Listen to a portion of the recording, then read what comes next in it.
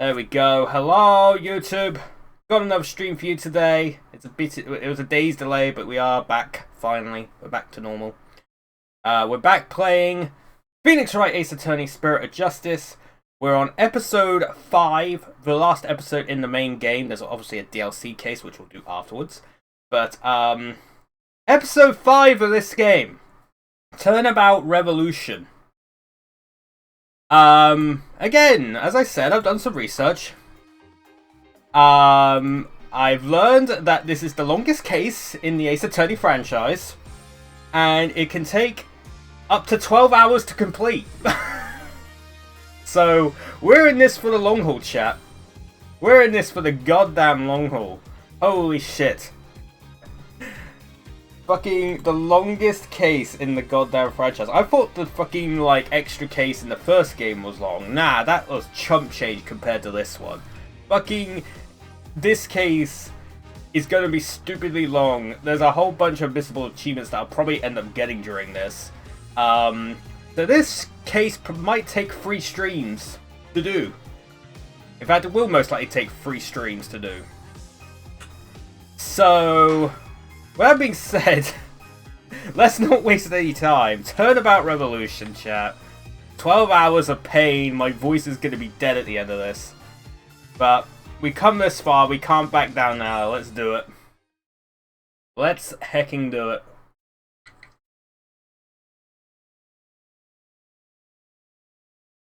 Turnabout Revolution. Let's do this. I'm ready.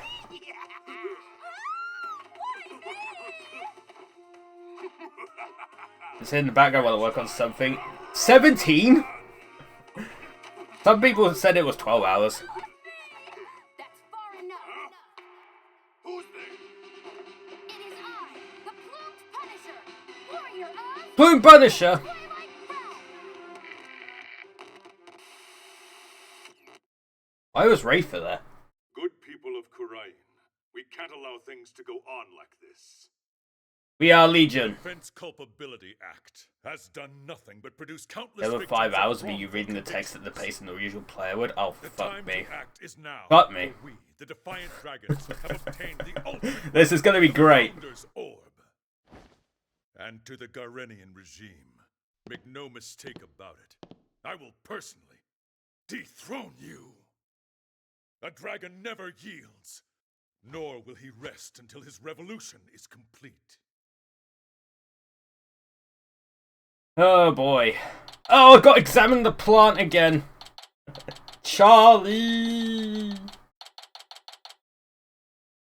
May 16th, 11 AM, Wright Anything Agency. And this concludes our report on the recent television hijacking incident in Kurain. Yo, television hijacking incident? I'm sure everyone knows about the Max Headroom one, right? Dude, those things fascinate me. Like the TV hijackings and stuff. There's only been a few of them, but I know about the Max Headroom, 'cause that's the most, like, infamous one. There's also, like, the EAS one where, like, they said, oh, zombies are rising from their graves, or whatever. And then there was one in the UK in, like, the 70s. It was, like, they pretended to be, like, aliens or some shit. Brillen. I think his name was Brillen. Dude, the TV hijacking stuff, like, fascinates me. But really, who could anticipate such a surprising turn of events? Did you hear that, Polly? Someone hijacked the airwaves over there. Hey, Trucy. Long time no see. It was like, what, 3 cases ago? Like something out of a movie. Apollo? Yeah. Dirk, what are you up to this time? Wait a second. Do you know the TV hijacker or something, Apollo? You could say that. But it was a long time ago. And why do you know someone like that? Because I got rewards points. That's why. I mean, they're calling him an insurgent. Dude, fucking Xbox lowered the price of Game Pass. Unbelievable scenes. They lowered the price of Game Pass by like $7 per month. That's crazy. We do lose Call of Duty games. The Call of Duty games won't like appear in the service like day one anymore. But you know what? I will take that because I don't play Call of Duty anyway. So, you know what? I will take it. Yeah, about that. Hey now, is that any way to talk about the man who raised you? Uh-huh. Oh shit, he's here! Hey there, Apollo, long time no see. How have you been, son?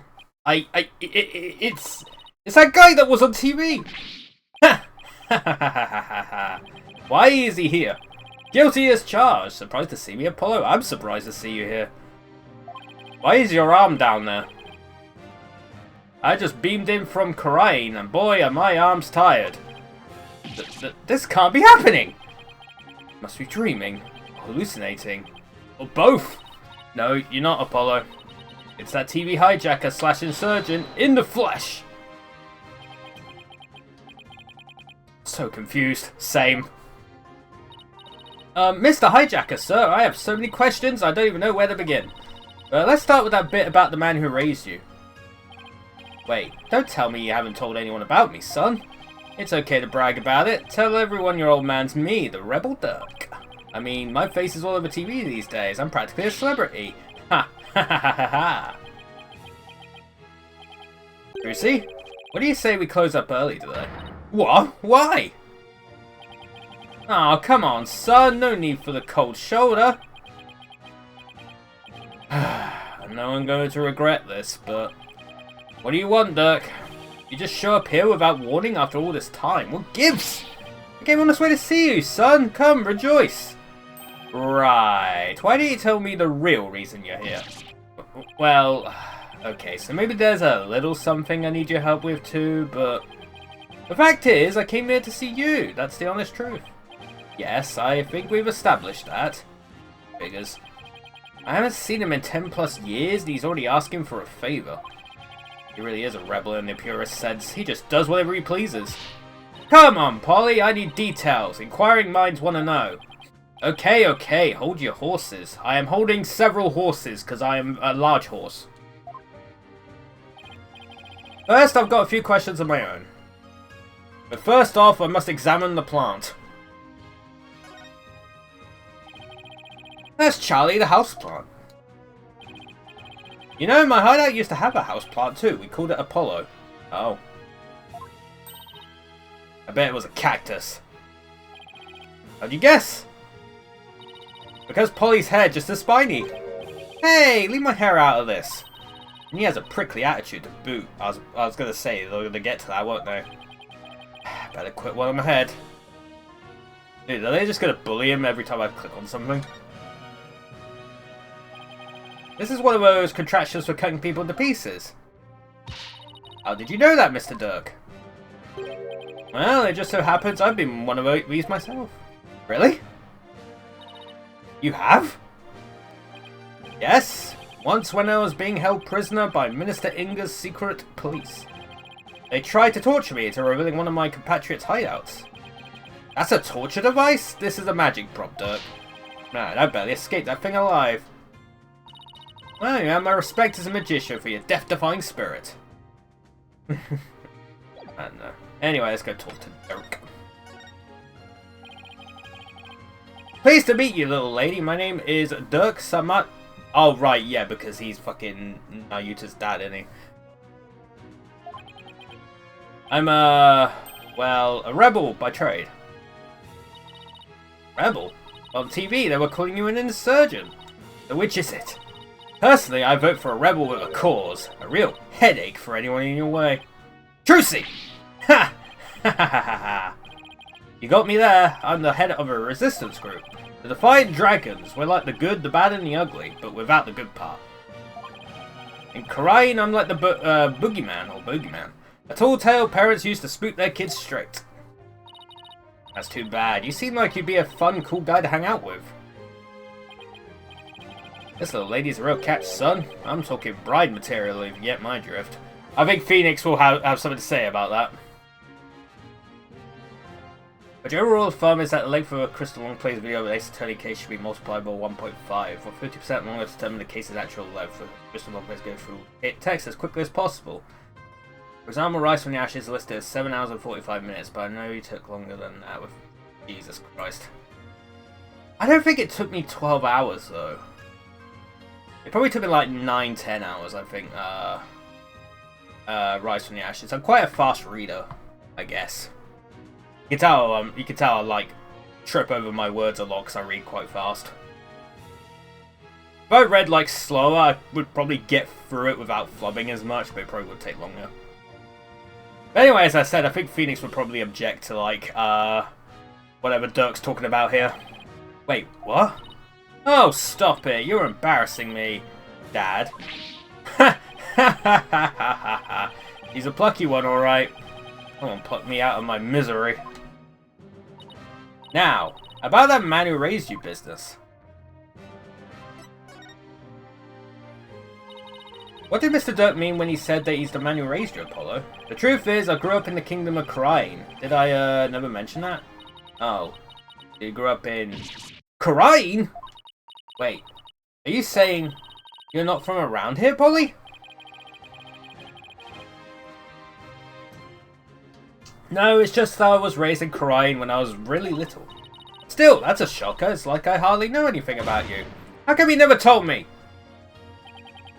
Apollo, you really haven't said a word about your past, have you? What, that I was raised by a wanted criminal? It's like a bad joke. That sounds rather melodramatic. I doubt anyone would even believe you. You two haven't seen each other in a while, huh? You could say that. I wager it's been at least 10 years. Wow. That's a really long time. Yeah, it's almost a decade. Yeah, well, I figured he forgot about me. Not a chance! It's just, well... starting a revolution takes time, and keeping it going even more so. And being a wanted man, I couldn't just hop on a plane to come say hello. Well, you just did. I get it, it's fine. Though truth be told, it's weird having Dirk suddenly show up acting all paternal. Yeah, how did he get here? Like, surely he would have been, like, fucking tackled at the airport or something. Maybe that'll be explained later. I'd even almost forgotten about Khura'in. No, that's not true. Yeah, but Phoenix is there, man. Probably tried to forget about it on purpose. Now then, Mr. Dirk, what is it we can help you with? I need to get my hands on the Founder's Orb, the most sacred treasure of Khura'in. Don't you already have that? That's where you come in. Founder's Orb? Wait, but didn't you say you already have it in that broadcast of yours? Ha ha ha ha ha! Don't go believing everything you see on TV, little lady. That goes doubly true nowadays. No one's seen hide or hair of the Founder's Orb for some time. But wasn't it stolen in the first case? No way! So that was just a bluff? What are you gonna do if you don't find it? I don't know. I guess that just means we have to find it, son. Because I can't really back down now, can I? Ha ha ha ha ha! Different year, same old Dirk. It's all coming back to me now. Hold on. I think I read something about this in the newspaper a while back. Something about you guys stealing a sacred treasure from a temple's treasure room. That's a lot of crock. We didn't lay a finger on the orb. Really? Yes. Baseless allegations, all of it. Our enemy has really found a way to keep us on our toes. Ooh, so it's like a setup. That's the long and short of it. However, my compatriot has been hot on the orb's trail. And just the other day, his hard work finally paid off. We now know the Founder's Orb is in... Khura'in Village. Oh. That's fucking Maya's village. Khura'in Village. Khura'in Village? Yes, I hear there are spirit mediums there. They even have direct relations with Khura'in. Spirit mediums, right. Some doctor of archaeology there supposedly has the orb. Doctor of archaeology? Name is Archie Buff. Hell yeah. My Defiant Dragon compatriot has already made contact with him. Apparently someone asked the doctor to study the orb. So whoever asked him to do that is the real thief? Most likely. And you think this guy will just hand the orb over to you? A compatriot, Dats, says Dr. Buff already has already promised to do so. It seems he knew it had been stolen and wanted to do the right thing. Dats, I remember running around with him when I was a kid. Oh, he's here too, huh? Apollo, I want you to be present as my lawyer when I take possession of the orb. Would you do that for me? I mean, I could say no, but I have a feeling that's just going to be a roundabout way of saying yes. So, fucking fine. Fine, but I'll charge my standard fee. Now tell me about the Founder's Orb. If I remember correctly, the Founder is always depicted as a faceless spirit medium. What do you mean, faceless? It's like Slenderman.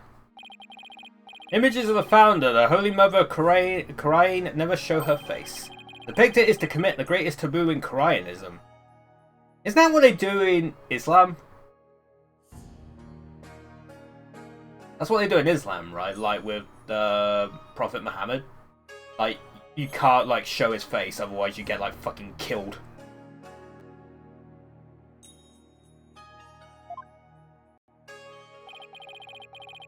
The greatest taboo, huh? I wonder why. I mean, what could she have looked like to make them hide her face like that? As for the Founder's Orb, it was discussed. Oh, I guess it's both. Crucibly forcefully says for a follow if you pick no, so Apollo feels to decide to say yes regardless. But he do gets fucking peer pressured. I assume in Islam it's both Muhammad and like Allah, right? You can't like show their faces or like draw their faces or whatever. Can't do that, man. I saw the Founder's Orb discovered during excavation 8 years ago and has an interesting legend that goes along with it. It's said that there's a riddle to the orb and that any who can solve it will receive immense spiritual power from the Founder herself. Sounds like one big fairy tale to me. In any case, it's just what us Defiant Dragons need to get our revolution started. With it, we can gain the spiritual power and thus the legal authority to rule Khurain. Wait, suppose I believe this legend, then anyone can become king or queen? And that's why you think it will help you overthrow the Quran regime? Only the rulers of Khurain have ever laid eyes on the orb, Apollo. A legendary treasure that bestows immense spiritual power? Doesn't that sound like something you'd want to see with your own two eyes? Can I get the Founder's Orb and make it so it makes me turn big? Okay, make me large. I mean, I'm already large. Make me larger. That does sound just a tiny bit intriguing.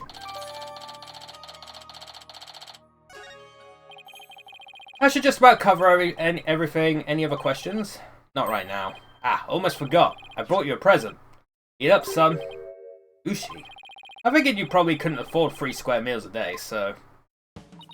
Yay! I was just thinking it was time for lunch.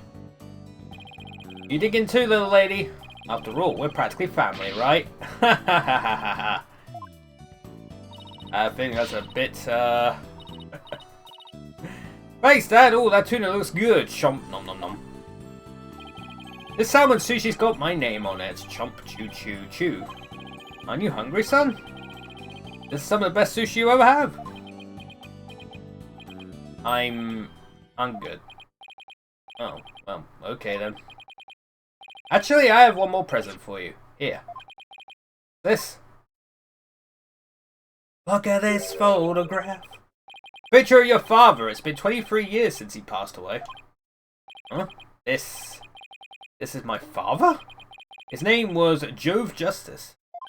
By Jove! Jove. I haven't talked to you about your real father in some time, but as you know, he was a musician, a wandering minstrel, if you will, and a talented one at that. Like, why are you giving this to me now?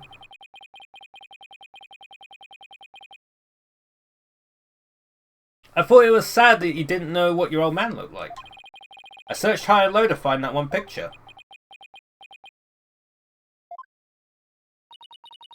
What's wrong, Apollo? Don't you want it? I don't know. I mean, it's not like I ever met the guy. Well, I went through all the trouble of finding it, so go on, take it. And don't ever let it go, you hear?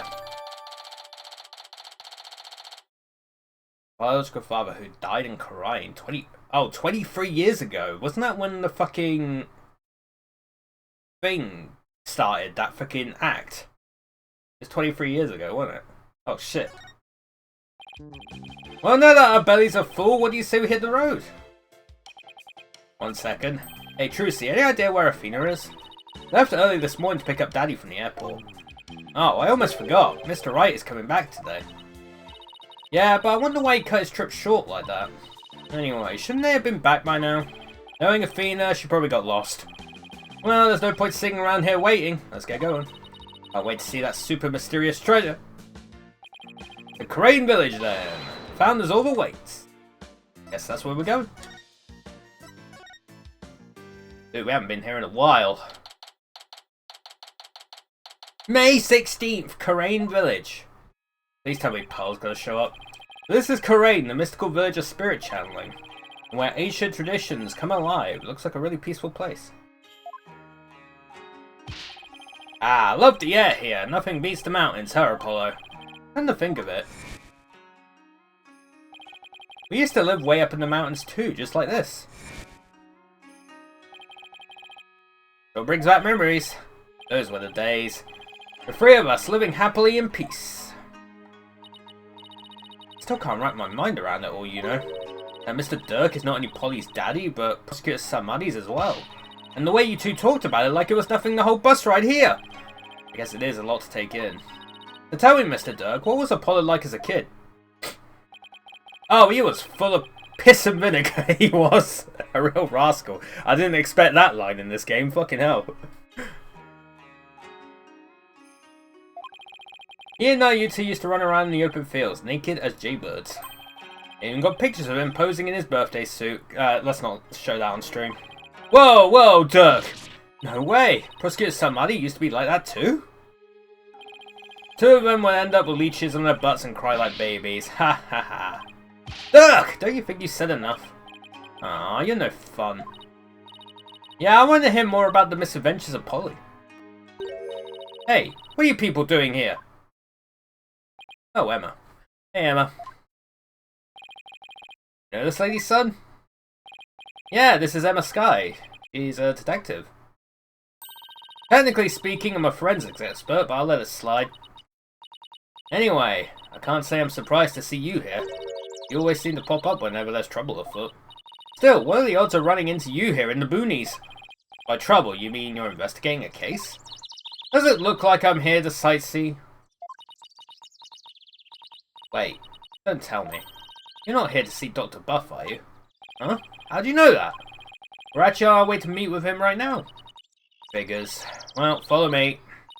I'll show you the way. Really? Don't look a gift horse in the mouth, son. Just follow the nice lady. Is she all that nice? Well, she's nice to Phoenix, but she's kind of indifferent to Apollo. May 16th, Crane Village, Doctor's Office, or Doctor's Study. This is Dr. Buff's study. Wow, look at all those books. Holy shit, it's Twilight Sparkle's library. The shelves go from floor to ceiling. It's like a library in here. Yes, and lots of artifacts too. A true archaeologist's paradise. Look, son, there are so many relics they're spilling onto the floor. What a delightfully amusing room. Oh yeah, there's blood on that book. All I see is a mess. And what's with that white outline? Oh. Emma, where's the doctor? Well, the thing is, he died last night. Of course he died. Wait, what? It seems an avalanche of books knocked him off his bookshelf ladder. We're labeling it an accidental death. What? Please tell me you're joking. As if I'd come all the way out here for a few laughs, Apollo. Yeah, I guess not. A scholar killed by his own books? Oh man, what do we do now? I mean, how can he transfer ownership of the orb to you if he's dead? Yes, that is a problem. Emma, can you please tell us exactly what happened? So the doctor died in an accident. I received a call this morning saying Dr. Buff had been found dead under a pile of books. This morning? Talk about bad timing. You mentioned that he had fallen off a ladder. Right, we believe he fell from the top of that big ladder over there. Yep. That would definitely do it. Apparently, he triggered an avalanche of books while fumbling to reach one. And that sent him headlong on a fatal fall onto the hard floor. How sad. Killed by his own books. At least he was doing something he loved. For a scholar, I suppose it's kind of like a soldier being killed in the line of duty. You could say he died an honourable death. Emma, who was the first one to discover the body? About that. Whoever it was, it seems they wanted to remain anonymous. Legion. What? It happens now and then. Some people would rather not get involved with the police. I can relate to that. Yeah, being a wanted man and all. What now, Dirk? Dead man can't exactly hand over the orb. We'll just have to find it. It must be around here somewhere. Just to fill you in, Emma, we're actually here to get something. Founder's orb. Pops here had an agreement with the Doctor. The Doctor was supposed to hand over a secret relic known as the Founder's orb. But Pops? Oh, I see. That could be a problem considering he's dead. Do you have a plan B? I have an agreement in writing. My compatriot Dash should have it. Well, there shouldn't be any problems then. So, who is this gentleman you're escorting? Hey, don't tell him don't tell her he's a wanted criminal. Alright, I haven't introduced you yet. This is Dirk. He's from the Kingdom of Khura'in. All the way from Khura'in, huh? So, what do you do there? I used to practice law, but I'm taking a break from all that. I'm focused now on making Khura'in a better place through volunteer work. Volunteer work, huh? Oh, interesting. Well, it's not technically a lie. So, how do you two know each other? Oh, he's sort of my foster father. Again? Yeah, and he's Prosecutor Samadi's real father too. What? You mean you... and Prosecutor Samadi? I'm so sorry, it seems you've had quite a life. I guess she's put a few things together. Actually, Dirk, you look kind of familiar. Have we met before? Not that I recall. Right, she must have seen that news report on TV. It'll really complicate things if she figures out he's a wanted man. There are lots of guys who look like him. Sure you're not mistaking him for someone else? Are there? Really? Goro Majima. I mean, Majima's not nearly as muscular, but, you know, he has the agility. But he does have an eye patch. I mean, a middle-aged man with long hair and an eye patch, you don't see that every day. Well, I'm sure you're just imagining things. So what does that sacred relic you're searching for look like? I mean, there's lots of stuff in here that's old and relic-y. Indeed, unfortunately I have no idea what it actually looks like, so then how are we supposed to find it? That, I do not know either. We'll just have to go through each candidate one by one. It probably looks like an orb. Great plan of attack there, Dirk. Well, Emma, do you mind if we give this room a once-over? I guess not. In exchange, you're gonna help me with my investigation. Sure, can't hurt. Ooh, I can't wait to get started. It'll be like hunting for buried treasure. So, yeah, I've done all that. Alright, one achievement I can get in here. I got examine the golden airplane. Up there. JJ the jet plane. Is this a bird? It looks like an airplane to me. There couldn't have been any planes back when this was made. Yes, but it has wings and both horizontal and vertical stabilizers. That makes it an airplane. No, it's definitely a bird. Open your eyes, son! As a lawyer, your job is to see the true nature of things. You'll say it's a bird. Superman.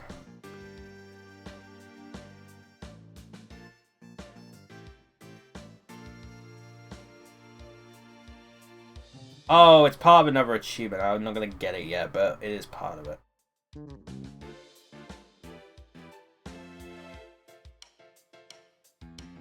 Okay.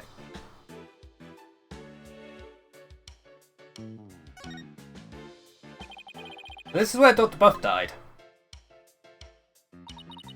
Oh man, he fell right on his head and probably died almost instantly. I see some blood on the book there, but what's that dark stain?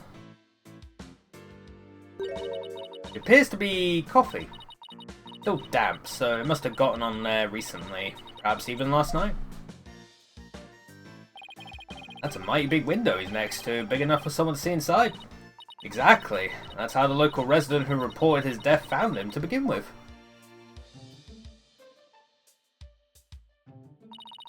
Doctor's body was visible from outside the window, and a passerby called in earlier this morning to report what they found. So you mean this case is still only a few hours old? That explains why your investigation is just getting underway. Doctor fell, hit his head on the floor, and died. What's to bet this is somehow a murder? Ladder. It also fell from the top of that ladder. From that height, a fall onto a hard surface would probably kill anyone. I don't know why anyone would want to climb that high in the first place. Guess you could say he climbed it all the way to heaven.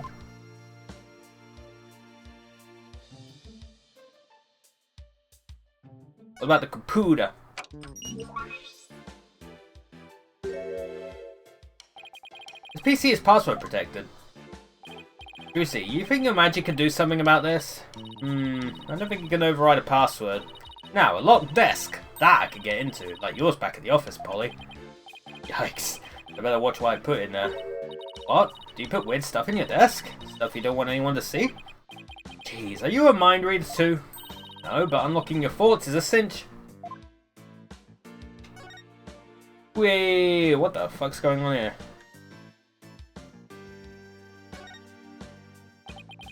It's a spiral staircase.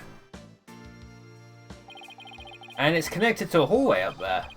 Why'd they have to place the second floor so high up? Oh, the fucking urn's there! I know that urn.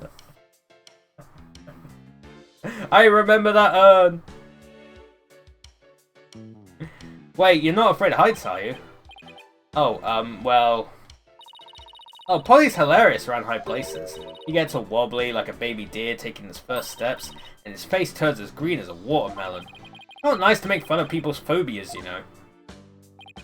Come to think of it, the visitor's entrance is on the second floor.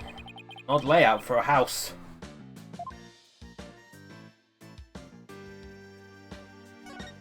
The I am urn. Amy. Why is someone's name written on here? Maybe it's so if it ever got lost, someone could return it to its owner. You know, like how school kids put their names on things. Yeah, but this is just an urn, and the name is written so big. Well, I wrote my name on my magic panties. It says W-R-I-G-H-T in super big letters. The less said about this, the better.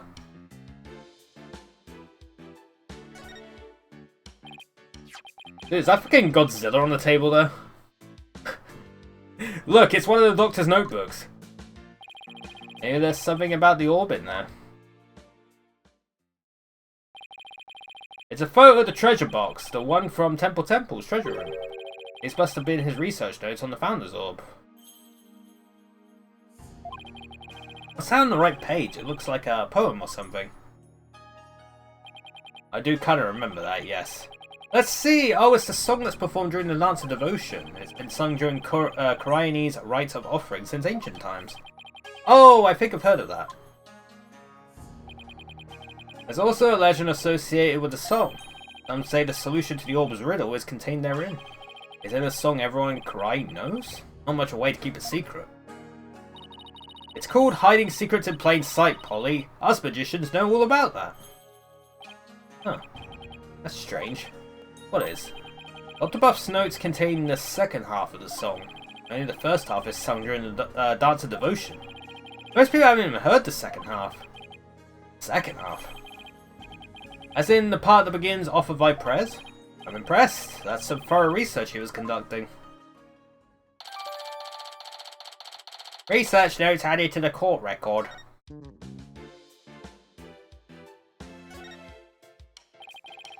That's one big suitcase. And it's locked. Is it the doctor's? No, someone left it here last night. The doctor might have had a visitor, but how can you tell? That sticker there, you only see those on airport luggage, which means its owner is likely from overseas. Is there any way to figure out who it belongs to? Not unless we can open it to see what's inside. I guess not. Heh heh heh. Ha ha ha ha! That's because you're not me. Emma Sky, forensics expert extraordinaire. Try as you might, you won't find the word impossible in my forensics handbook. Is she okay, son? It's like she became an entirely different person. Oh, that's just what happens when a forensic switch gets flipped. With this, identifying the suitcase's owner will be as easy as pie. Is that fingerprint powder? That's right, and there's no better time than the present to use it. Here we go. Remember how to do this, right? Apply the powder to where I think some prints might be and blow my excess off. Blow my excess off. That's completely different. Blow any excess off. Exactly. Well, how about it? Now where would I expect to find prints on a suitcase? Well, I assume by the handle, right?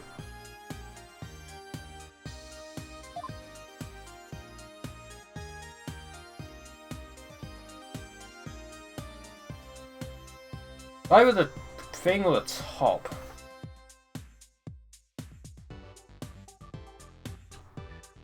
Whoa. Let me try the top. Jesus Christ, it's so zoomed in. How do I zoom out?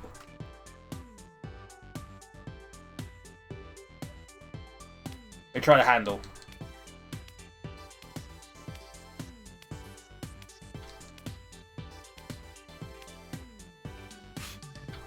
Oh, there's some.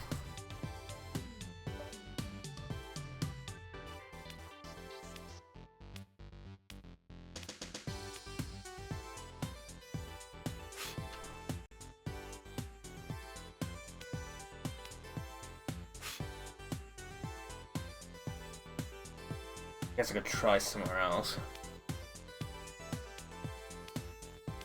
I guess they're the stickers as well, because they would have applied the stickers on it.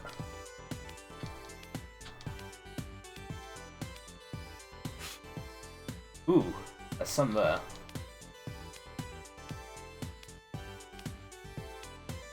God, it's so slow.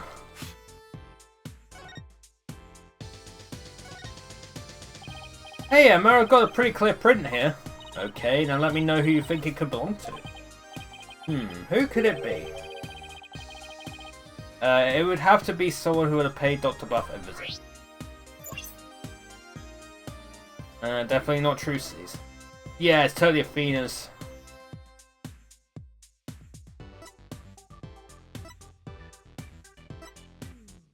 Oh, it's that!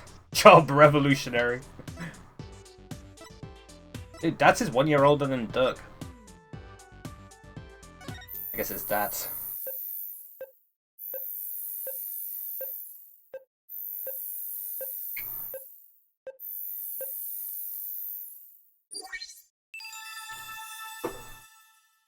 That's a rebel!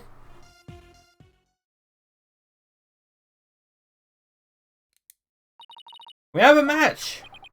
That's... Come to think of it, he did stop by to see the doctor, didn't he? To conclude the orb transfer agreement. So he's the one who forgot his suitcase here. Where do you suppose he is now? Haven't heard from him in a while, and he's not answering his phone. Wait, you don't think he left his phone inside his suitcase, do you? I wouldn't put it past that knucklehead. Actually, I think we may have run into him earlier. Really? A suspicious man had been reported in the area, but when one of my officers approached to question him, he took off like a shot. What? Sorry about that. Chinese people aren't all like him, I swear. Archie Buff is just short for the term archaeology buff, by the way. Yeah, I figured that out. Well, he's probably still in the village somewhere. Maybe he knows something about the orb. It seems the orb isn't here. That means Dats might be our only lead at this point. Ted Disguise said he might still be here in the village. We should try to find him.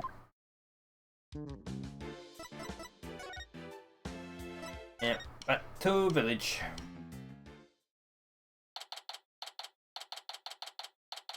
May 16th. Good day to you, citizens of Crane Village. My name is Paul Atishon, and I want your vote. Paul Atishon. I don't know, I feel like that's a pun too. God damn it, Paul! Wow, that's really loud. Look, something's coming this way. Paul Atishon, Savior of Crane, has come to... Ah, it's you people! Apollo, what is that strange conveyance coming this way? Right, left, halt! It's one of those, what do you call them? Planquins? Oh my god. So, you finally left Dr. Buff's house. What were you doing there?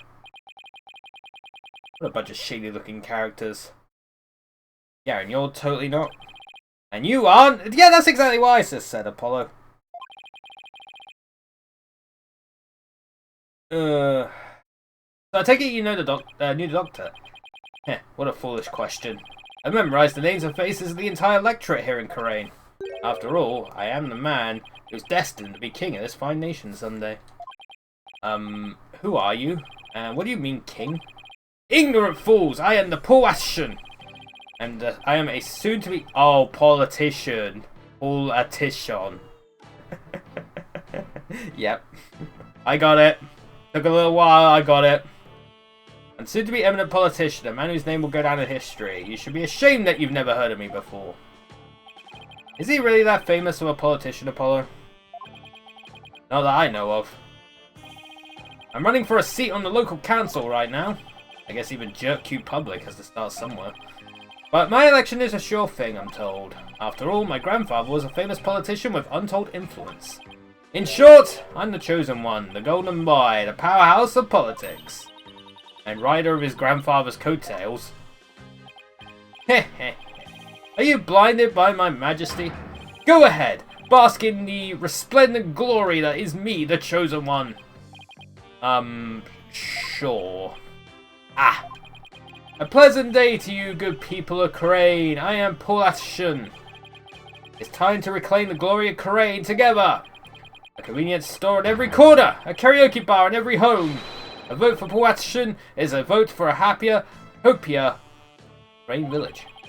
Turn off that infernal racket, you fool. You're a stain on your grandfather's good name.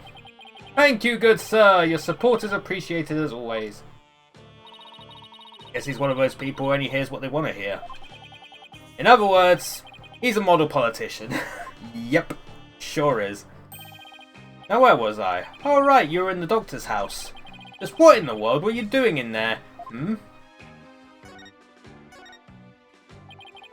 Is this what you ride around in when you're campaigning? That's right, it's perfect for the narrow roads and steep hills here in this village. It has a top speed of 5 miles per hour, but it suffers from serious reliability issues. Namely, these imbeciles tire out too quickly. Puff, puff. We'll try harder next time, sir. Poor guys, they're exhausted and covered in sweat. The Ashton family has been in politics for generations. Oh, Jesus Christ, I had a bunch of, spammers come in. Thanks, Seri. Even back in the old country. Really? My grandfather, Abe Ashton, was a prominent member of Congress. And he was born right here in Khura'in. There isn't a person here who hasn't heard of him. All I asked about was Planquin. You must have heard of the Ashens. I'm even reviving our old country campaigning style. Oh, politics aren't really my thing. Trizzy? I don't recall ever reading about them at school. Fair, young people today. You people really need to pay more attention to politics. Well, I guess he isn't entirely wrong. The doctor's house. So, what business did you people have at Dr. Buff's house? He was going to transfer ownership of the Founder's Orb to us. The sacred relic from the Kingdom of Khura'in. Founder's Orb? You tried to get your hands on it, did you? Wait, what do you know about the orb? Heh, I know that it's mine. That's what. How do you figure that? Because I know it's not the Founder's Orb. Its real name is the Crystal of Amy Faye. The Crystal of Amy Faye? That's right, it's been passed down for generations in the Ashton family. Until it was stolen, that is, but just when I had zeroed in on the culprit, the doctor hid it away and then kicked the bucket. You're saying Dr. Buff stole your family heirloom? That's not what Dirk said. Strange. But I've been told the doctor himself said that. He had the Founder's Orb. It's all that weird foreigner's doing. He filled the doctor's head with nonsense. Nonsense like the Crystal of Amy Faye being the Founder's Orb. Weird foreigner? What do you mean? Is this the foreigner you're talking about? Take that! Take that! Yes, that's him! I thought so. Now we really have to find that. Do you know where this man is now? I imagine he's at the detention center by now. I called the authorities after I found them hiding in my dog's doghouse. What? That buffoon! Well, at least we know where he is now. Let's head over to the detention center and see what he knows about the Founder's Orb. So, you really are after my crystal? No, we're looking for the Founder's Orb, and we have an agreement to prove it. Well, just so you know, you're not going to lay a finger on it. It's mine. I intend to give it to my benefactor. Your benefactor? Your benefactor. My benefactor is ready to support my rise to the pinnacle of the political world. They have immense influence here, you see, and I intend to harness that influence. Is it the frickin', like, fucking rulers are crying? So you're just going to give your family heirloom away to this person? That's right. It's a purely political decision. In exchange, your patron will get the people who created to vote for you. Eminent politicians are skilled at leveraging all of their connections. Isn't it illegal to buy votes? I don't know, tell that to some countries. Well, good luck with that, I guess. You just wait. Puashin will reign supreme someday. Are we done with you? Yes, we are. Guess we're moving to the fucking detention center now.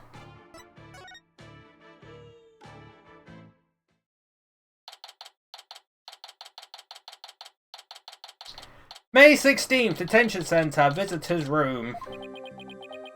Hey, man. Hey. Yipes! What's he doing under the desk? Foul cogs of the corrupt regime, I've nothing to say to you. It's me, Dirk. Oh! Dirk, you're a sight for sore eyes. I knew you'd come save me. Well, this is another fine mess you gotten yourself into. Ha ha ha ha ha, my bad, my bad.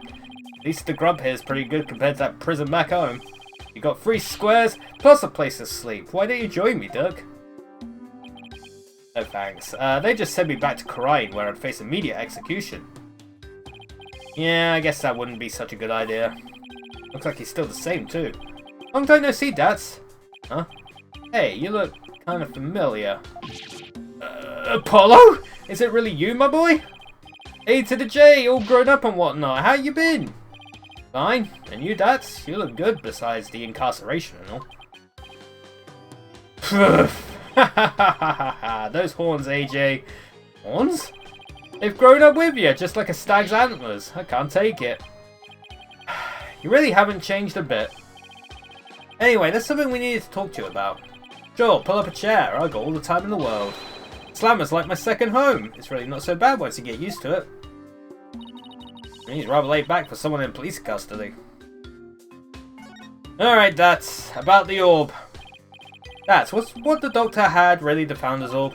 Absolutely positively, the doc was sure of it. Really? Because someone from the village is calling it the Crystal of Amy Faye. He also claims you were filling the doctor's head with lies. That face. That ain't true, the doc said he was sure it was the real deal. All his fancy research confirmed it was the Founder's Orb. So then that Puashin character was lying? Imagine that, a politician who lies. I know, unheard of. I bet he wants the orb all to himself. I wonder who's telling the truth. Well, take a look at this. It proves the doc believed he had the Founder's Orb. Let me see that. I agree to hand over the Founder's Orb to the 5 Dragons if I will come to no harm. Well, yes, it came to harm. Signed, Dr. Archie Buff. See, I got it all down in writing. But, Dads, why does it say if I will come to no harm at the end here? Sounds like he was scared of you.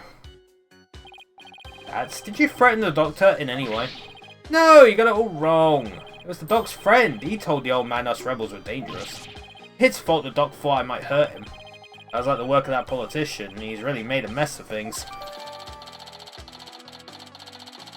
Ah, shit. Reason for arrest. What have you done now, Dats? Nothing! I'm innocent, I tell ya! It all started when this dog-faced cop tried to question me. He looked so funny, I started laughing at him. That's when they came after me. It was hilarious, I tell ya. I mean, a human police dog? How funny is that? Right, so what happened after that? They caught me hiding in a doghouse. That pooch ratted me out. I guess that's what I get for laughing at one of his doggy comrades. Sounds like the dog's got the last laugh. That's when you cleared of those jailbreak charges. And you're captured by Lady Kira, deemed unlawful. Yeah, but the cops here don't seem to like me anyway. What are the charges this time? Unauthorized entry or something like that. They think I'm an illegal alien. And I can't prove otherwise because I lost my passport. Is there any way to let you go? Not without my passport. If only I had it. Look, AJ, you gotta find my passport. Alright, we'll find it. It's probably in the suitcase. One more thing to add to our to-do list. Now, where might Dax's passport be? Probably in the suitcase. Oh, about the orb's whereabouts. Maybe the doc's kid knows something. Doctor has a kid? Yeah, a bit of a shut-in though. Poor thing's own bedroom has become like a self-imposed prison. A shut-in? Sounds like it'll be a challenge just to get a conversation going.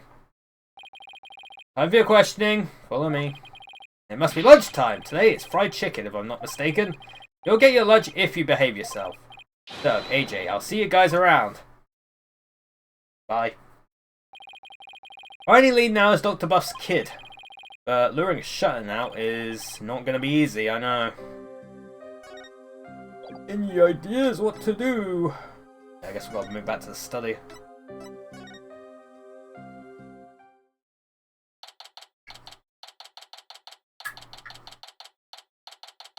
May 16th, Crane Village, Doctor Study.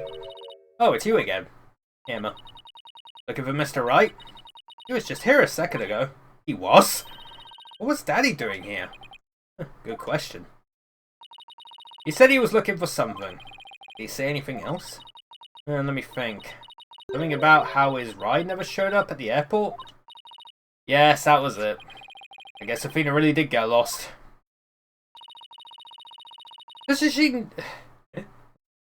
Doesn't like Athena have like stupidly OP technology? How does she not have a GPS on her phone? What's Daddy doing all the way out here in the first place? He can't be looking for us since no one told him we'd be here. Well, if you're here to take another look around, me and my guest. I have other work to do, so if you'll excuse me. Of course, thanks, Emma. First and foremost, we better find Dax's passport. We should also have a word with Dr. Buff's child. Hey, is it just me, or is there something new in here?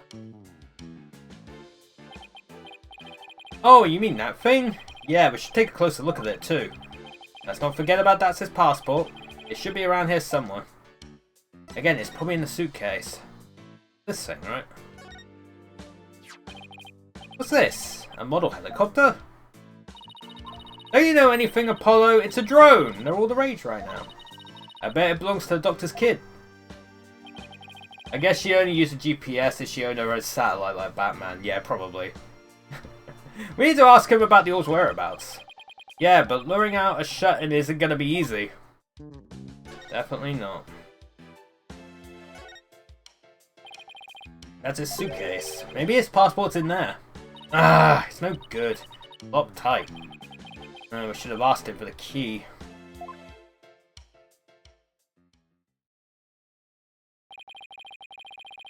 What are we going to do about Dax's passport? Probably right there inside his suitcase, but we can't get it open. Why don't I take it over to Dax so we can unlock it? That way you guys can continue looking for the orb. Yeah, good thinking, Trucy. Okay, here I go. Huh? What the? Herg! This thing weighs a ton! Let me try. Jeez, how can a suitcase be so heavy? Is it filled with bricks or something? He must have got fucking charged up the wazoo for fucking having a heavy suitcase. Dude, I have a feeling like a lot of fucking summer holidays are gonna get cancelled because of the whole like war thing in Iran and the fucking fuel supplies and shit. Yeah, good thing I'm not going abroad this year. Probably for the best. Is it filled with bricks or something? Knowing that, he probably packed his dumbbells and it's certainly much too heavy to lug all the way to the detention center. Here, let me take a crack at that lock. What, are you gonna pick it?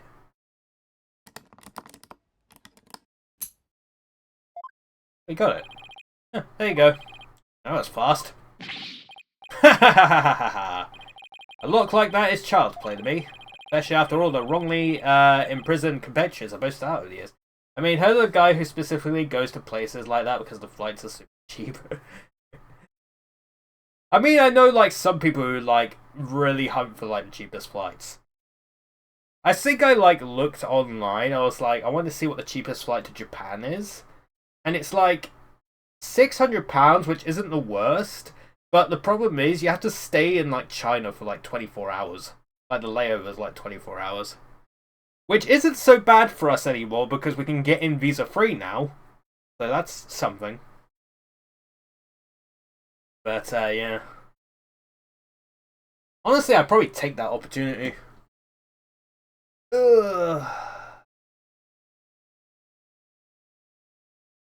Ay, ay. Oh yeah, they've passed a law here saying that cigarettes cannot be sold now to anyone born after 2008. So yeah, they pretty much made it illegal for anyone who was born after that year.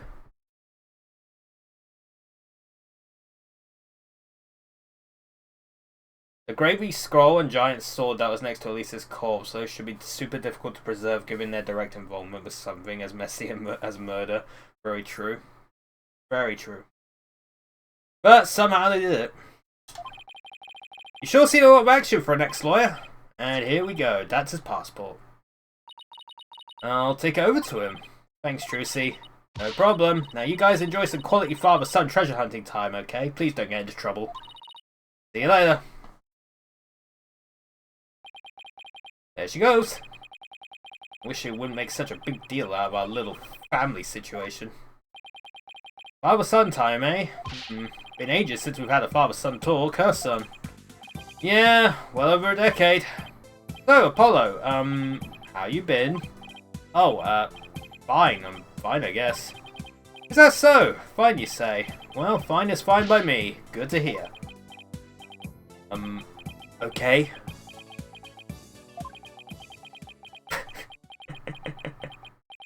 Yeah, this seems about right. So what do we talk about now? Get out! Hit the dirt, son! Huh? Oh, hey. What the? Ah! He has a gun! Ugh. Oof. Why have I been shot? Speak to me, son. Say something. It's probably like BB pellets or some shit. Oh, that's smart. You maggots! Man, what do you think you're doing invading buff airspace? It'll be a scorching day in Siberia before you get past me, you yellow-bellied yahoos. Whoa. It can talk? What kind of drone is this, anyway? Hi! Drone, nothing. That's Sergeant Buff to you, soldier. You got that, you lowly grunts? Ow, what the who now? Buff. Sounds like the doctor's son is behind the controls. He's controlling this thing? Apollo, let's play along for now. At least until we can get the information we need out of him. Got it. Sergeant Buff? Sergeant Buff, sir! You forgot to say sir. Ain't you never seen a war movie before? Oh, right. Let me try that again. Sergeant Buff, sir! Better. Much better. Now, state your name, unit, and rank, soldier. I'm assuming this, like, well, either this person's really into army stuff, or he has, like, PTSD. Oh, I'm Apollo Justice. I serve at the Wright Anything Agency. And my rank is, fledgling lawyer? Sir! Affirmative. Private Justice. Private? Listen up, diaper baby. Your commanding officer's orders are absolute. Disobedience means a one-way trip to the firing squad. Do I make myself clear? Oh, sir? Yes, sir! Good, good. We might make a man out of you yet, Private. Now for you, Cyclops. Huh? Oh, you want my name, unit, and rank too? I'm Dirk Samari. I command the rebel group, the Defiant Dragons, and my rank is, leader, sir. Excellent! Welcome aboard, Commandeer Dirk. Wait a second, what's with that ridiculous mop you call a head? Soldiers should be clean cut. Sorry, but this is my signature look. I'm not going to... Whoa! Fine, fine, I'll get a haircut before we ship out. Listen up, you. It's kill or be killed out on that battlefield. No place to leave in conditioners. All you got is your life, and you're lucky to have that. I'll be obsessed with field survival for someone who never goes outdoors. This is going to be harder than I thought, son. Alright, let's see how this goes. Are you controlling that drone from your room, sir? Affirmative! But I can see everything you do from here, so... 10 Hutch, soldier! Wipe that stupid look off your face. I'm gonna whip you sheltered, peaceniks into shape. With what? Your charming personality. Look, it's got a camera and speakers, too. And that's not all, Commandeer.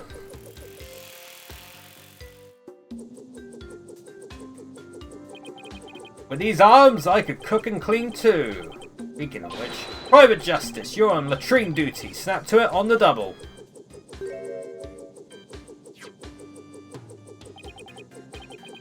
As if I don't see enough of the toilet back in the office.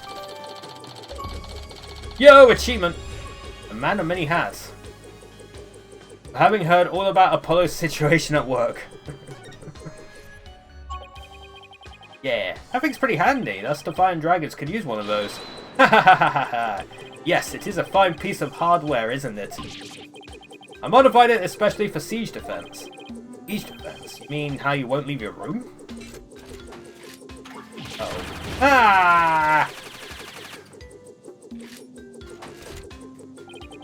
Holding up in a stronghold to defend against an enemy is an age-old military tactic. A timeless strategy still applicable in modern warfare. I hope you're not trying to mock the wisdom of my forefathers. I meant no offence, it was just an observation. But the greenhorn who ain't even discharged a firearm's got something to say, does he? Sorry, it won't happen again, sir. I'm tooting. Now, state your intentions, soldier. We had an agreement with your father. He had promised to hand over the Founder's Orb to us. What? Papa promised you that? He did, but he died before we could tell us where it is hidden. Now we have no idea where it is.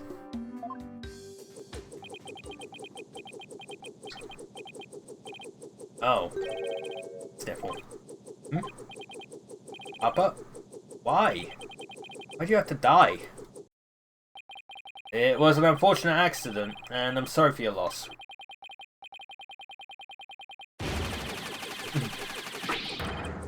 What do I do now?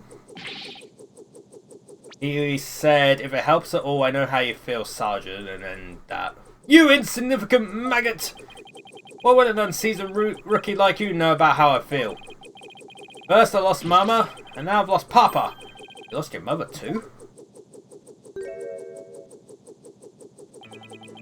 He's been gone for some time now. I'm all alone now. All alone. Pitiful. Sergeant Buff, would you tell us a little more about what happened to your mother? Mama passed away about 6 months ago. We were still living in our apartment in the city. Back then, I'd yet to engage my siege defense strategy. In other words, something caused him to withdraw from the world. Probably his mother's death. So I guess it is some sort of PTSD. It was arson. Oh shit. It happened so suddenly, and before we knew it, our apartment was a sea of flames. Mama and I were trapped inside. But help never came. So Mama cradled me in her arms. Kicked out a window. And jumped! She did what? It was like a walking, talking Medal of Valor, my Mama was. She delivered me safely to terra firma with perfectly executed a PLF. The 5-point landing technique used by paratroopers to land safely on the ground. Sounds like a superhero or something. But from that height, she suffered massive injuries in order to protect me. She died so that I could live. Ah, Mama! Man, this got very serious. I don't know what to say. And the person who started the fire? He was immediately apprehended. They say he was standing outside laughing while the building burned. At least justice was served. I hope that brought you some solace. Lost both my parents now. You can't possibly know how I feel. Sob. Mama. Papa. Poor kid. Hard losing both your parents at such a young age. You must really feel alone now. Apollo? I imagine you know what he's going through. I do? The road to recovery begins by talking to someone who suffered the same hardship. And will you have something that shows you understand? Oh yeah, the picture, right? Picture of Daddy! Sergeant, sir, would you please take a look at this? What do we have here? It's a photo of my father. I wasn't even a year old when he died. In a fire. What? And like your mother, he died in an arsonist blaze. But in his final moments, he managed to save his infant son. Private Justice. You've suffered a loss just like mine. I have. And that's why I know how you feel. But... You still have your mother, don't you? No, lost her too. What? She disappeared after the fire. I don't know if she's still alive or dead. Heck, I don't even know what she looks like. We do! Wow. Sergeant Buff, his experience is very much like your own. If anyone can understand the sadness in your heart, it's him. Ugh. Ugh.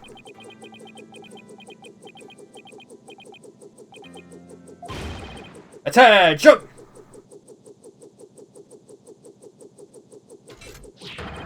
I salute you, Comrade Justice. You are no longer a private in the Buff Army. Henceforth, you will be a corporal.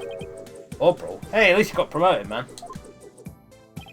Congratulations on your promotion, Corporal Justice. I'm just glad that seemed to cheer him up a bit. Ooh, thanks. Now, comrade, let's toast to your new stripes. And call me Sarge. Don't be shy. We're a band of brothers now. Ha ha ha ha ha ha. Now's our chance, Corporal. Ask him about the Founder's Orb. Lurk's getting way too much of a kick out of this. Oh, wrong one. Didn't mean to do that.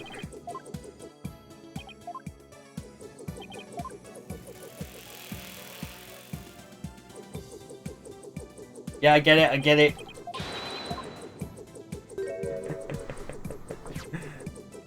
I was meant to go down, it didn't go down.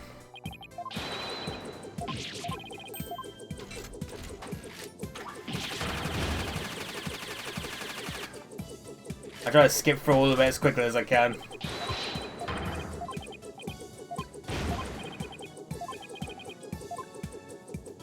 Location of the orb. There we go, that's what I want to pick. Sarge, sir, do you have any idea what the orb might be? It was here in Papa's study until last night, but he said he was going to go hide it somewhere. He mentioned something about a shady character being after it. Where do you think he could have hidden it? Somewhere in the village, I'd guess. He said he found a suitable hiding place for it.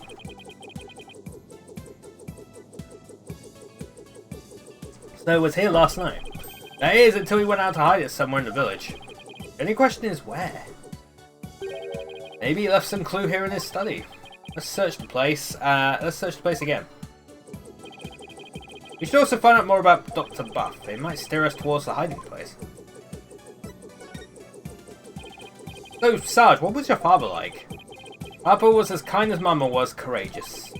His whole reason for moving to the countryside was for me. What do you mean?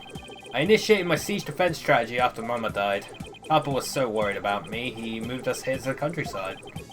He thought the fresh air, blue skies, and natural surroundings might alter my tactics. What a fine father. He even quit his position at the university to move here. He did? He did. He gave up his beloved research position just for me. A parent must be prepared to sacrifice everything for his child. That's what Papa said. Well, I'm feeling about 2 inches tall right about now. That's what everyone feels like compared to me. There's no one in the world I respect him more than him, but that just makes his passing all the more devastating. Sniffle, sniffle. Papa, may you continue your beloved research up there with the angels. Sorry, man. Oh no, wait, I want to examine.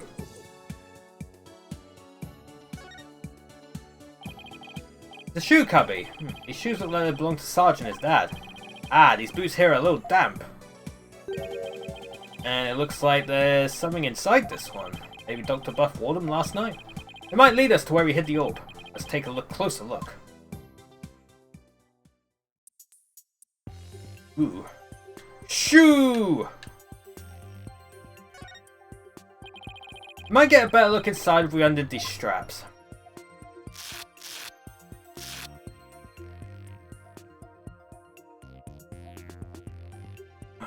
Shoo. Wee.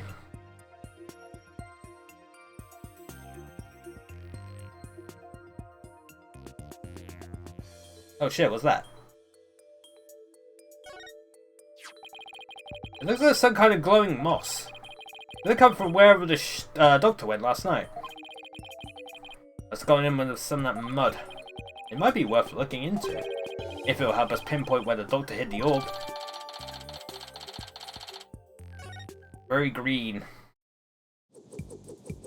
Hey man.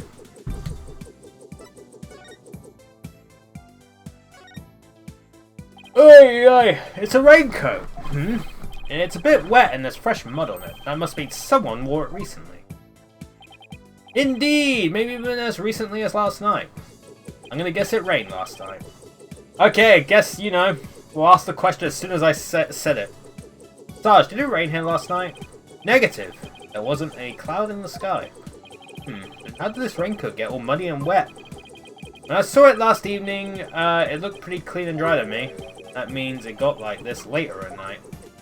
Someone fell in the river! Good eye, son. This may very well turn out to be a vital clue. Bum, bum, bum, bum, bum, bum. This computer could provide some useful information. But yeah, it's password protected, isn't it? Right, it's password protected. Look, you're good at getting into places you're not supposed to. Oh, don't look at me, I don't know the first thing about computers. Ha ha ha ha, leave it me! Good typo. The modern day warrior must be well versed in technology and have mean pride. After all, he who controls information controls the battlefield. It's Hacker Man. Click, click, clack. Oh, nice wallpaper, man. And I'm in. Looks like modern day warriors have mean keyboard skills too. That's why we call them keyboard warriors, man. Okay, let's see what we can find. Click, clack, click, clack, click, clack. Oh, what's this? An email message. And this is interesting. It's a research report to whoever asked the doctor to study the orb. Guess we got a picture of it now. Here, I put the data on this. Take it and use it well, soldier. Thanks, man.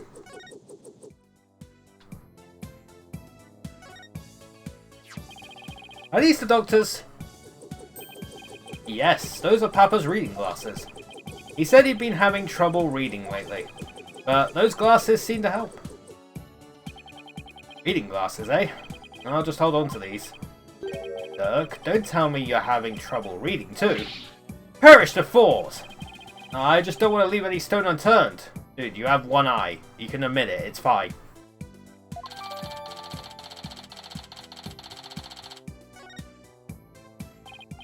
Okay, let's go over what we've learned so far. Wherever it was that Dr. Buff went, he needed a raincoat, and it was somewhere where this glowing moss grows. Any ideas what that might be, Sarge? Negative, comrade. I hate to say my intel's a little thin on this one. I've been occupied with my siege defense strategy ever since we moved to the village. Well, son, it seems we had no other choice. We'll have to ask the locals if they know of a place like that. Well, I guess we're going. To the village!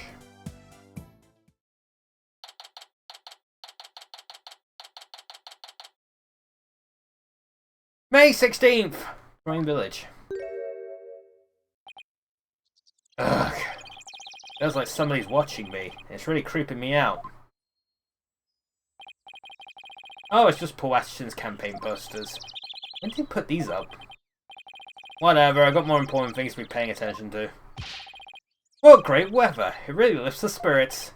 I know! After our little treasure hunt, what do we say we go hunting, son? Hunting? We used to do that a lot, didn't we? Just look at that mountain. I bet there are some feisty wild boars up there. Hey, I think I'll pass, but thanks. Oh, so hunting's a no-go. I guess that wild boar stew will have to wait then.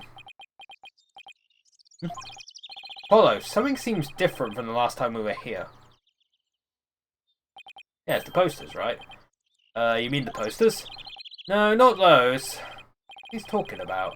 I guess I should take a look around myself.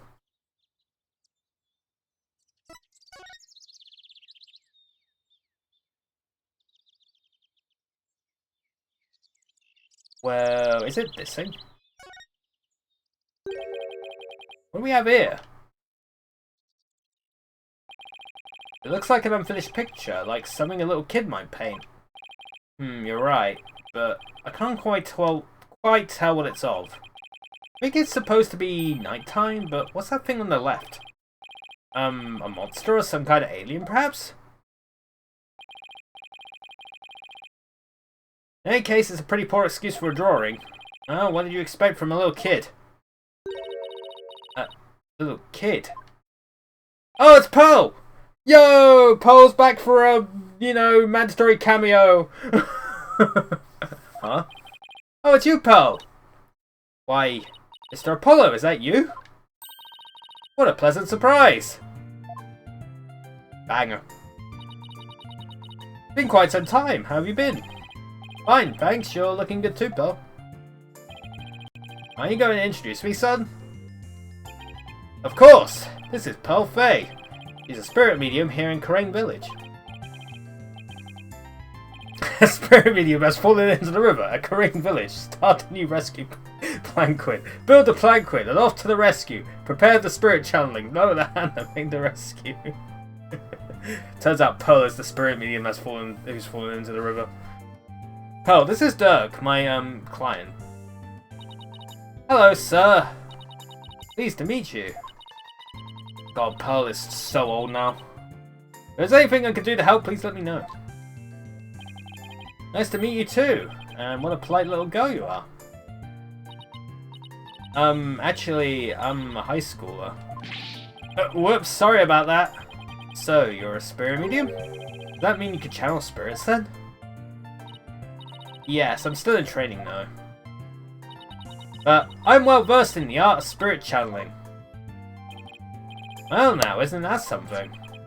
I mean, back in my country, our little princess hasn't channeled a single spirit yet. Pretty impressive, young lady. Oh, but compared to Mystic Maya, there is so much more I must learn. Mystic Maya? Oh, right, Maya Fay, Mr. Wright's former courtroom assistant. He told me all about her. She's a spirit medium too, if memory serves. Yes, she's an amazing medium, and soon she'll be the next head of the Fay clan too. Mediums and spirit channeling. I've heard all about it from Mr. Wright. He said that mediums will even physically become the person they're channeling. I wonder if even little Pearl would turn into a hulking giant if she had to channel one.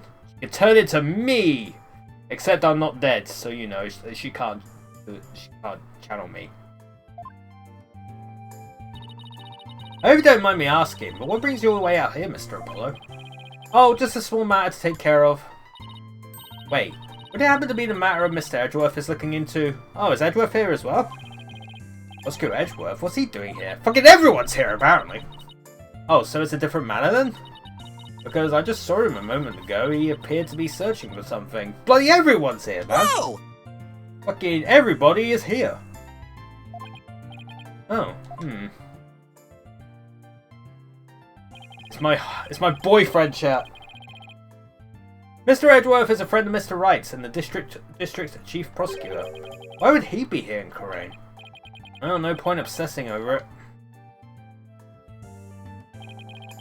Actually, he's my husband, and then fucking Blacklaw's my boyfriend. It's a polygamy thing, chat. Come to think of it, you live here in Crane Village, don't you, pal? Yes, I was born and raised here. This is perfect, Apollo. Let's ask the young lady if she knows where the doctor might have gone last night. I was thinking the exact same thing. Maybe I should show her what we found in the doctor's study. Take that! Oh, do you have any idea where this moss might grow? That looks like Mitama moss. It grows on Mount Mitama and gives off a soft glow in the dark. Mount Mitama. See that mountain over there? That's Mount Mitama. Probably pronouncing it wrong. And how would one get there? You can take a bus from that bus stop over there. May I ask why you are so interested in that moss? All you need to do is get a body double, wait until they die, and then a borderline, you can be channeled. Yeah!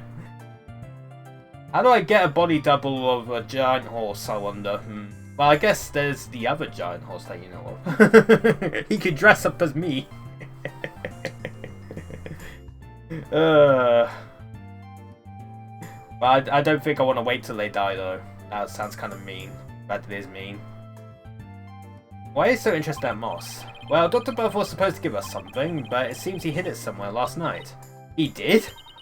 Maybe that's why he, Oh? Do you know something that might help us? Well... Sounds like I better find out what she knows. What a peaceful place! Ah, nothing beats mountain air. Many of the villagers have left for the city, but I just love it here. Blue skies, lush forests, star-filled skies at night, and fireflies in the summer. Plus, the big beautiful blue ocean is just beyond that mountain. The ocean? What do you say we go for a swim, son? Oh, I think I'll pass. Besides, I can't swim. Damn, I want to go swimming one day. Haven't been swimming in ages. Pearl, Crane Village is like the home of spirit mediums, right? Yes, and I'm part of a long line of mediums. I've never seen a channeling before, but is it possible to channel the spirit of anyone who's passed away? No, not just anyone. You must know their face and true name. Really? You channel a spirit just by knowing their face and name? That's an amazing ability. It is, but it can only be learned by those with a gift occurring in certain bloodlines, and years of intense training. At present, Mystic Mara and I are the only ones in our village who can channel spirits. And it looks like spirit mediums are highly valued here, much like they are back in Khura'in. I heard there used to be many more of us a long time ago, but now we are in very short supply. Most of the women nowadays don't want to stay, they want the thrill of the big city. Yeah, well, you guys aren't exactly close to any shopping malls or nightclubs out here. But what about you? Are you not interested in things like that? Who, me? Well, I wouldn't mind a new outfit or two, and well, never mind. It's okay, Pearl, you're at that age after all. What age is she at now? 18! She's turned 18! And Edgeworth is 35, he's only a few years older than me. About 3 years older.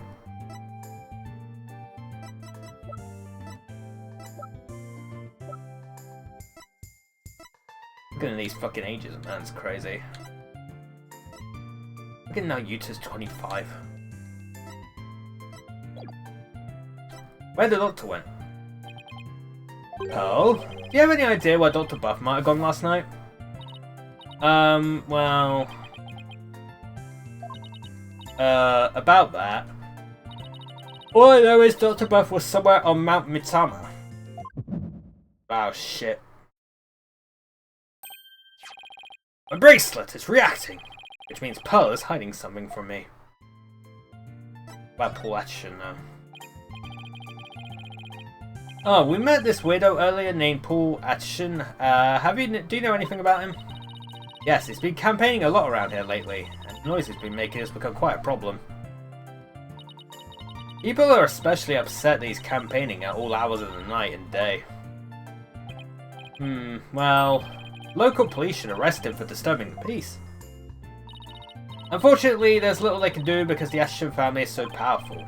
Now, isn't he the proverbial pampered provincial prince? Nice alliteration, man. He seems pretty intent on winning here in Khura'in.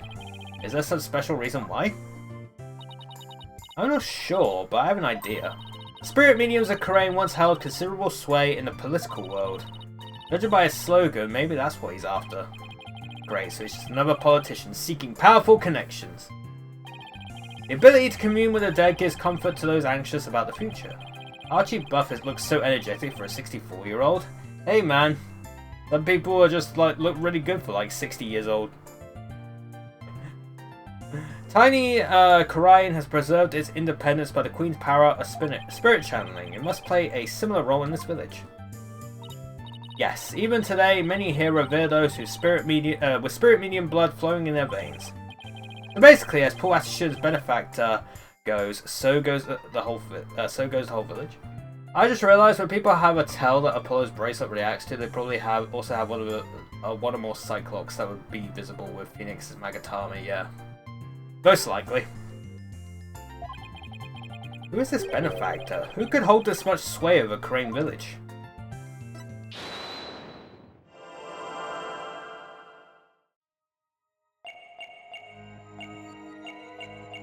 Whoa.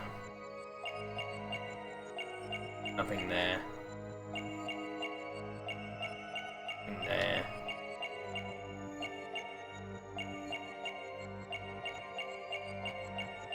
Oh, I see. Gotcha! Oh, you seem anxious around the topic of Mount Mitama. I can tell because you rubbed your thumb over a spot of dry paint as you said it. Oh, well, that nighttime painting is yours, isn't it? It's so embarrassing. As you saw, I'm not a very good artist. But that picture has nothing to do with Dr. Buff. I'm not so sure about that. In fact, I'm going to guess that while you were out here painting last night, you actually saw the good doctor heading out to Mount Mitama from the bus stop. Oh, the raincoat, right? That's why it's green. Yellow. No, I didn't see anything like that, I swear. No, I'm positive you saw the doctor. After all, he's right here in your picture.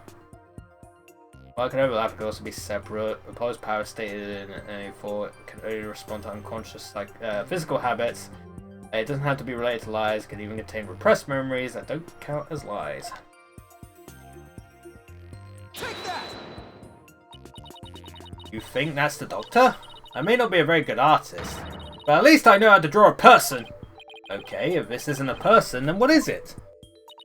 That's a rain spirit. Yeah, that ain't gonna fly. And what's a rain spirit doing at a bus stop? Oh, rain spirits have places to go too. This is getting ridiculous. Sorry, Pearl, but you're not a very good liar. That is Dr. Buff, and this piece of evidence proves it. Take that! This is the raincoat we found in the doctor's study. It's still wet and muddy, so we know that someone wore it last night. Now, see how this pattern is the same as the rain spirit in your picture? Ah, you didn't see a rain spirit last night. You saw Dr. Buff wearing this raincoat. Ah. I'm sorry. I know I'm not supposed to lie, but...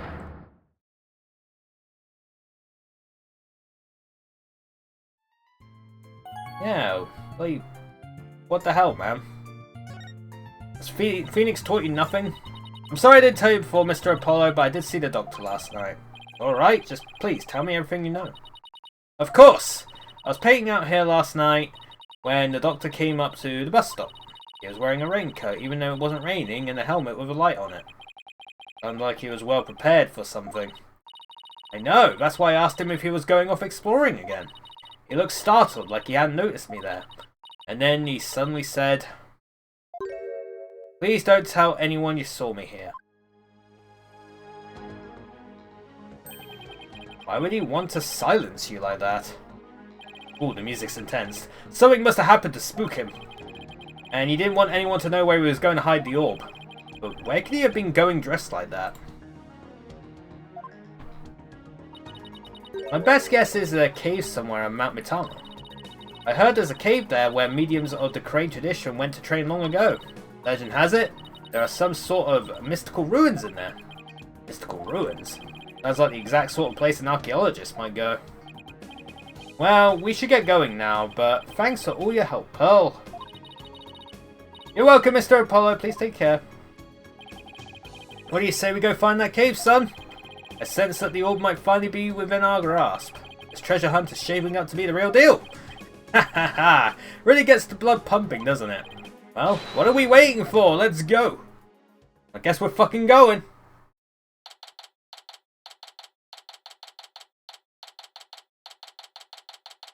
May 16th, Mount Mitama cave entrance. Phew, I'm all out of breath. Oh, come on, that was nothing. You're so much younger than me. I don't normally get this much exercise. Oh, splutter. Need a break? No, I'm fine. Puff, puff. Duck, look! There's Mitama moss growing in that cave over there. This must be where the doctor was last night. Let's take a look inside.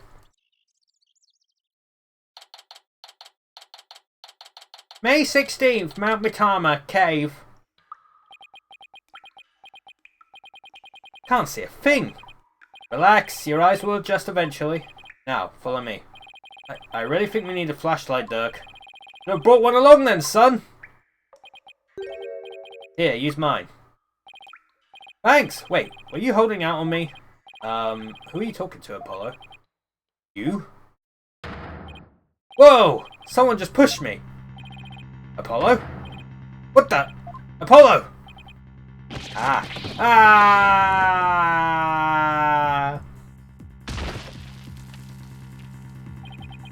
Ow! Are you alright, son? Yeah. Looks like someone got the drop on us. Quite literally. But who? I mean, we could have died from that fall. I don't know. But I don't think we'll be getting out the way we came in. Looks like we're in a pretty deep cave. Nothing to do but to press on, son. I can't even see in here. Come on, let's go. Hey, wait! One false step and we're dead. What in the world should we do? Climb back up. Guess go forward. Guess we keep going. Must have been some path for Dr. Buff to follow when he came to hide the orb. Right. By the way, it looks like our attacker left us with this useful parting gift.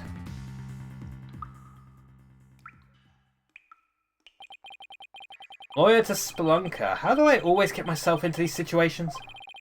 We're never gonna make it out alive, I hope you know. Don't tell me you're scared, son. We're just getting started. The greatest treasures are only ever found at the point of a blade or the edge of a cliff. Yeah, sure. If I'd known I'd wind up at the bottom of some dark, damp cave, I would have never taken your request, Dirk. Save your breath, Apollo. Just keep putting one foot ahead of the other. There really better be a way out of here. We'll find one before you know it. You'll see.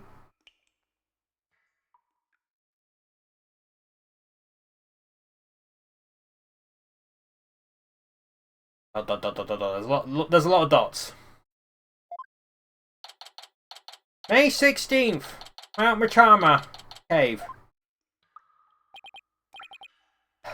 Puff.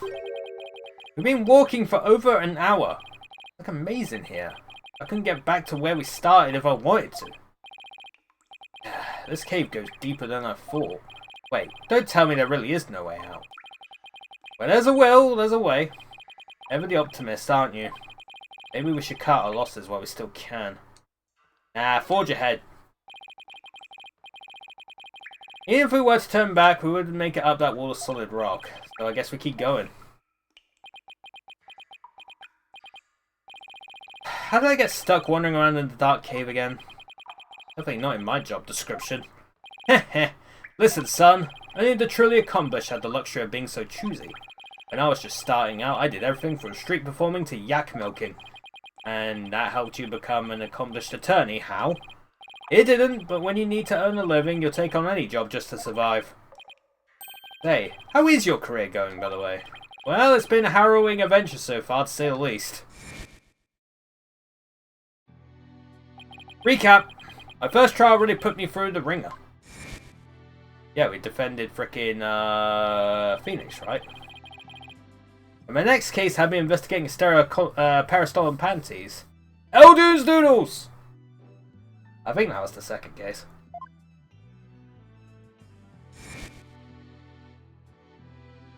Yo! It's him! It's Gavin! And just when I was hitting my stride, this one prosecutor branded me as Air Forehead. Yo, Black Quill! Oh, and there's this other ridiculous prosecutor who wields a samurai sword. I love you, Black Quill. I love you. Sounds like you've seen quite a bit.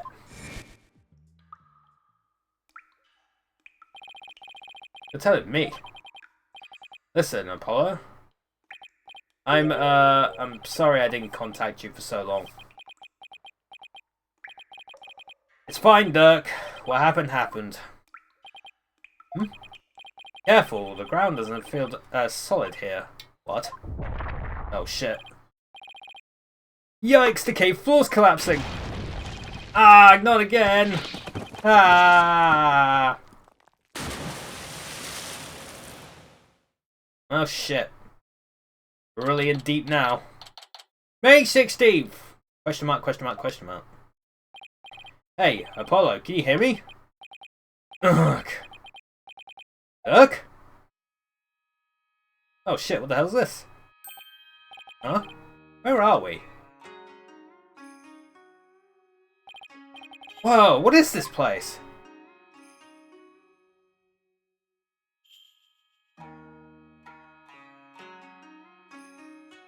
Looks cool, man. I was shocked too. These ruins look really old. And it's not exactly something you expect to find in the middle of a cave system, that's for sure. Maybe the doctor hid the orb around here. You didn't expect to find this in the middle of a cave system? You know, a cave system that, you know, got you lost in the first place, got you down here. You didn't expect to find ancient ruins in there? Because that's the first thing I expect to find. Maybe the doctor hid the orb around here. I mean, those look like footprints over there.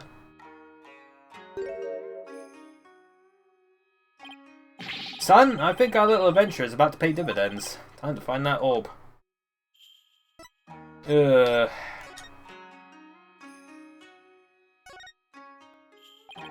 These have got to be the doctor's footprints. They match the bottoms of the boots we saw in his study. So he made it all the way down here. The water's washed most of them away, but his footprints are everywhere. Really? Because these are the only set I see. He must have been looking for something. Ah! Those prints! They're coming out of that lake. Hey, you're right. But that would mean Dr. Buff came walking out of the water. Oh, I guess the orb's in the water, maybe? This box looks pretty new. I'm guessing the doctor's the one who brought it down here? It's no good, it's locked tight. There's no way to open it? Doesn't look like it. There isn't even a keyhole. Which means there must be some trick to opening it. We'll have to figure it out if we want to see what's inside. This lake looks really deep. I can't even see the bottom.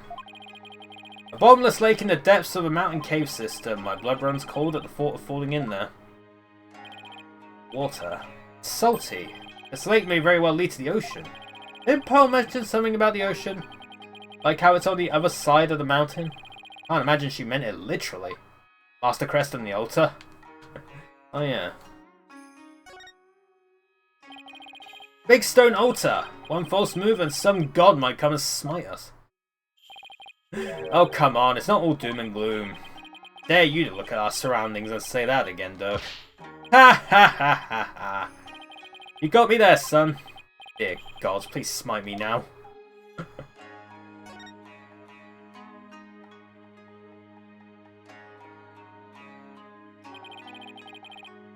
That's the hole we fell through. It doesn't look like we'll be going back that way. We're lucky we survived the fall from way up there. Indeed, if that hole hadn't been above the lake, we'd be history. We passed out the moment we hit the water. Yeah, well, water's not really my thing. This cavern is a solid rock all around. Looks like we either go back through that hole, or find some other way out. Ugh, why am I always between a rock and a hard place? Let's sum up what we know so far. The orb is almost definitely inside this box contraption that we can't open. As for this cave, there doesn't seem to be any way out. We're this close to the orb. Oh, come now, son, don't be like that. It's just a bit of bad luck, that's all. Murphy called. He wants his lord back. Also, like, if the friggin' doctor could get out, then we can get out. Come on. What doesn't kill you makes you stronger, right? Ha ha ha ha ha. How can he laugh at a time like this? We're stuck here for now, so we might as well try to open this thing. Okay, let's see what we're dealing with.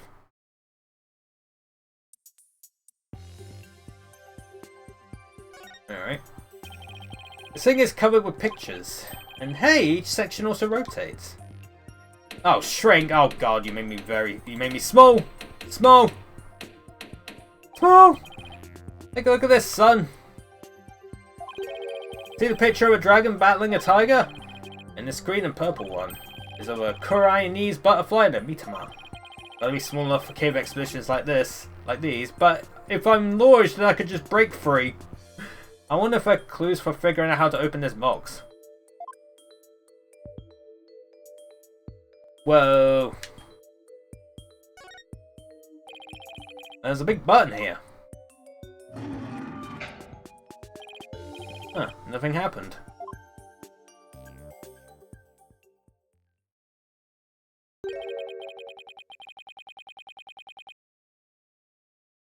It appears this box uses a picture-based combination lock. We'll have to rearrange the pictures on each side in the correct sequence. Let's see, there's the dragon and tiger fight, a Koreanese butterfly with Mitama, and a number of other pictures too. Doug, I was thinking, maybe we should check the evidence we collected so far. I think we have something that just might help us open it. You read my mind, son. I think this will help us open the puzzle box. My attorney's badge!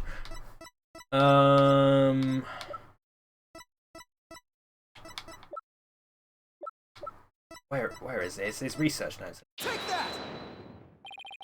Dr. Buff's research notes mention the song A Ceremony. Maybe its lyrics and the pictures in the box correspond somehow.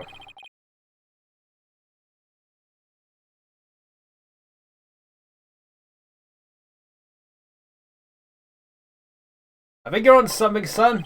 Okay, let's give it a shot. Dude, have I got to do some rotating? Each dial has 6 pictures. And there are 4 dials in all. The box should open once the pictures are arranged in the right order. Funky puzzle box, here comes justice. Oh no. Scared. Oh my good lord. Oh, this is gonna be awful. Wait, you got the dragon and tiger thing, right? When the butterfly embraces the Mitama, the favor of the orb is bestowed. I guess it would be that, right? Offer thy prayers as fervent as fire, only then shall the holy Roma return.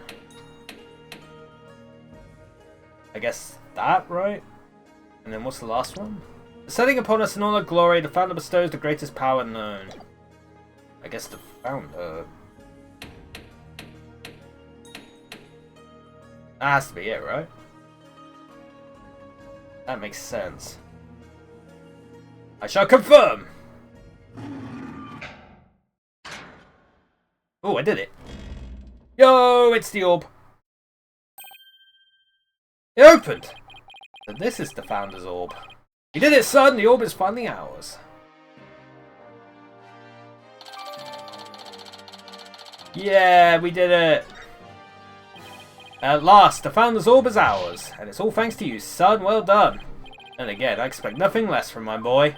Oh, it's no big deal.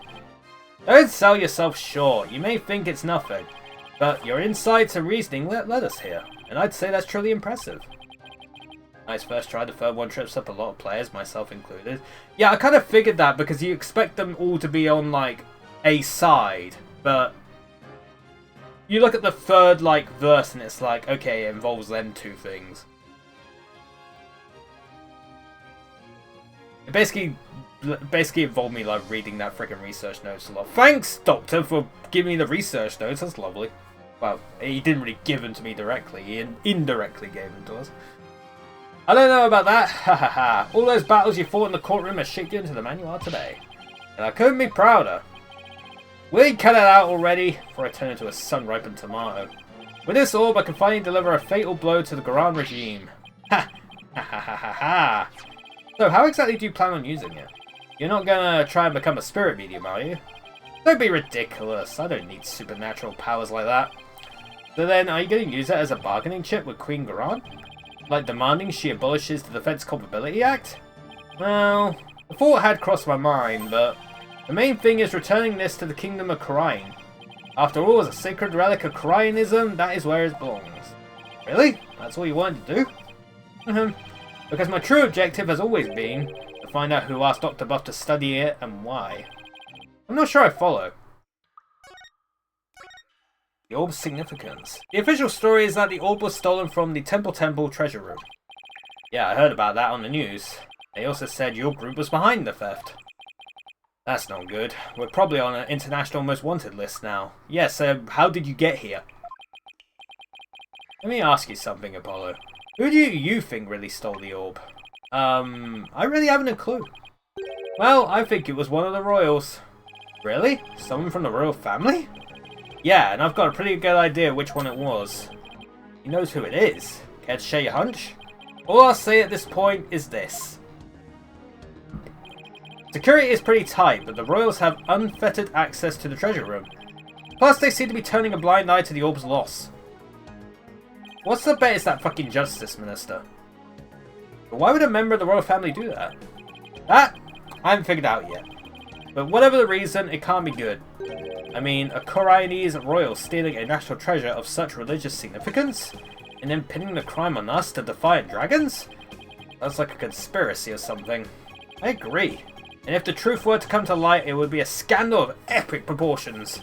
Allow a foreign national to study a treasure so sacred that it's off limits to the public. It would be seen as an utter sacrilege to those who truly revere the Holy Mother.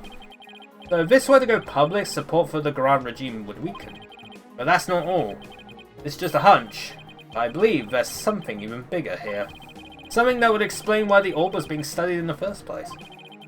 Something that would shake the kingdom of Korain to its very core. And I'm going to find out what. And he's probably right. His intuition is usually spot on. Dirk, why are you so bent on revolution anyway? Is it to reform the legal system in Korain? There's that. But I'm also doing this for my children. I want to save Nayuta. What do you mean? This is for your ears only. It's the other reason why this revolution needs to succeed. Nayuta. Nayuta, I never thought that our reunion would take place in the courtroom. Oh, so you've run into each other already. Yeah, but it was like he was a different person.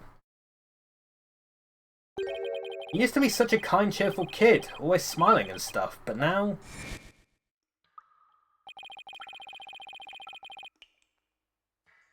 He tried to convict Trucy for a crime she didn't even commit.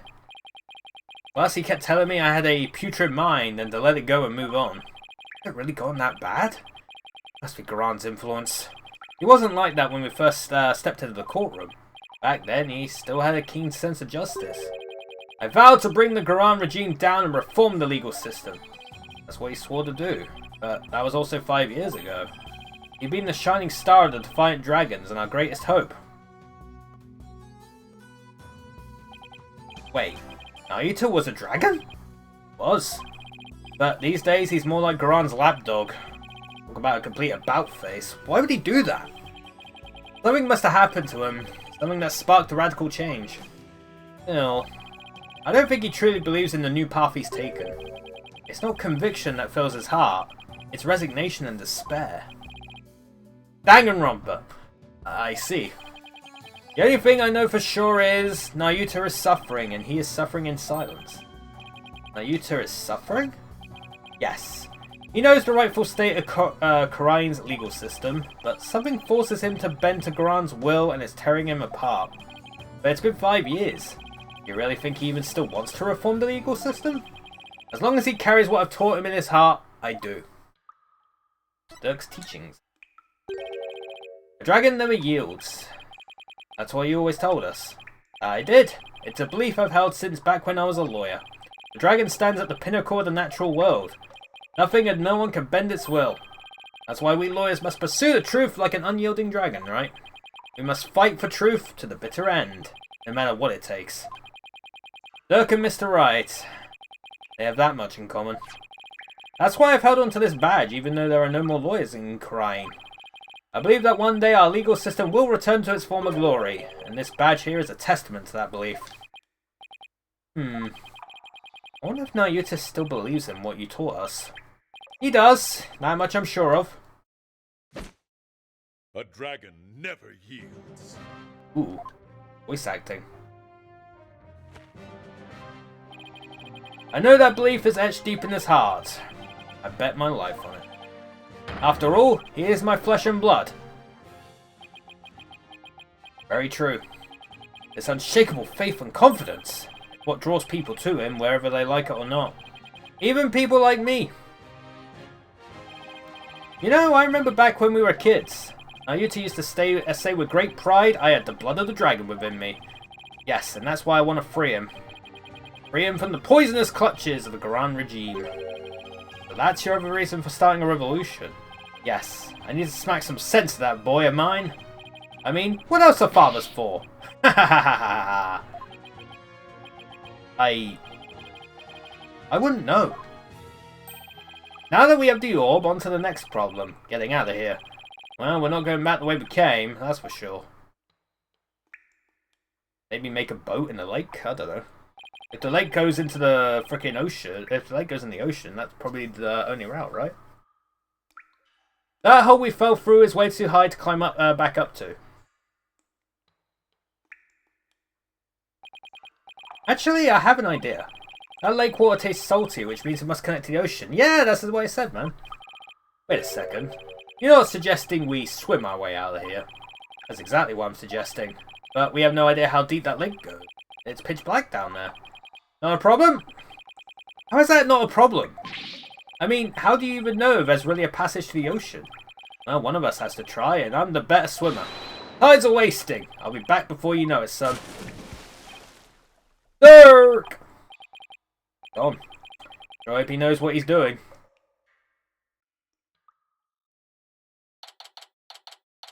May 16th, Mount Mitama. Karaini's ruins. In 20 minutes. Hope he's okay. What's going on? Uh-oh. Uh-oh. The water! It's rising and fast! Ah! Need. Cough, splutter, cough, cough. Ah! I don't know how to swim! I don't grab onto something that floats.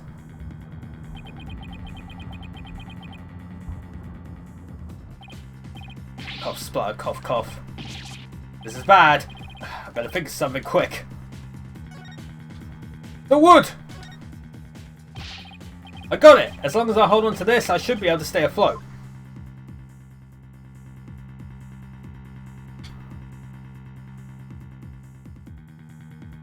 Oh, shit. Ugh. It's no use, the hole's still too high up. I'll have to find another way, and quick, before I drown. Hey, maybe I could use this like an oxygen tank. Wait, what am I thinking? I need to stay calm and be more rational about this. The puzzle box is still at the base of the altar. It must have been designed to stay put even at high tide. Wait, that's it! Dr. Buff must have gotten in here from some oceanside entrance at low tide. That's why his footprints were leading out of the lake. It really does connect to the ocean. None of that helps. I drowned before I made it out. The water won't stop rising. Ah, I'm getting swept away. Ah, please stop. Why not ride it up the hole? Yeah.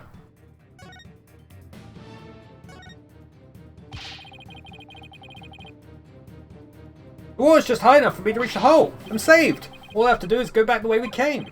The water might even lift me all the way back up over that wall of rock. Here goes. There's Doug. Huh? The hole! It's full of rubble. The tunnel collapsing above must have filled it in after we fell through it. Ah, this can't be happening.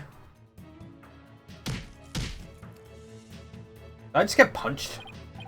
No, I can't give up now. I refuse to die here.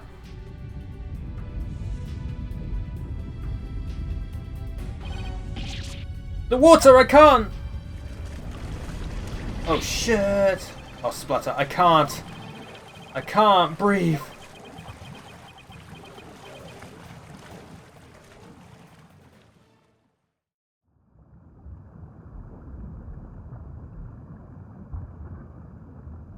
Is this the end? Ugh. Wonder if he made it out.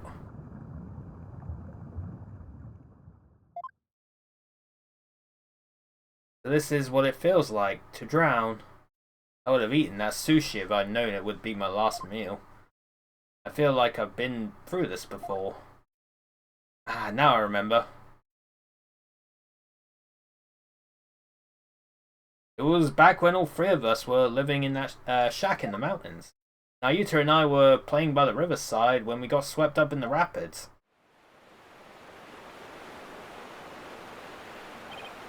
Ah!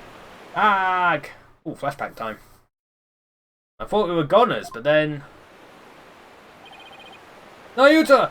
Apollo! Hold on, I'm coming!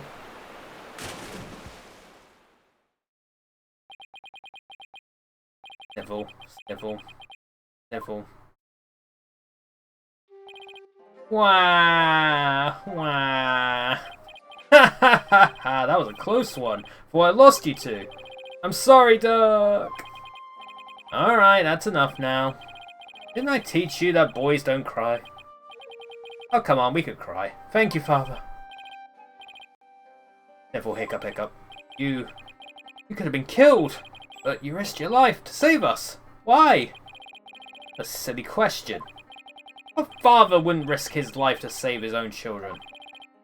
Naruto, Apollo, don't you ever hesitate to call when you need me. Understand? Hey, Doug. This isn't forever, right? You'll bring me back from America someday, right? Of course. I'll come pick you up as soon as things settle down here. Promise.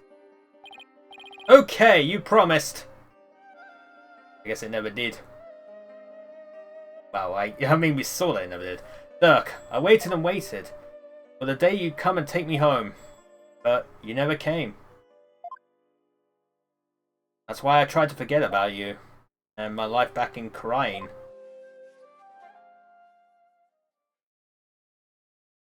Dirk, why? Why? Why didn't you?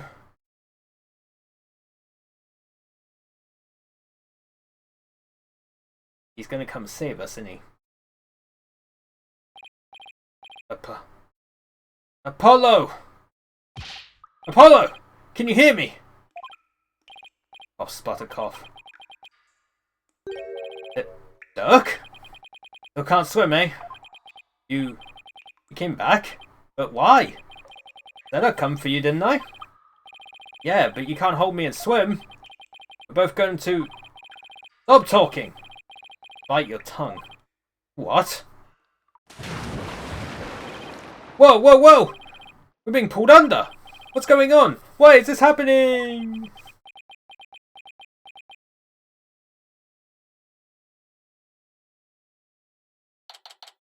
May 16th. A lot of question marks. Oh, we're back in the village. Cough. Ugh. Where? Ah, you finally came to, son. Get your fill of seawater? Good thing your name's not Neptune, huh? Ha ha ha ha. Dirk? Ha ha ha ha ha! You're telling me! Check it out! Snot's coming out of his nose. Hey, that's his art, I guess. What a miraculous escape! Not even some of the escape artists greats could pull that off. What on earth happened? Sorry it took me so long, son. I made it to the ocean, but I figured you still couldn't swim. So I found a local fisherman and had him take us out near the undersea cavern. He tied a rope to me and I came and grabbed you. Then he yanked me back. Oh, so that's what pulled us under with such force. Don't forget about me. I assisted in your escape back too, Polly. I've helped compatriots escape from all sorts of places. Mountain jails, island prisons. But an undersea cavern? Now that was a first. Dirk, he risked his life for me. Dirk, I'm only alive because of you. Thank you. Oh, you're welcome. I, just did what any father would do for his son. Saved my life yet again. I guess seawater doesn't make for much of a meal. It's because Polly didn't have any sushi. Oh yeah, I haven't eaten anything since this morning. Oh, that's right. Hey, AJ. Dirk had me buy this for you. Or you might be hungry. Ready to have some this time around? Yeah. Thanks! Nom nom nom nom. Oh wow, this is delicious! Ha ha ha ha ha. Glad you approve. I better get some before you eat them all. Chomp chomp. Choo choo choo. Just like old times. Dirk used to slice up the fish he caught and we'd all eat fresh sashimi together. He used to talk about all the vitamins and minerals packed in the raw fish. Oh, munch, munch, munch. Hey, by the way, let me see that orb, AJ. Oh, here you go. Whoa, so that's what it looks like. You found the legendary treasure! Nice work, Polly. Thanks, guess you could say mission accomplished. With the orb, our revolution can take a big step forward. Let's celebrate the eve of our revolution. We'll get all dressed up and feast until dawn. Yeah, now you're talking. Time to party. After all that, I just want to go to bed. I wish Nayuta was here. Maybe one day we'll enjoy times like these together again. The revolution, if we can bring back those happy days, you can sign me up for. Sorry to interrupt your little party, but I'm here for my crystal. Oh shit. Right, left, halt!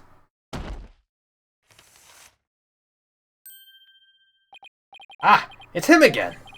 Heh, well done. Then again, I always knew you could do it. Chat, I'm gonna go make my lunch real quick, because it's that time. And we'll carry on with this when I get back. Also, I'm very hungry, so you know.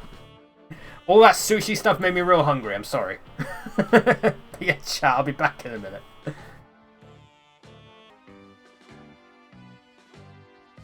Alright, let's carry on. Hehehe, well done. And again, I always knew you could do it. After all, we politicians must be excellent judges of character. Still, I'm impressed you both made it out of there alive. Wait a second. You're the one who shoved us into that pit.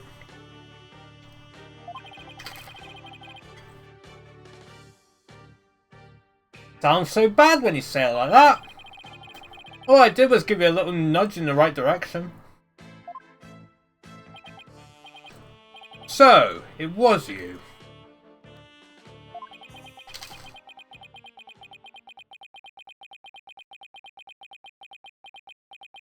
A lot of dots.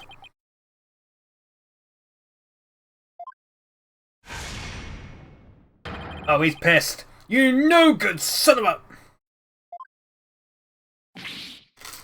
Oop!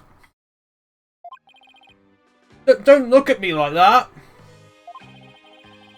The crystal made me fail his mind, now hand it over! Over my dead body! Eek, detective help! Fun fact, Paul Asher is practically a parody of Japanese politician meme and general laughing stock Ryutaro no. Oh shit. Yeah, I know. Emma, what's going on here? He filed the police report. He claims you're trying to steal his family heirloom.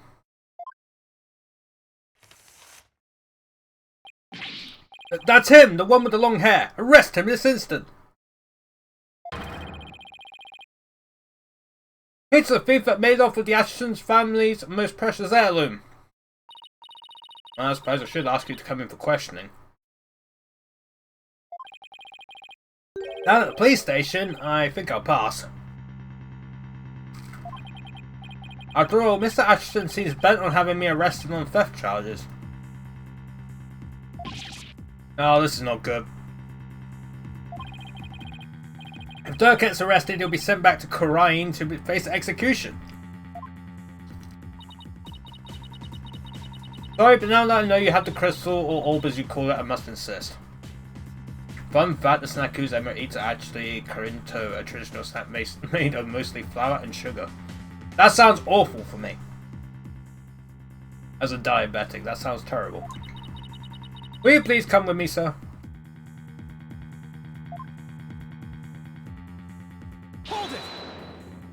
Oh shit. Emma, I'm afraid I can't let you take Dirk in. He received the orb from Dr. Buff in a perfectly legal transaction. Is that so? Can you prove it? I can. Of course! This should sufficiently prove that the orb now belongs to Dirk. Take that! Take a look at this agreement. What do we have here? Let's see. I agree to hand over the Founder's Orb to the Defiant Dragons if I will come to no harm.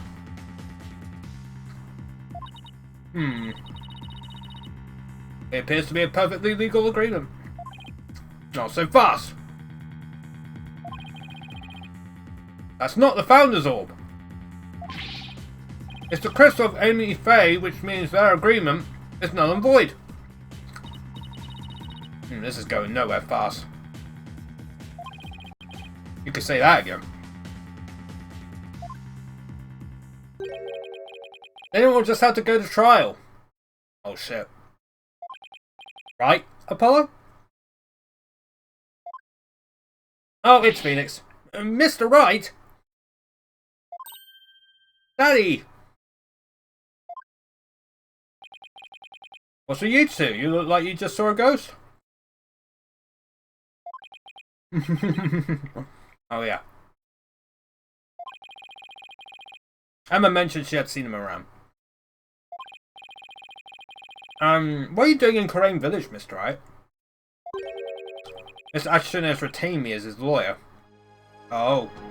Oh no. Wait, you're his lawyer? Uh-oh, I see where this is going. Oh shit.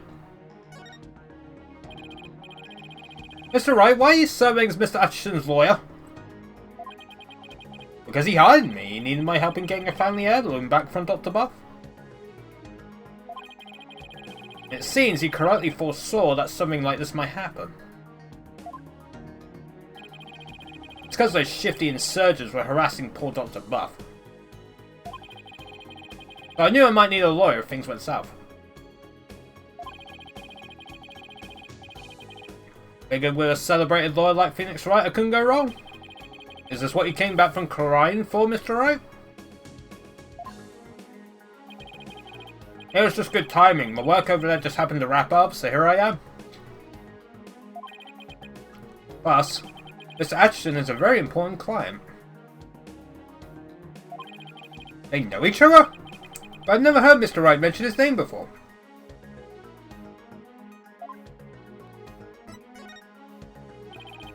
Mr. Wright, are you sure this is Mr. Ashton's family heirloom?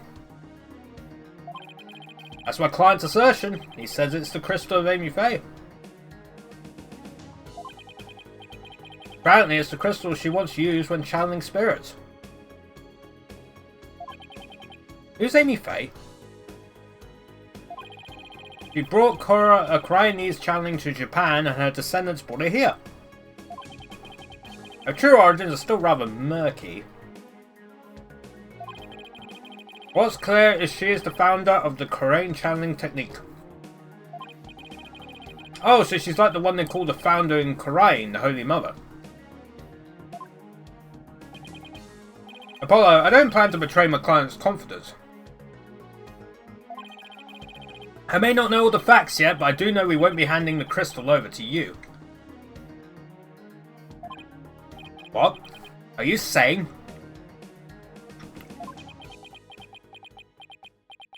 Uh-oh. Oh no. I'm really sorry it's come to this, but... Mr. Wright? I don't understand. Let me spell it out then.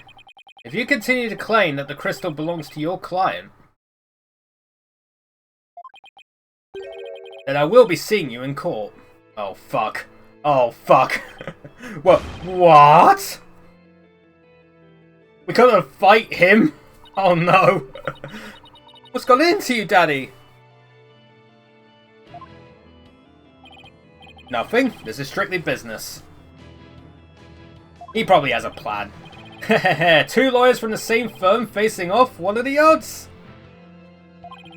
Lucky for me, I believe I have the right man for the job. Whatever you're going to do, remember, he is your boss. Ugh! How did it come to this? Mr. Wright, please, don't do this. Apollo, there's no point in arguing about it here. When it's now clear, we're headed to court.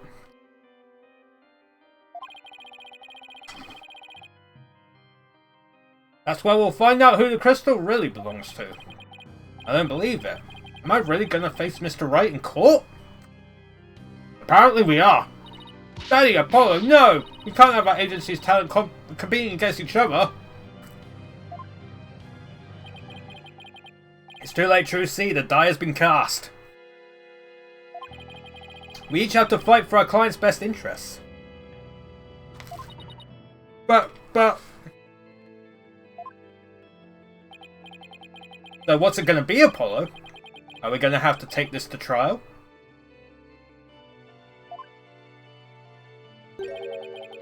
I have to battle Mr. Wright in court?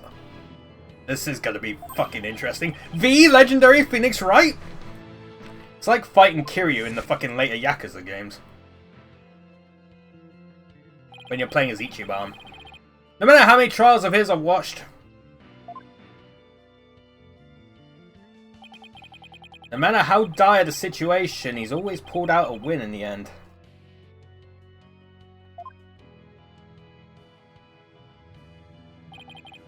Can I do it? Can I really take on the man whose footsteps I've been following in? Oh, this is hype. I owe it to Dirk to at least try. What should I do? Oh, we're doing it.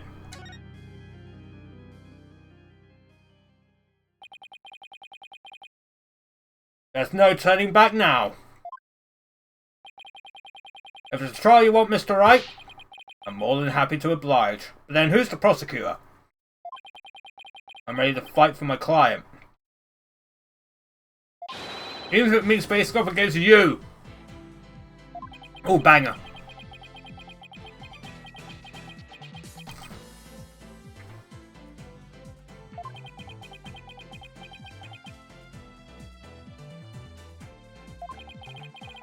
Alright. You won't be pulling any punches either, Apollo. The kick rods are officially off. May the best attorney win. You got it! Whoa, whoa, whoa! First Daddy, now you? Polly, you're not seriously. Sorry, Trucy. I have to do this.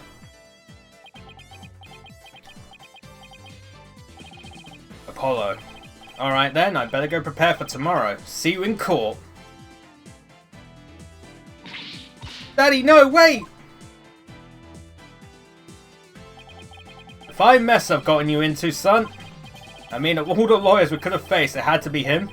He's practically a celebrity in crying now. They're calling him the Fighting Phoenix. I'll be fine. After all, I've come a long way too. Who knows? I could even end up winning. There's always a chance. Right? You know, this may be a blessing in disguise. If the trial proves what we found is indeed the Founder's Orb, then whoever asked Dr. Buff to study it may be revealed too. This is our chance to finally pull them out of the shadows. First step of your revolution, huh? Yes! The revolution to restore Karain to its former glory and save Nayuta's soul! Dirk, I swear to fight as hard as I can in court to make that reality. We're gonna win this one! You'll see. I know you can do it, son. It doesn't matter that I'll be going up against Mr. Wright. I have to win this for Dirk. And for Nayuta. His salvation along with all of Karain depends on it! Dude, this is fucking intense, man. Apollo Justice versus Phoenix Wright. Holy shit. This is hype. Dang, the save point was that close, huh?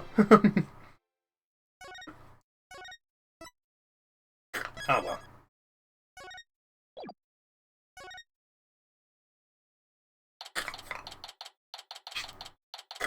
So which one of us is the prosecution?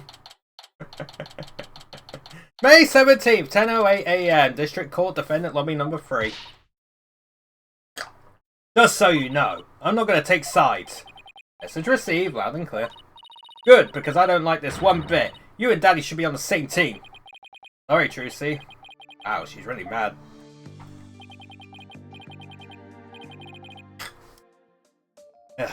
I'm sorry too, little lady. This is all my fault.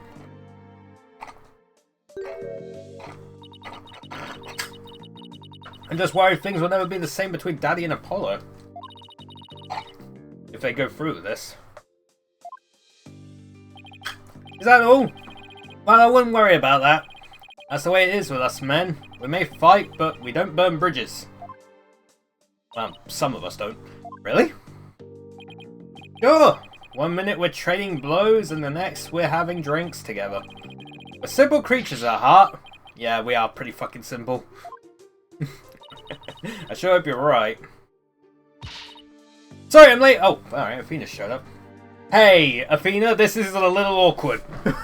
This is gonna be a little awkward. I'm sorry.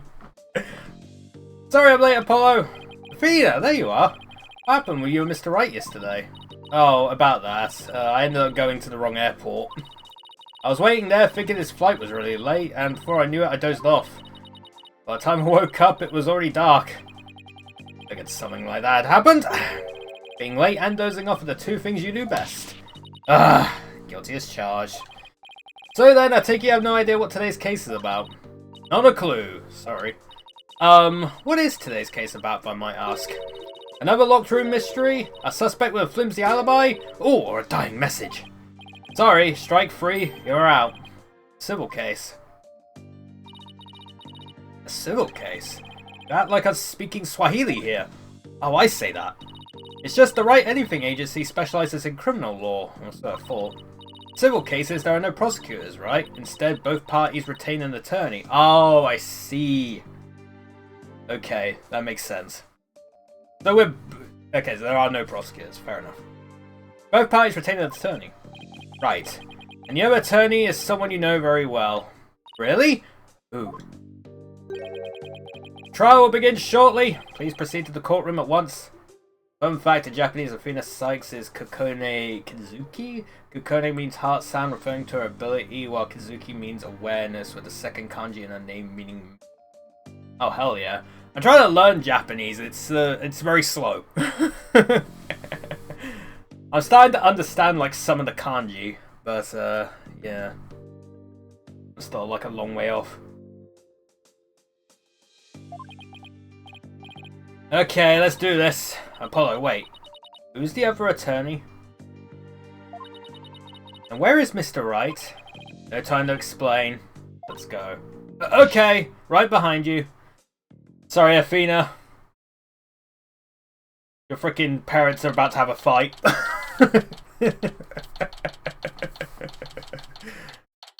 Kanji is a big yeah. I can recognize like a few like kanji, but that's about it. May 17th, 10:30 AM, District Court, courtroom number 6. Chat! Court is now in session. All rise. Court is now in session. Oh. Yep. Sorry, Athena, your parents are about to have a big fight. Is this some sort of practice session? A mock trial, perhaps? No. No, it's not, Your Honor. It's the real deal, Your Honor.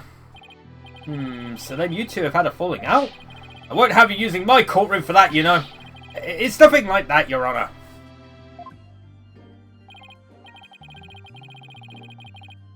Exactly. It just so happens that we have different clients in this case.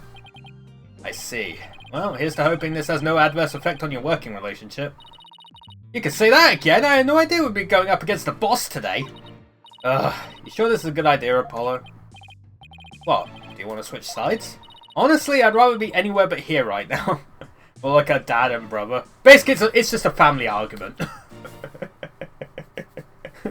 We're having a family argument, Athena. I'm sorry. You can leave if you want. Well, at least she is here. I'm really gonna need her help. Mr. Justice. Yes? Don't expect me to pull any punches just because you're the opposing lawyer. As I said, the kid gloves are off. Come what may, they'll stay off. Same here, Mr. Wright. If it's a fight you want, it's a fight you'll get. Try to throw punches with throwing hands.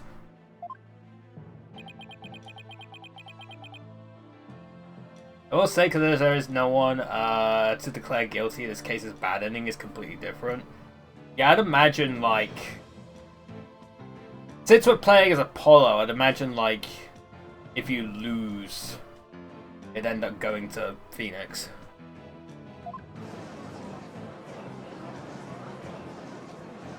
Or maybe that's the way it's gonna go. We'll see how it goes, chat. We'll see how it goes.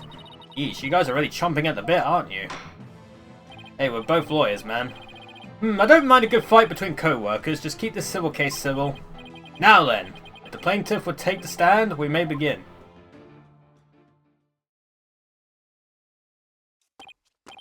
Right, left, halt. I like how they had to carry that in. Noble Judge, members of the gallery, good day to you. I am Paul Atchison. This is but the start of my epic campaign, and you all have the honor of witnessing it. I believe the youth of this country are our very future. Too long have they been looked down on and given the cold shoulder. So to them I say, ask not what you can do for your country, ask what you can do for me. Miss Atchison, what is that crazy contraption you're riding in? Hehehe, it's my custom-made election-winning campaign mobile. Beautiful, isn't it? Japanese Emaskai is Akane Hazuki. Akane means deep red and Hazuki. I do kind of know about Akane because of Yakuza. Well, Infinite Wealth, because I think, yeah, Ichiban's mum's called Akane. Spoiler alert for a game that's 2 years old. We did stream that. God, that was a fucking long ass like playthrough. I spent nearly 80 hours playing that game. I mean, it was a big game. I still need to go back and get all the achievements in it. I haven't done that yet. There's 3 games in the like Yakuza / Like a Dragon universe I still need to perfect. It's Lost Judgment, Infinite Wealth, and Ishin. I've got all the rest perfected. You're a witness stand, not a campaign podium, so come out of there this instant. There. He still needs a sign. Alright, now would the plaintiff's attorney, Mr. Wright, please explain the complaint filed against the defendant? Mr. Atchison's complaint against the defendant is simple. The defendant, one Dirk Sadmari, stole my client's family heirloom, the crystal of Amy Faye. Mr. Atchison merely seeks its return. This wouldn't have happened if that archaeologist hadn't kicked a bucket. I see. Well, Mr. Justice, let's have your opening statement, if you would. The defense asserts the item in question is the Founder's Orb, a sacred relic from Khurain. Go on. It seems someone asked an archaeologist, Dr. Archie Buff, to study the orb. Yeah, I can imagine it being there, yeah. Dr. Buff determined that it was a Khurainese national treasure known as the Founder's Orb. Vertical text is an issue, it really is. The very orb that was stolen from a treasure room in Khurain several weeks ago. Why yes, I saw a news report about that. The theft of the Khurainese national treasures caused quite an uproar in the kingdom. While we believe that it was not in fact a theft in the traditional sense, but rather that it was spirited out of Khurain by someone for Dr. Buff to study. You don't say. And? Around that time, an acquaintance of the defendant learned of Dr. Buff. He made contact with the doctor, who agreed to hand over the orb. Yeah, the original animations would be from the vertical placard that had to have his name in Japanese. It makes me wonder, if you switch the language to Japanese, would that come up in Japanese? I know you can in this. Pretty sure you can, right? It might be back in the main menu. Well, you can have this in Japanese. But yeah, it probably is in the main menu. Apparently, Doctor wanted nothing to do with it once he learned it had been stolen. Seems you even have a transfer agreement between both parties. Mr. Samurai also agreed to return the Founder's Orb to the Kingdom of Karain, once the Doctor verified it was the real thing. I see, so this dispute centers on whether the item in question is the Founder's Orb or the Crystal of Amy Faye. That in turn will determine the object's rightful owner. I better bring my A game. Going up against Mr. Wright won't be a walk in the park. Come to think of it, the name Dirk Sadmadi sounds awfully familiar. But I can't recall where I've heard it. Oh, it's probably imagination, Your Honor. He's just a tourist after all. Imagination, you say? Are you sure about this, Apollo? He's a wanted criminal in Karain, isn't he? In Karain? Yes. Here, he's just a tourist. Very well. Let's begin the proceedings. Bailiff, would you bring in the first witness? Is it Emma by any chance?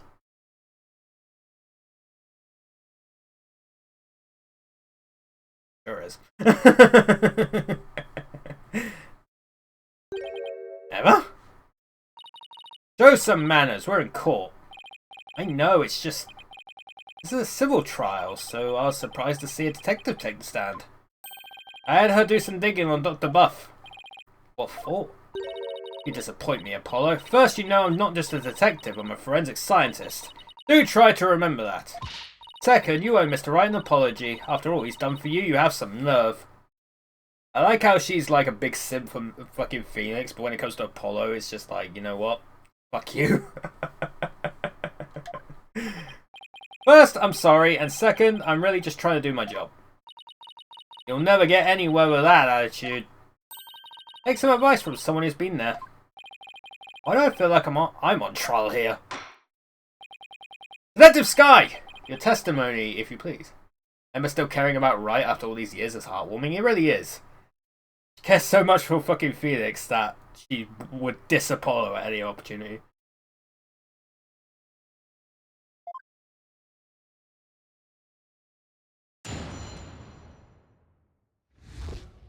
Dun dun dun.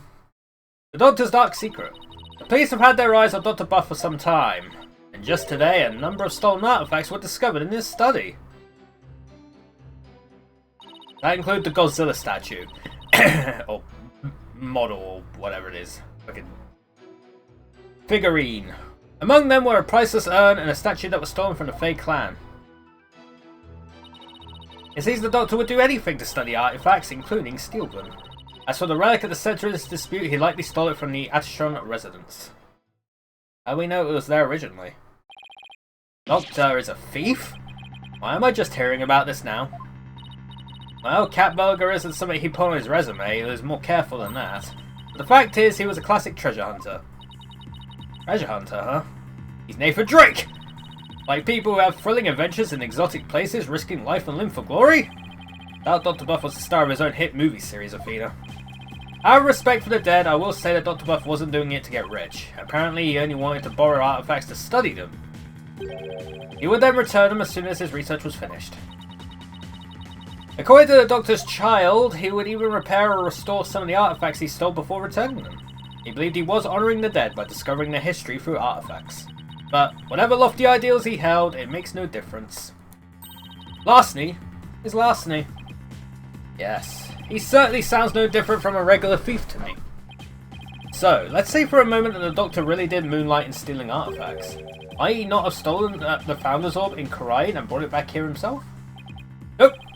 There's no record of him travelling overseas for over the past few years. Plus, he couldn't very well leave his reclusive child at home all alone. And this really must be the Crystal of Amy Faye. Yes, he stole it from the Atishon residence probably so he could study it. This is the left hook I did not need. I bet you never saw that coming, Apollo. Yeah, when Mr. Wright said the kid gloves are off, he wasn't kidding. Mr. Justice, you may proceed. We are cross-examination.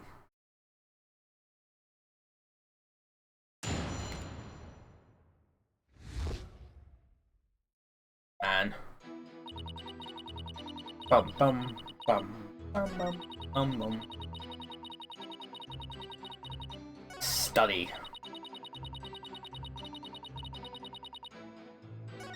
I'm still wondering, like, how do you know it was from his house?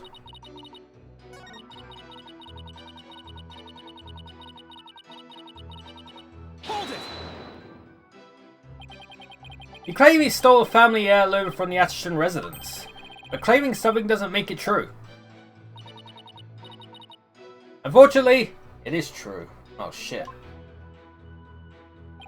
How can you be so sure? A police report was filed concerning the theft 1 year ago, in fact. What? A whole year ago? August 25th of last year, to be exact. The report states, and I quote, "The crystal baby Faye was discovered to be missing from the Ashton storehouse at 10 AM. The storehouse lock had been picked. Signed, Paul Ashton Wimperson." Wimperson? Well, a year-old report certainly lends the plaintiff's claim credence. Credence. I can't talk. The doctor really could have stolen the crystal baby Faye. Not only that, Your Honor, but the founder's orb was only found to be missing several weeks ago. That is nearly a year after the crystal's theft was reported. Therefore, I believe we must consider the orb and the crystal to be two separate items. Oh, Atchison Wimperson, not the most awe-inspiring tail end, is it? I see why you cut it. I mean, inspires confidence without it. Still, I'd probably do the same in his shoes. What's the bet there's like a big switcheroo here? Like, there's two different items. You got the crystal and the founder's orb. And the crystal went to Khura'in, where it got stolen there. They figured it wasn't the founder's orb. The founder's orb is this thing that we found. And basically it's just stupid is what it is. The freaking stupid thing. A police report was filed about the crystal's theft a year ago, but the theft of the founder's orb was only reported a few weeks ago. The crystal's police report was filed way before the orb was found missing. That suggests the stolen relic is the crystal of Amy Faye, as Mr. Ashton Wimperson asserts. I doubt the police report is a fake. After all, Emma is the one who submitted it as evidence. Still, I feel like something we learned in that police report is important somehow.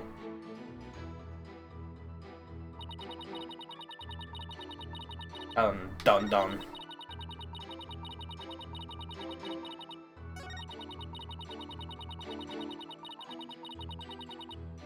Actually, let's look at the police report. Robbery report. And story.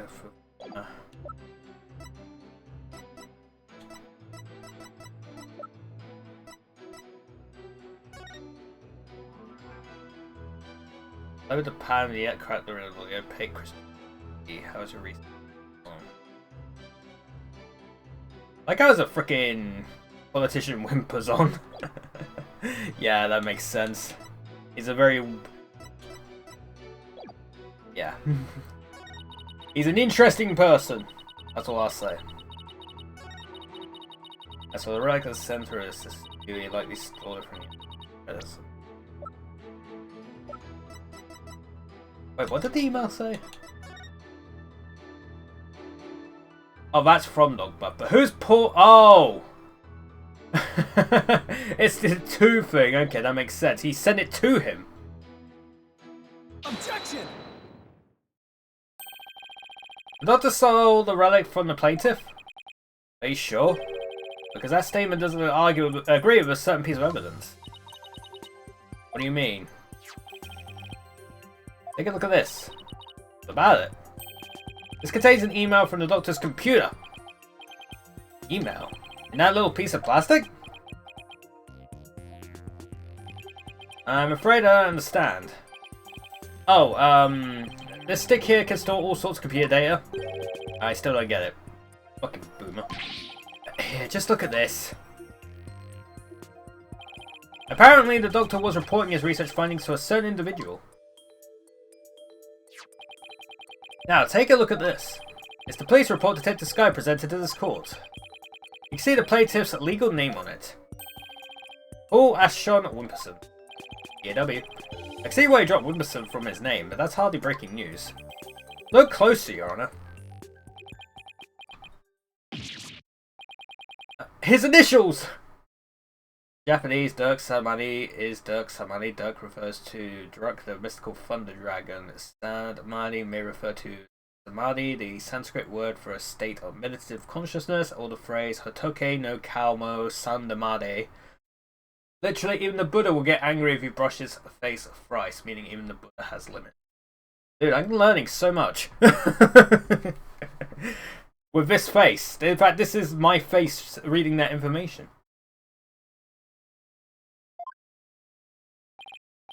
Right, the plaintiff's full legal name is Paul Ashon Wimperson. Now consider this! The email's recipient's address starts with these 3 letters. E-A-W? Ah! Don't tell me. Oh, but I will anyway. The individual who hired the doctor to study the disputed item is none other than Paul Ashon Wimperson. Wait, then that means... Exactly. He wouldn't have asked the man who stole his family heirloom to study it. Therefore, how could this possibly be the Crystal Amy Faye? Ah.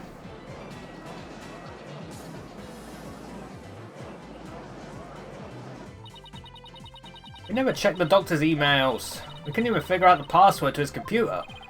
Plaintiff willingly left the orb in the doctor's care so he could study it, at the behest of his benefactor. Wait, and what about the police report? I have all the details of the theft right here. It's probably for another relic, the real Crystal of Amy Faye. He's just using the report as the way to claim that our orb is actually his stolen crystal. Objection! Oh, I'd be object to that. And how are you so certain that PAW refers to my client's initials? Maybe the email's recipient was a dog lover.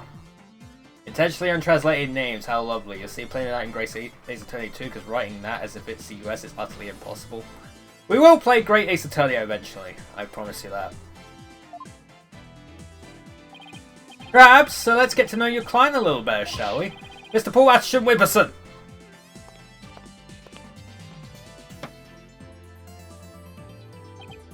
I suppose shutting down detractors is all part of a politician's job. Answer me this, Mr. Ashon Wimperson. Do you own a pet? What is your shoe size? It's 711. He has massive feet. Probably birthday, right? What is your birthday? My birthday? July 11th. Yep, 7-11. Dude could get free Slurpees. Is that what they called Slurpees at 7-Eleven? What's it to you? Oh, I see. You can address birthday gifts to my office. But full disclosure, I only accept gifts valued at $1,000 or more. Give it about like another 6 months, and PlayStation 5 Pro might fit into that.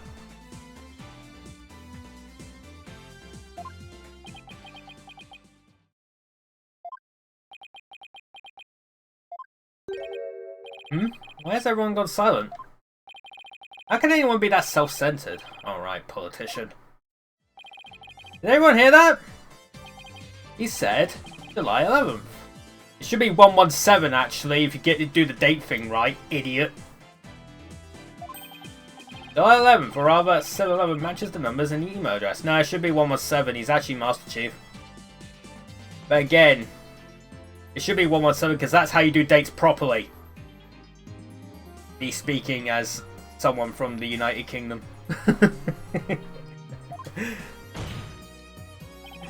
Both the name and birthday are a match. I hardly think that's a coincidence.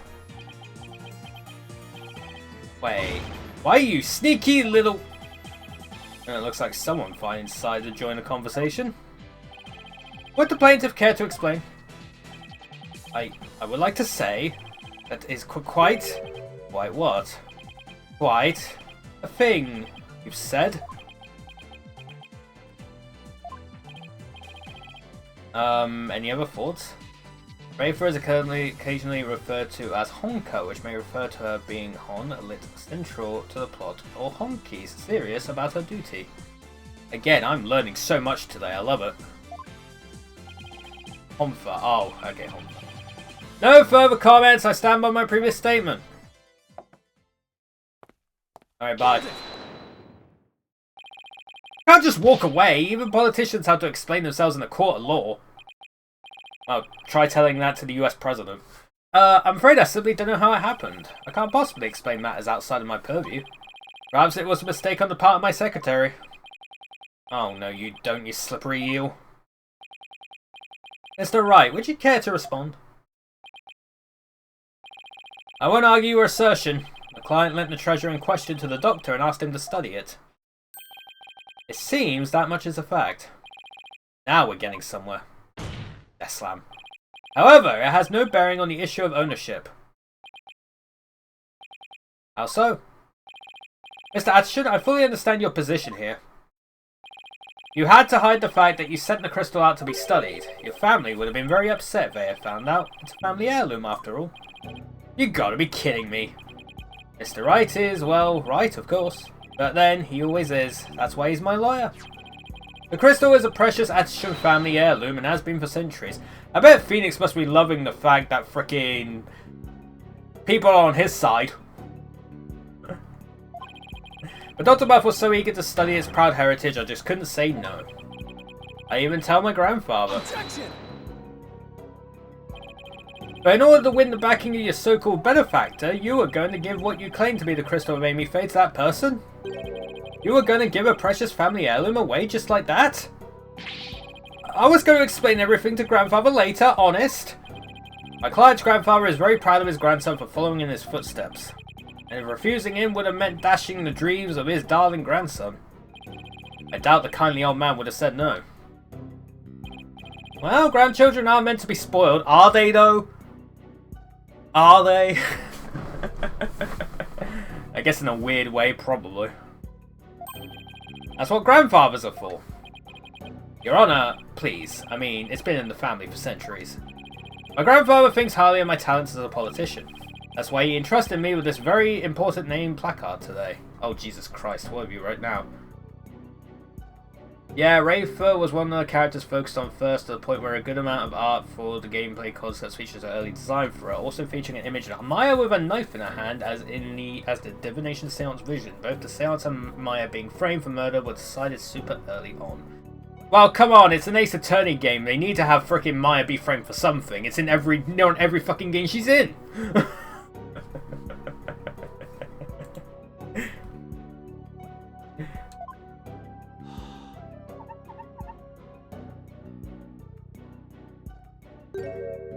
Ooh, Abe. I'm sure he would have been okay with me using the crystal as I saw fit. Grandpa's spoiled little brat. That'll only be the second time Maya's been framed for holding a knife. Yeah. Doesn't sound a lot, but it's weird that's happened twice. When the judge is buying it, Apollo. No surprise there. He's always going on about his own grandchild, after all. Excuse me, can I leave now, Mr. Wright? I believe my work here is done. By all means, Detective Sky. Thank you for your assistance. You're welcome. It's nice to testify at a civil trial once in a while. See you around. Bye. Seems the facts have changed somewhat. Mr. Ashton Wibberson apparently lent his family heirloom to Dr. Buff. Mr. Justice, how would the defense like to proceed? Oh, alright, now what? Apollo, let's hear what they know about this so-called crystal of Amy Faye. Maybe we can find some inconsistencies in their statements. Right. Okay then, Mr. Wright, if the item in question really is an Atchison family heirloom, let's hear all your client knows about it. Of course! Mr. Ashton Wibberson, please tell the defense everything you know about the crystal's origin. Alright, now then, listen and learn. This is the tale of the crystal of Amy Faye, and the illustrious history of the Atchison clan. Are you ready? Our story begins back in the old country, when the Atchison family reigned supreme.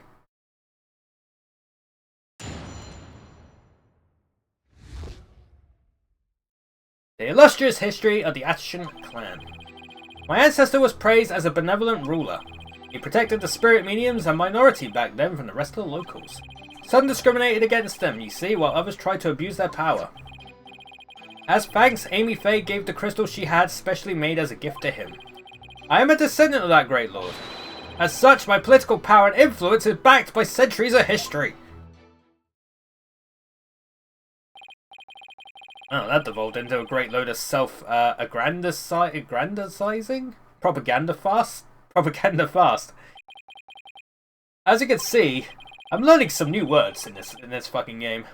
The crystal of Amy Faye is an heirloom of the esteemed house of Atchison. And you have proof that it has always been in the Atchison family?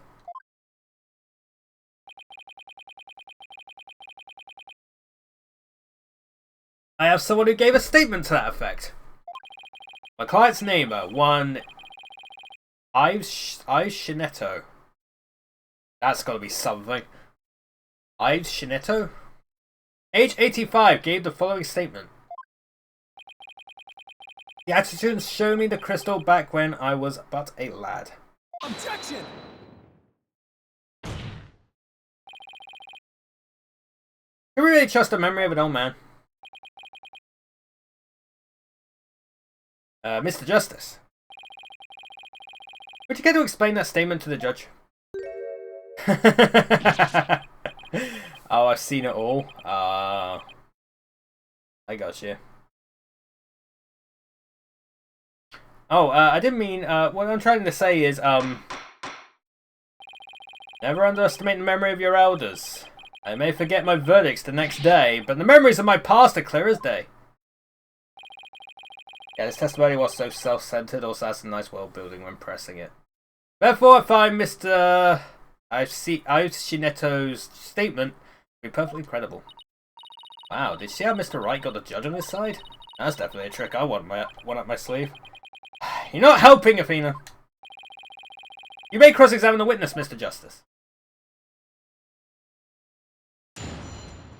Maybe I should do some pressing then.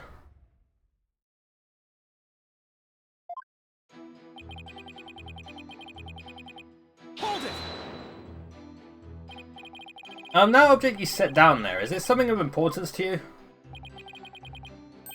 Believe in me as Sarah Atom, Sarah's onomatopoeia for silky / flowing, in this case referring to her hair. Oh. Name placard. This one here belonged to my grandfather, Abraham Atchison. He had it custom made during his distinguished political career.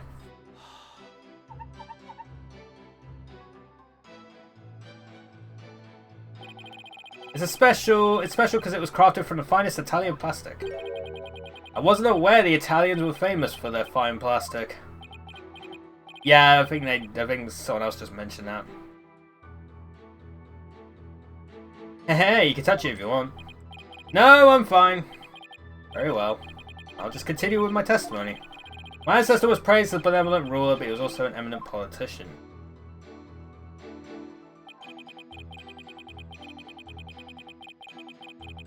Hold it! Hold it.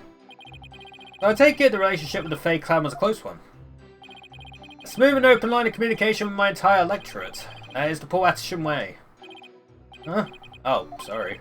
I was asking about your ancestor. Heh. Whether it's about me or my ancestor, feel free to ask me anything you like. Transparency in government, that's the Paul Atchison way. More like dodging questions, that's the Paul Atchison way. Thanks, I'll be sure to ask when I have something you'll actually answer. As I was saying, the Atchison family protected the Fae Spirit minions back then.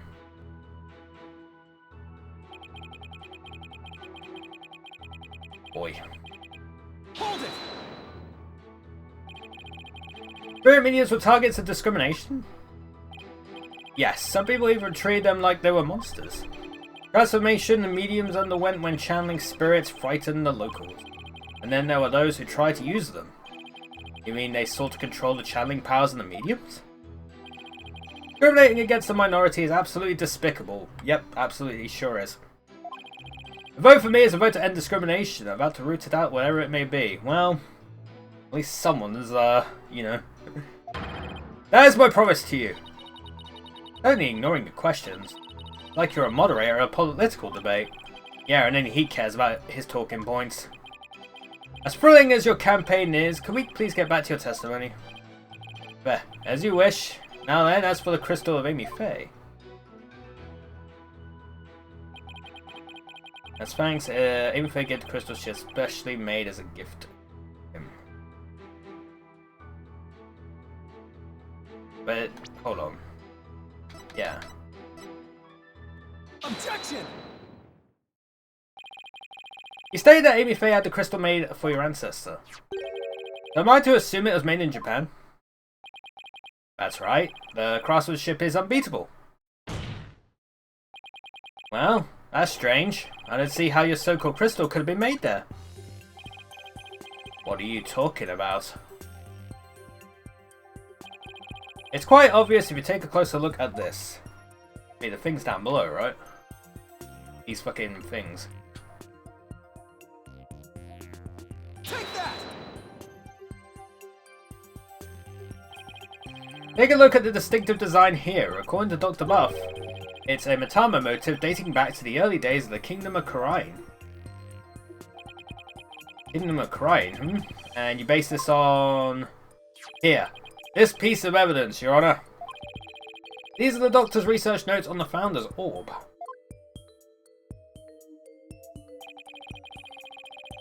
This is the box in which the orb was originally stored. It features the same pattern as the one found on the orb. They do look like the same pattern.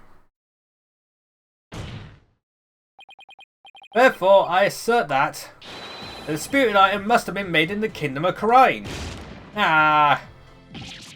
Eek, my placard! Objection! That's a rebel, that's... Dini... I can't pronounce that. His full name is from Dato de Migeru. Fleeing as fast as I can. The great channeling technique originated in the Kingdom of Karain. Amy Faye is known to have travelled there to train. With that in mind, what's to say she didn't bring that pattern back with her? Objection! But since this is clearly a Karainese design, not even you can deny the possibility that it was made there in the Kingdom of Karain. Objection! Oh dear. Anything's possible to some extent, that doesn't make it true. You can't conclude that the orb is from Karain based solely on that pattern. If it were that simple, I could just as easily say it's Japanese.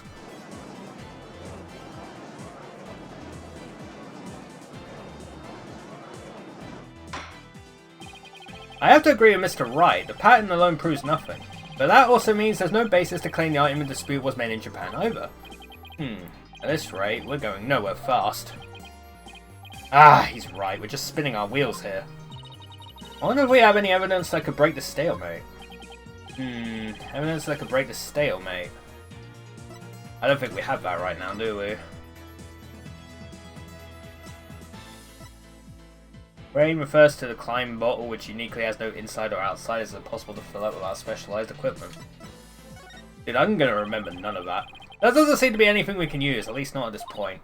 Well, unless we can find something, this trial won't be going anywhere. What are you looking at?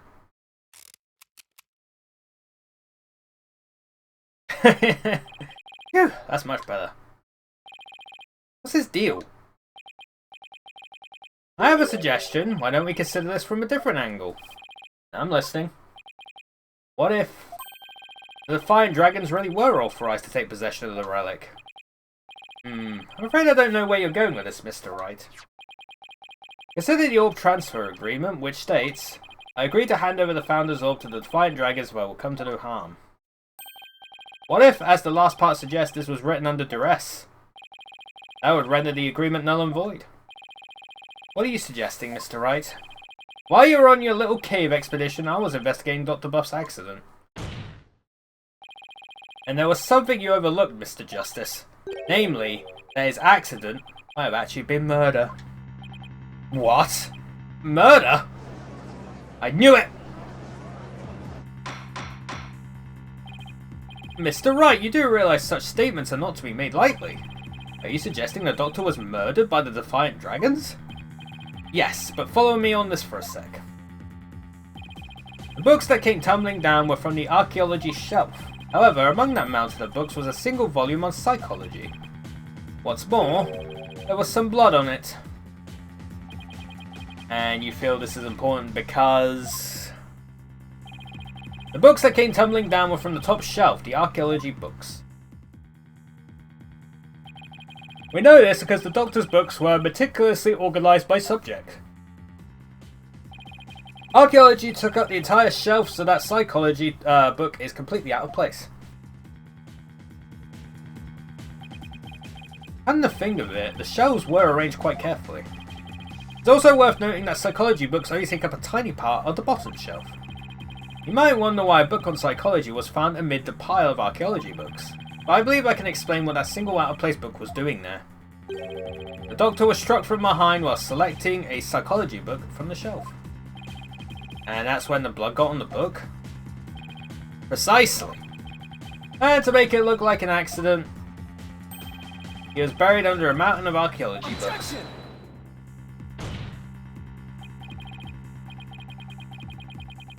Fun fact, when Maya went to a trial and realised she found the lack of background music so boring that she fell asleep right away. Dude, yeah, in courtrooms we absolutely need background music. That would make things way more intense and people would actually pay attention. Wait a second, this is all just speculation, right? Or do you have proof that it was murder? Of course I do. You do? On a hunch, I had Detective Sky examine the doctor's head wound. Found that he had been struck by the corner of some object or another. Wait, what? A wound like that couldn't have resulted from a fall to the floor, you know. Do you understand what this means, Mr. Justice? The wound makes it crystal clear that Dr. Buff was murdered! What? Well, that was unexpected. Who'd have thought we'd break out of the stalemate like this? He pulled the ladder right out from under us. Still, if he thinks that's enough to make me back down, he's got another thing coming. Even if the cause of death was murder, what makes you think it was the Defiant Dragons? You should know better than to hold baseless accusations. Did you forget who you were up against, Mr. Justice? Dude, you're the king of throwing up baseless accusations. Huh? You didn't actually think I'd come to court without witnesses and evidence, did you? Well, you do that all the time! What are you talking about? I would like to request further testimony from the plaintiff. Specifically, I would like the court to hear how he saw one of the rebels leaving the crime scene. He saw what?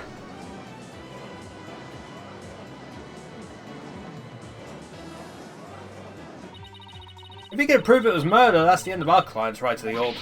Did he have this up his sleeve the whole time? How could Mr. Wright do this to us? He was just waiting to spring this trap. Heh. This trial has taken another unexpected turn. But I must mention, Mr. Wright, that you have yet to identify the murder weapon. The object used to commit the murder was not located at the scene of the crime. Murderer likely disposed of it elsewhere. Yep. Well, I never thought we'd be deliberating the issue of murder at a civil trial. Alright, Mr. Ashton-Wimperson, your testimony, if you please.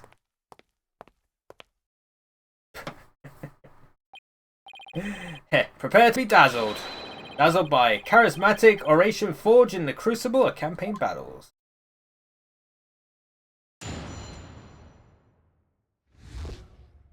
Rebels claim. That evening I was walking alone, lost in thought. I passed by the doctor's house, and that's when I saw Mr. Arrebel. He was running out the front door.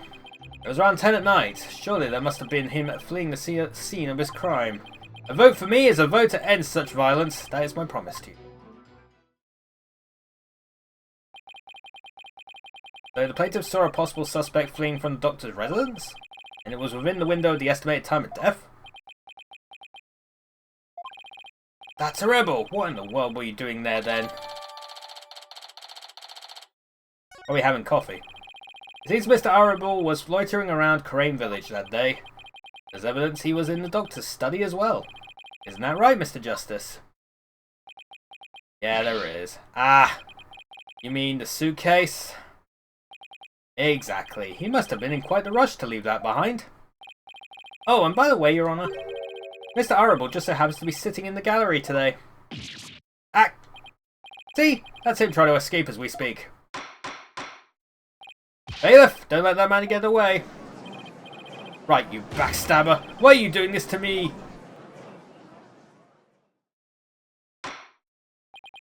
Alright. The counsel/defense may question the plaintiff/witness once more. Please proceed, Mr. Justice. Naruto is just the name of Sawon director Takeshi Yamazaki knew for his university days. It was a placeholder, but it was so beloved by producer. It's sure that it was kept. Again, I'm learning so much. Love it. Learning so much about the series. We've still got to play the investigation games and the Great Ace Attorney games. And then maybe one day they might bring the Professor Layton crossover to modern platforms. Maybe one day. That's the only one we got left. The only one we got left. They really should have made Ashton a woman. Oh. Hold it! Where exactly were you when you saw Mr. Arable? Right here, under this tree. I saw him dashing out of Dr. Bus' front door. And he didn't notice you? No, I was hidden by the tree. Is it really all that important to know from where the Plater saw Mr. Arable? Sure is, man. Yes, I believe it matters a lot. I asked that it please be added to the witness's testimony. I was on the tree when I saw Mr. Arable. He was running out the front door. Hold it! Was it the front door? Did you notice anything unusual? Yes, his behaviour was incredibly suspicious. His eyes were darting all around as he ran off in total panic. As soon as I saw that, I knew he had done something and it probably wasn't good. Despite that, you still didn't report it to the police. Who would have thought he had killed Dr. Buff? Not me, that's why I didn't report him. So the witness didn't notify the police. Is that an important statement, Mr. Justice? Of course it is! Yes, it's important. I requested the witness add it to his testimony. Maybe New World of Steam said as well. Yeah, hopefully. I haven't played the Professor Layton game since the very first one. I haven't played any of the other ones. Dude, once again, that game's coming out on everything but Xbox, because fuck Xbox, am I right? Be saying as I'm playing this on Xbox. I like my achievements, man. Well, of course you knew he was dead. You were right next to the fucking window. Objection! Mr. Ashton Wimperson, rather than Mr. Arable. Wasn't there something else that should have had your undivided attention? No, they haven't announced it for Xbox. They announced it for all the other platforms, but not Xbox. They announced it for PlayStation and Steam as well as Switch 2, but not Xbox. It's fine, no, because I play it on Steam anyway. That's what I'm going to do with Great Ace Attorney. Because Great Ace Attorney's not on Xbox either. Lack of touch support. Yeah, I guess they don't really have like... They did have that smart glass thing a while back, but they kind of got rid of that. But yeah, I guess with obviously the Switch 2 has a touch screen. On Steam, you can use like... Well, I guess with Steam you got the mouse pointer, and then if you're on Steam Deck you can use that, and then the PS5 has the DualSense.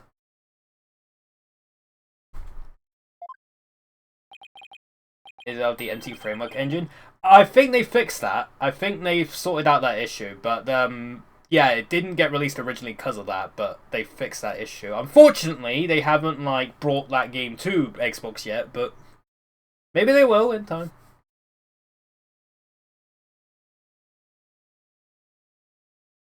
Because they weren't gonna bring like the old the fighting game collections. That was it. They originally weren't coming to Xbox because and then it was revealed because it was the engine, and Xbox was like, yeah, we should probably fix that, and they did. They did. Good job. Like what? Oh yes, of course. A politician must also keep his finger on the electorate's pulse and focus on the nation's... Sorry, but you're way off. I am? Would you care to explain, Mr. Justice? The witness saw Mr. Arable from his position here. Then he should have also been able to see the doctor's body. After all, it was right next to a huge window. Why, I believe you have a point there. With the body that clearly visible to the witness, it's unthinkable that he wouldn't have reported it to the police. Ah. Would the witness care to respond? He's sleeping! Did he fall asleep? Mr. Ashton Whipperson?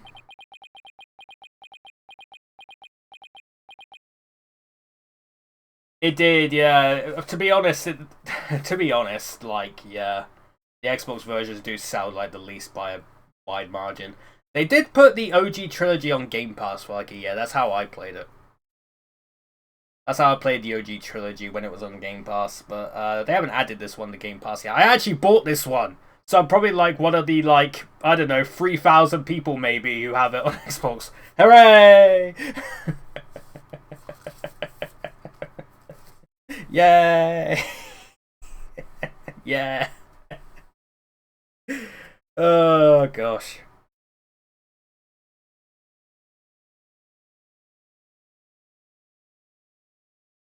I guess they always say vote with your wallet. To be fair, I did get this on sale.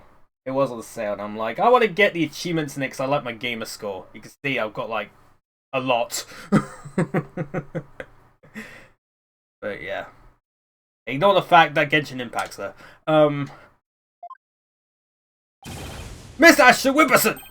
Uh-huh. Oh, there are many sides to any issue. What did I ever do to deserve this? In any case, I'd like the court to acknowledge the inconsistency in the witness's testimony. Mr. Ashton Whipperson, did you really see Mr. Arable? Yes!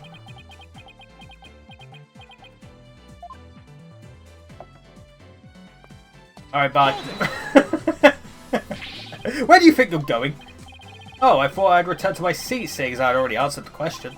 This isn't some small town hall debate, so you just stay right there until I say we're through. I'll have to run that by my campaign manager before I... Glare. Yes. Miss Ashton Whipperson, I think it's time for you to come clean. Huh? So then, does this mean he didn't see Mr. Arable? As your lawyer, Mr. Ashton Whipperson, I advise you divulge that matter we discussed. Silence is no longer an option. Are you sure about this? I'm in the midst of running for office. I can't afford to let any strange rumors get out. Don't worry, you won't suffer any blowback for what you're about to reveal. Blowback? After playing the Phoenix Trilogy on Game Pass, I bought it on sale and later pre-ordered the Apollo Trilogy. That's how I got this game with fucking reward points. That's how I did it. I'll probably do the Investigations collection as well eventually with using the same thing. I pretty much bought this entire thing with rewards points. I also bought another thing purely from rewards points not too long ago that we're going to play after I'm done with this. Blowback, I'm not sure I like the sound of that, Mr. Wright. Not to worry, Your Honor. It's a shame they skipped the Grace of its Attorney. Do you still plan on playing it regardless? Yeah, I'll get it on Steam. It's fine. I'll play it on Steam. Not to worry, Your Honor. Nothing untoward will come of this, I promise. Now then, Mr. Justice. Remember how it was an anonymous caller that reported the doctor's death? No. As, what was it? Astro Dude explained it was because of the engine. The MT framework engine.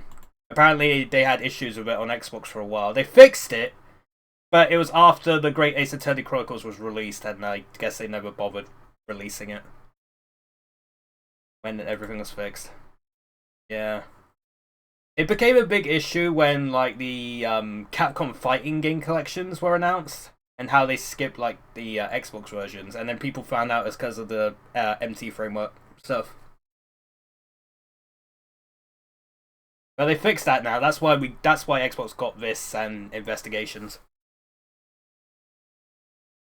But it's fine. I'll do Great Ace Attorney on Steam. It's fine. Come to think of it, Emma, who was the first one to discover the body? About that. Whoever it was, it seems they wanted to remain anonymous. What? It happens now and then.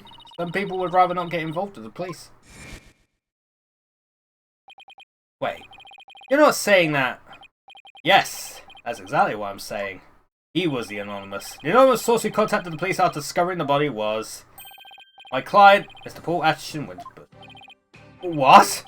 You don't say. Oh, nice music. So you see, he played his part as a concerned citizen, quite admirably if I may say so. Isn't that right? Yes, indeed. In our society today, there are too many who choose indifference over righteous action. I don't number among them. That's why I did my duty as a concerned citizen. One might call me the model citizen, one worthy of standing above the rest. What a real standard bearer he is, reporting it anonymously. Oh, and by the way, Mr. Justice, wasn't there someone else at the scene of the crime when my client discovered the body? Oh, you mean Mr. Arable? He would have been leaving the doctor's house right around then. Wait, that means... Yes, it does. In short, what my client witnessed was Mr. Arable fleeing the scene of a heinous murder. Ah! And that's not all. Based on what we've heard so far, his finger is so wiggly. Mr. Arable looked exceedingly suspicious, and that's putting it mildly. He always looks suspicious. We already know the Defiant Dragons threatened the Doctor with bodily harm.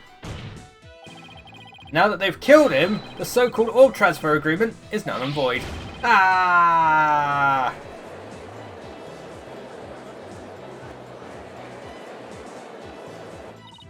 Apollo, if we don't come up with some sort of counter-argument... And what sort of evidence do you have? Can you actually prove that it was Mr. Arable who killed the Doctor? That move had desperate written all over it. All I got, so I'm going with it. Evidence? Well, is this true that I don't have any? I knew it. But I do have another witness. You do. You should know I always come fully prepared, Mr. Justice. My new witness will provide testimony proving Mr. Arable's guilt. Again, you never come fully prepared. How is it the one time we're not playing as you, you come fully prepared? Are you saying it's our fault?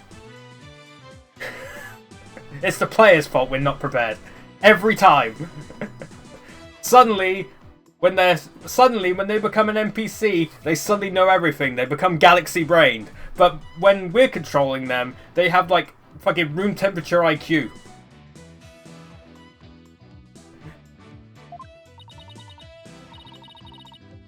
I feel like there's some like subliminal messaging coming here from Capcom. Just saying. New witness, I wonder who it could be. Very well, bailiff, please summon our new witness.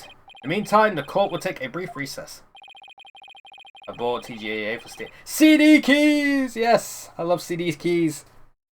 CD keys are goated. They are called loaded now, yeah. CD keys are pretty goated, not gonna lie. I would like both sides to take this time to prepare properly, understood?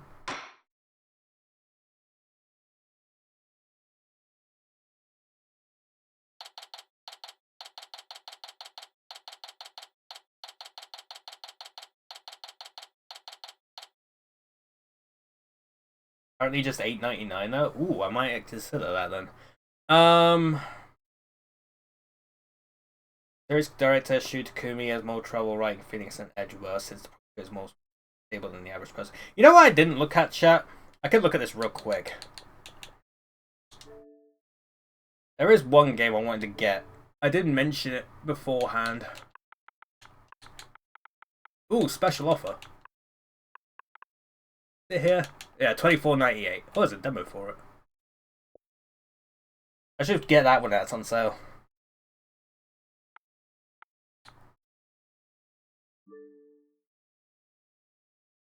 Anyway. Wow, I knew Mr. Wright would put up a tough fight, but... Yeah, just when I thought we had him, he turned the tables on us. He really is the turnabout terror. We can't let him blindside us again. It looks like they got me again.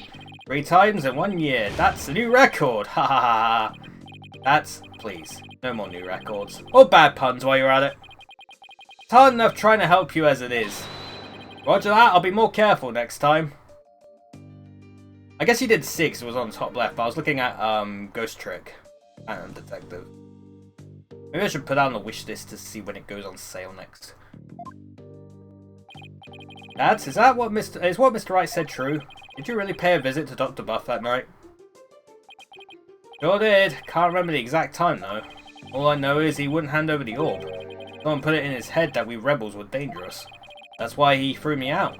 So the doctor was still alive when Dats last saw him. We'll still have to prove it though. Better brace yourself, son. The next witness's testimony could make or break this case. Yeah, I know. Hey, where's Trucy? You went to go see her dad. Maybe she's still mad. More like worried. Worried that this trial will create a rift between you two.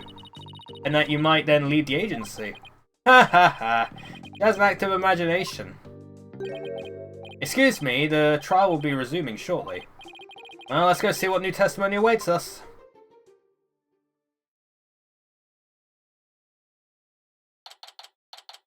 May 17th.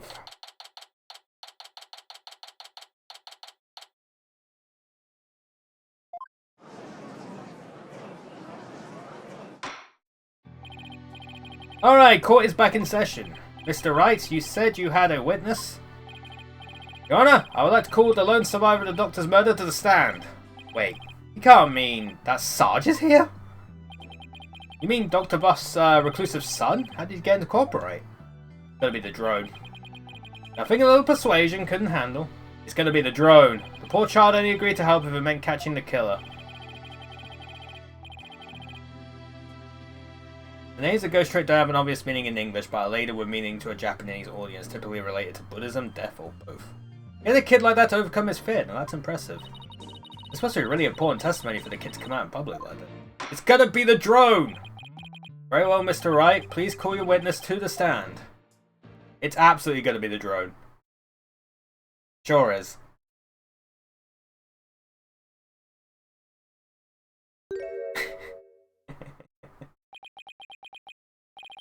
Oh my! Sergeant Buff at your service, sir! He's here as the drone? Really? Mr. Wright? What exactly is the meaning of this? Past trauma has rendered it impossible for the witness to venture into public. Leaving home was hard enough, and it seems leaving the witness lobby was just too much. But I would still like to continue with testimony delivered by this drone. I understand it must be terrible to lose one's father like that. But testimony via a remote control toy? Dude, we had testimony over a radio. Well, let's take things for a spin and see how it goes. Just who's piloting this trial anyway? The judge sure warmed up the idea fast. I think the phrase you're looking for is gave up. You disappoint me, Corporal Justice, to think I once called you comrade. That's assault. Ag! Defending the man who killed Papa? That's full-on treason, soldier. I hereby demote you back to private.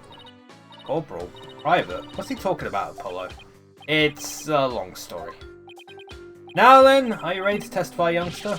Locked and loaded, sir. Ready to rain lead down upon the perpetrator. Is that perpetrator? Yes. Ha ha!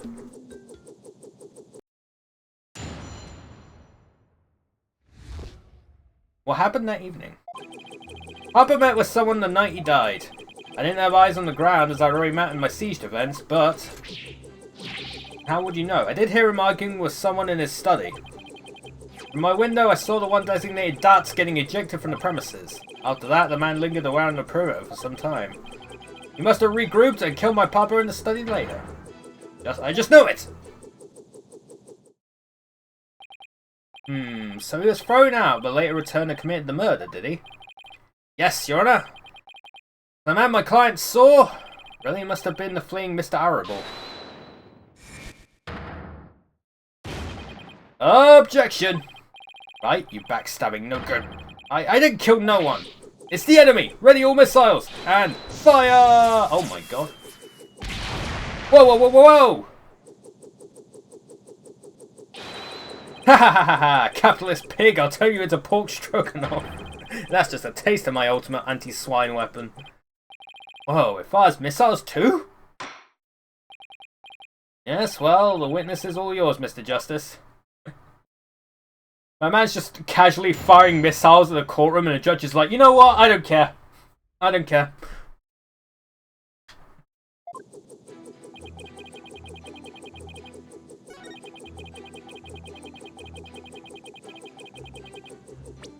You did it because of the drone. You had eyes. Objection! There's a camera. Sarge, are you hiding something from me? Or is it a paternal thing? Maybe. How dare you question your superior officer like that? You want to get on this stroganoff action with Pig Boy over there, soldier? Sorry. I'm afraid lawyers are missile-proof. But what? Would the defense care to explain? It's simple, Your Honor. Just as he's able to see what is happening in court right now, Sarge was able to see what was happening in the study then. With his cherished drone, of course. Ah, now that you mention it. That's a thing. The answer was right before our eyes this whole time. Sarge, you were perfectly capable of patrolling the study that night. So you must have seen something. Ag! I'm hit! What is this strange new weapon you're using against me? It's called the power of airbending. I'm actually the Avatar. It's like in the fucking anime chat. Have you seen the Ace Attorney anime? That literally, apparently, all lawyers have the ability to fucking airbend. It's fucking amazing. Courtroom warriors don't use guns or missiles because evidence is our weapon of choice. Also airbending. And the evidence has exposed your bold-faced lie. My truth bomb Sarge has stripped your defenses bare. Wally on trial? Yes. A truth bomb? No! Ah! Mayday, mayday, I'm going down!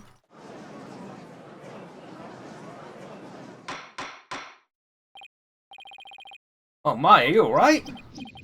Oh, splutter. Evidence. Never have I seen such fearsome ordnance. Tell it to us straight, Sarge. After all, you want to help your father, don't you? Papa. Yes, you want to find out who killed him, don't you? So please, tell us what you saw that night. It's not what you think. I didn't see anything. Where? You sure? You seem awfully stressed for someone who didn't see anything. Grah! Oh fuck. Wah! He's blowing up the courtroom! Sarge, you need to answer my question. Shut your pie hole, maggot! It'll be a scorching day in Siberia before a lowly private like you orders me around. What's with him in Siberia of all places? But if a scorching day is what it will take, maybe it's time to turn up the heat. Hey, Athena?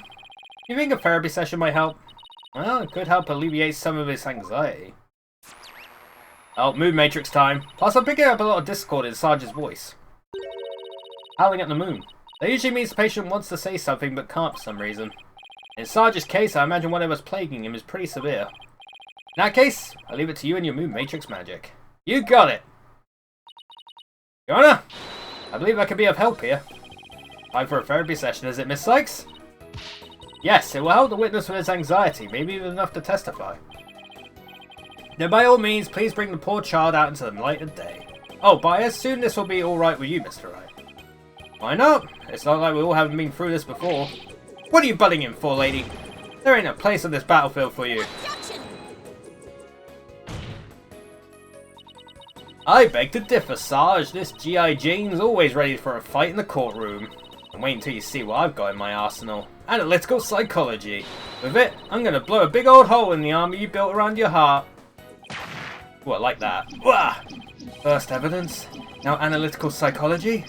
Where are these WMDs coming from? Well, if it's a battle you want, bring it on. You may have started this war, but I'm going to end it, corpse woman Sykes. You got it, Sarge. Time to seek out the agony buried deep in your heart. Brace yourself. Let's do this. Beep, beep, beep.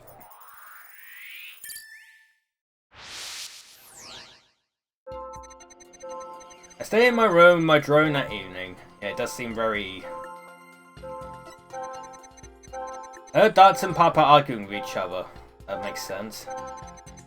Dad's got kicked out, but I saw him still hanging around outside.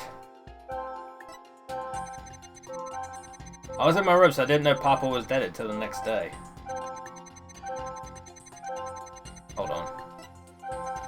There's some reduced surprise.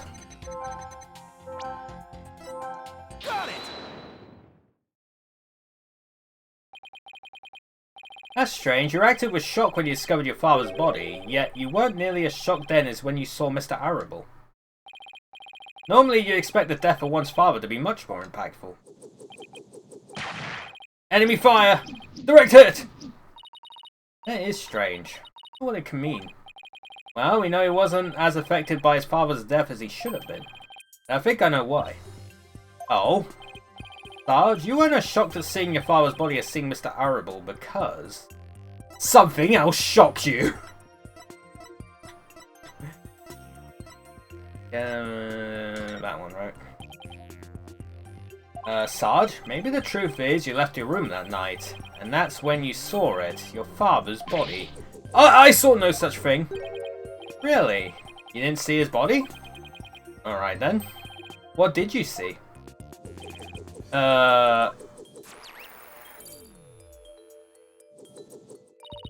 Look, Apollo, we've lost some noise. So, just as I suspected, you really did see something.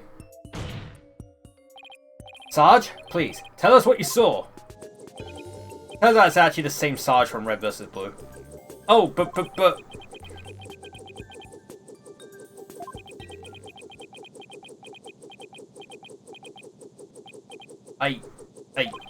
The moment I saw it, I couldn't bear it. I couldn't stand to lose yet another loved one. Huh? Am I missing something here? Is that why you weren't very shocked when you found out your father was dead? Because you had already sensed that he was a goner somehow? Maybe. Please, Sarge, what was it you saw on the night of your father's murder? Ooh, I saw... hurt. Oh, overload. Overload. What's happening? I don't like where this is going. Yarg! No more, please! Eek! Help! That was quick. I've confiscated your little toy. The battlefield has no place for unauthorized equipment. Widget! Apollo, I can't continue the session without him. Calm yourself this instant, witness. I hereby order you to submit to your therapy session. What in blazes? Oh, he took the gavel. Look at me, I'm judge, jury, and executioner now. I hereby convene a military tribunal.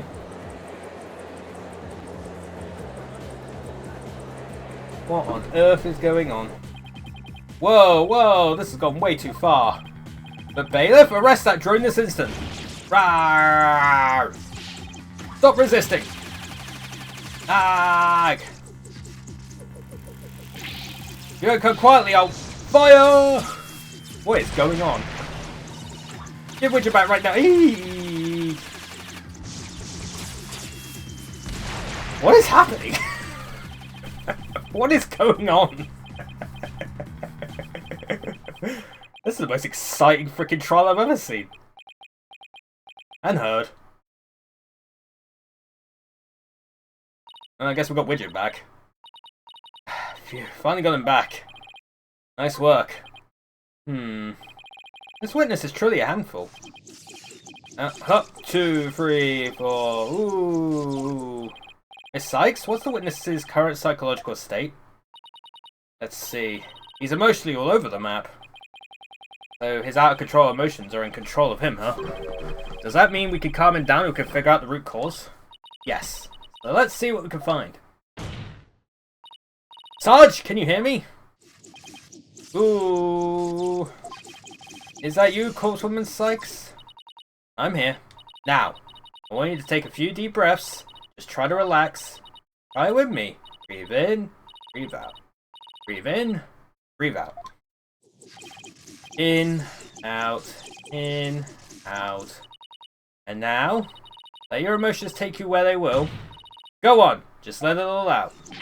Whoa! All forces attack! That's the least relaxing breathing exercise I've ever seen.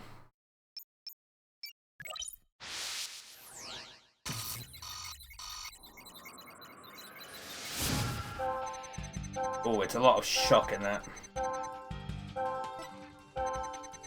Yeah, we know about that. We know about that. Info update. I left my room, but suddenly got dizzy and passed out. I remember a flame lighting up the room, and Papa grinning with delight. Oh, that's definitely some flame. That's when he must have been killed, if only I hadn't passed out. I don't think that's what it is, man. Got it! That's it! Sarge? You were overcome with shock and fear when you saw those flames, weren't you? Was I? Yes. Just 6 months ago, you and your mother were caught up in an arsonist blaze. Oh yeah, that did happen. There's no wonder you would be extremely scared of fire. Yes, that does make sense. And maybe, just maybe, corpse is pronounced core? Nah, I call it corpse, it's funnier. I know it's core. Funnier. They're corpse! They're corpses, they're walking corpses. Zombies. And maybe, just maybe, your subconscious fear of fire is what caused you to withdraw from the world. What do you mean, Corp Woman Sykes? Corpse Woman Sykes. Haha. Corp Woman Sykes. In the outside, or Corp Woman Sykes. In the outside world, you are about to come across all sorts of fire. Candles, cigarettes, heck, even the grill at a diner. Even if it's not that often, just the idea that you might see them grew bigger and bigger until you couldn't shut it out. I think you might be onto something. Candles, cigarettes, just thinking about them sends a chill down my spine. Wow, things I take for granted. Says the man scared of heights. Now I see I was afraid of the fire. Strange, I didn't even realize it myself. About that fire, Sarge, can you tell me what it was burning? Just stay calm and maybe something will come to you. Oh,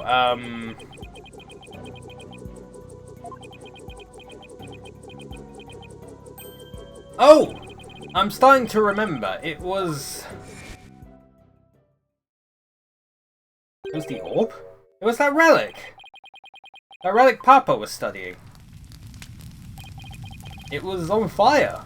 Wait, what? The orb was on fire? Uh-huh. It's still kind of fuzzy. But yes, the orb was burning right in front of Papa. And there, in the flames, was Mama? Yes, now I remember. I saw Mama appear amid the dancing flames. Wait, what? Oh, that might help a frickin' Phoenix out here.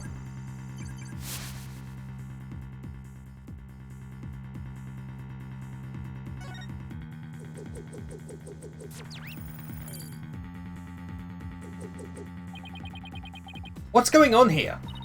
Maybe it's a memory from the fire that killed his mother. He might be confusing it with what really happened when his father died. Let me guess. More therapy? Yep. But this time, it seems there's an inconsistency in his statements. And I think we should be able to prove it with the evidence at hand. I hope this inconsistency is the key. To proving that the relic really is the Founder's Orb.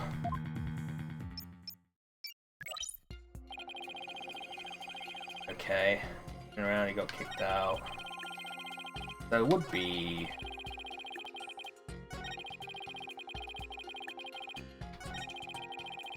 Oh, I saw Mama's face inside. Must have been killed if any hadn't passed out. Then the orb must... Not sure about that. Well, yeah, oh yeah, he couldn't have it there because he already hid it, right? Objection! Don't blame yourself, Sarge. After all, even if you hadn't passed out, the outcome would have been the same. What do you mean? I'm talking about the time of death. Your father wasn't killed right after you left your room. But what? Explain yourself at once, Private Justice.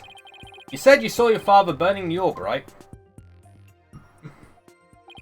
But that night he went out to hide it in a cave. So what you saw, Sarge, was something that happened before your father left to hide the orb. Ah! So you see, you didn't pass out right before he was killed. You passed out right before he left for the cave to hide the orb in the ruins within. So even if I hadn't passed out? That's right. The outcome would have been exactly the same. That's because your father, Dr. Buff, was killed after he returned from the ruins. And therefore, Sarge, there's no need for you to blame yourself. Oh, I see.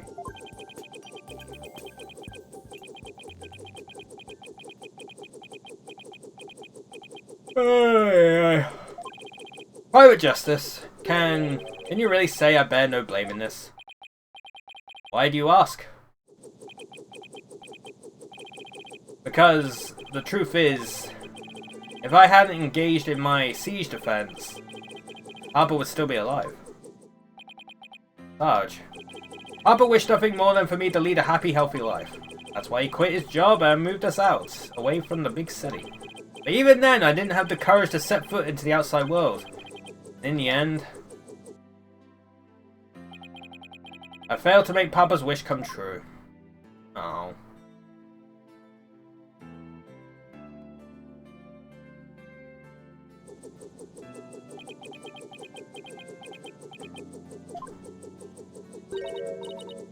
Sarge? You want to make your father's wish come true, if that's what you really want, then who's to say it's too late? Why don't you take the first step now? My first step? That's right, you can cast off all your regret. You can stop standing still and start moving forward. You have the power within you. I know from experience. I know what it's like to feel like you do. But only you can decide to take that first step.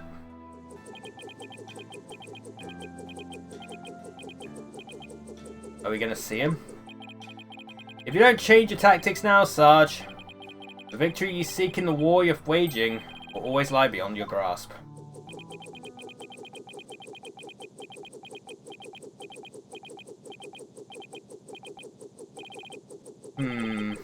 I think I understand now. I made up my mind. As of this moment, I will suspend my siege defense indefinitely. Are we actually going to see him? Oh, he's in a wheelchair! Oh, no.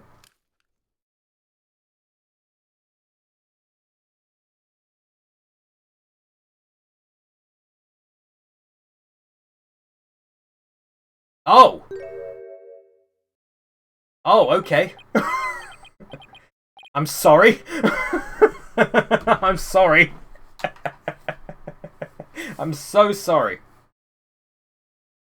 Huh?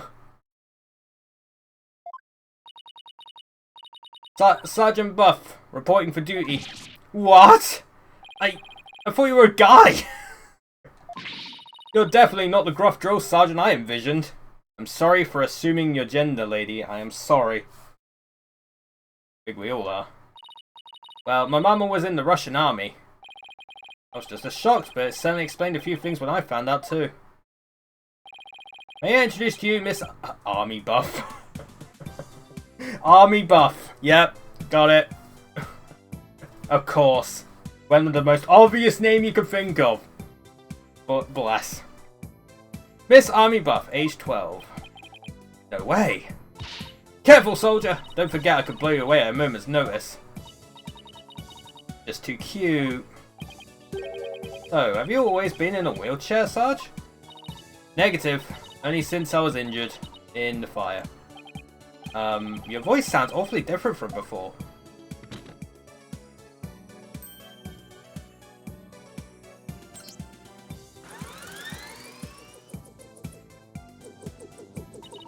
My drone features a voice modulation device. It's just one of my army's many technological marvels. Well, you fooled me. I thought some 20-something military fanatic was at the controls. If it's all the same to you troops, I'd like to continue my testimony. I've just remembered something, and it's as crisp and clear as a trumpet at roll call. What did you remember? It wasn't my mother who appeared in the burning orb. It was some lady Papa had shown me a picture of a long time ago. He said it was... Ooh, the Holy Mother! Holy Mother, the founder of Koreanism. She appeared right there, right in the burning orb. But did she not have a face? Huh? What did you just say? That was a good shock.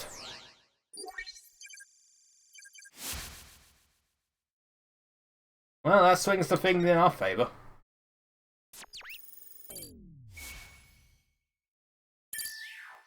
Bye-bye.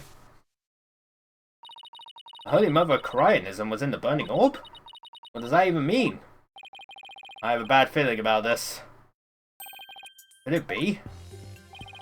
Could this explain what Sarge means by the Holy Mother appearing in the burning orb?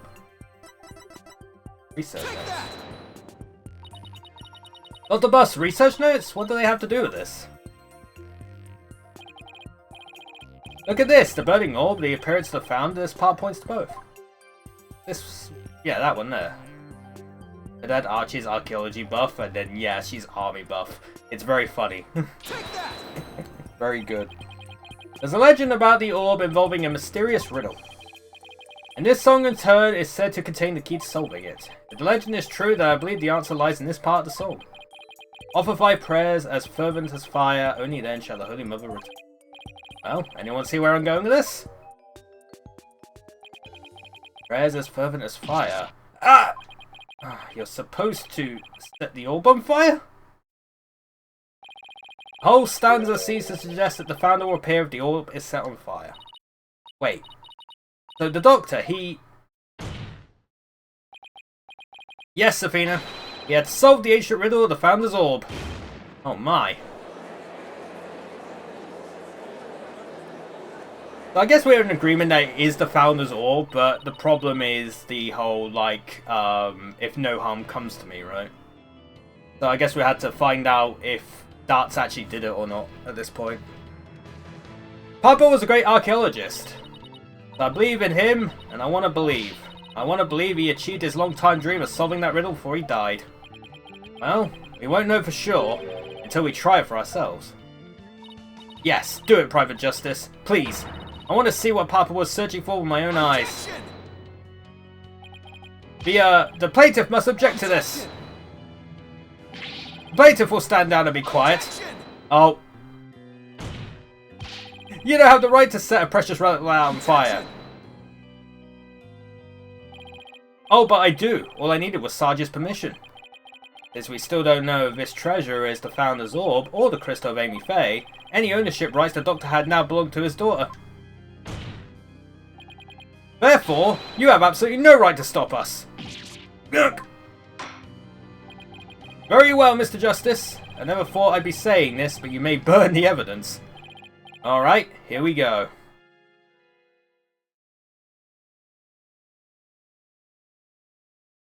Where do you get the lighter from?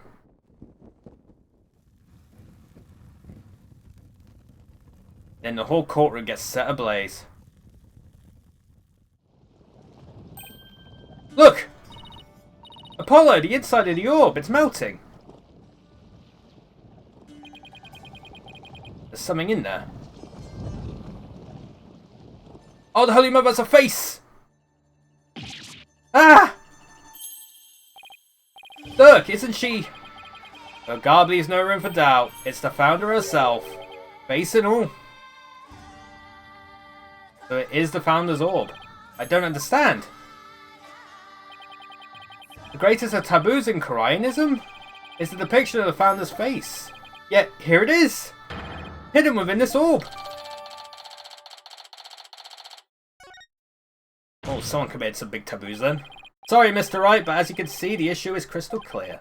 This figure is the Holy Mother, founder of Corionism. And based on that, this must be none other than the Founder's Orb. Be that as it may, Mr. Arable still may have killed the Doctor. If so, it will render the orb transfer agreement null and void. Don't play dumb, Mr. Wright, the truth of the matter has already been proven. Dr. Buff wasn't killed right after Sarge saw Mr. Arable. It happened after the Doctor came back from hiding the orb. And you've no proof that Mr. Arable was still around at the time. The face taboo is probably an anti-channeling measure? Yeah, probably. Ugh. Your claim that the Defiant Dragons were behind the crime doesn't hold water. And that means the orb transfer agreement is still perfectly valid. Ugh. Admit it, Mr. Wright. I just burned your whole case to the ground. Ooh, no!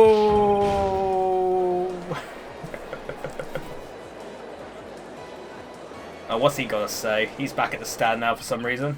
I won? I actually won? Mr. Wright, would you care to respond? Respond? I didn't think so. Wait, did we just win? Did we actually beat the Turnabout Terror? You're amazing, Apollo. Don't just stand there, right? Do something! Well, I don't think there's any digging out of this hole. Mr. Atsun Wibberson, I think it's time for your concession speech. I have proven beyond a shadow of a doubt that this is the Founder's Orb. The facts don't lie, but you obviously do. How's that for a campaign slogan? Why, you contemptuous peasant! I think this is a good time to wrap up this trial. If both parties have no further objections, I will render my verdict. No objections here, Your Honor. No, uh-oh. Oh. You can't do this! The crystal is mine! I'll lose the election if I lose that crystal. I'm sorry, but there's really nothing more I can do. You haven't forgotten about our little chat, have you?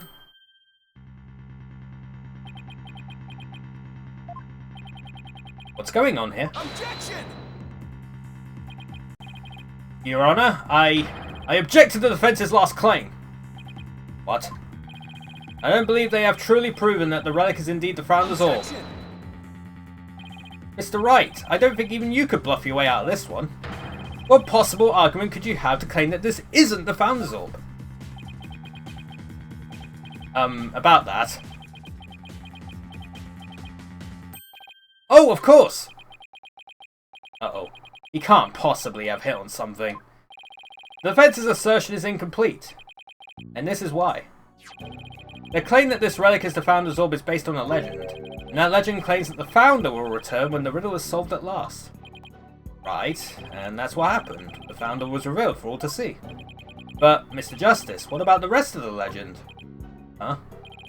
According to the legend, once the Founder returned, he would bestow spiritual power onto the person who solved the riddle. You're kidding, right? Well, Mr. Justice, do you feel great spiritual power coursing through your veins? Well, he's not the one who solved it, it was the doctor.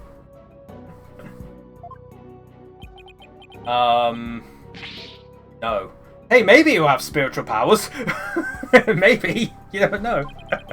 But receiving spiritual powers and stuff, it's all just mystic mumbo jumbo, right? Maybe so, but you're the one basing your claim on said legend. And what we saw here does not fully fulfill it, does it? No, but... consequently, you cannot rightfully claim that this is the Founder's Orb. Well, shit. Oh, he fell asleep.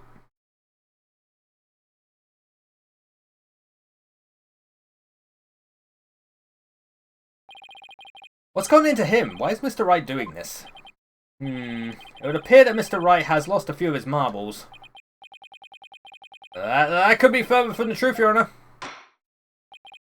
In any case, I believe this is a good time for a recess. Both sides will have 20 minutes to prepare. I ask that all arguments be ready by then. Oh, and Mr. Wright, you do well to wash up and find your missing marbles by then too.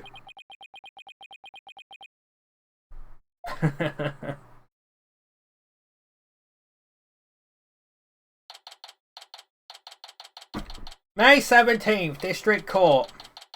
Okay, give me a second.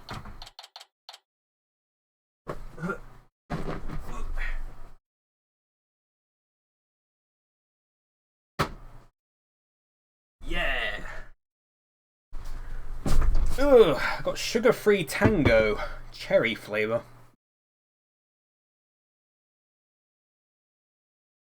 Hell yeah. Defendant lobby number 3. Mr. Wright is sure acting funny.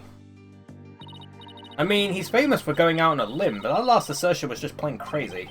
Either a bluff or a Hail Mary, either way, it doesn't make much sense.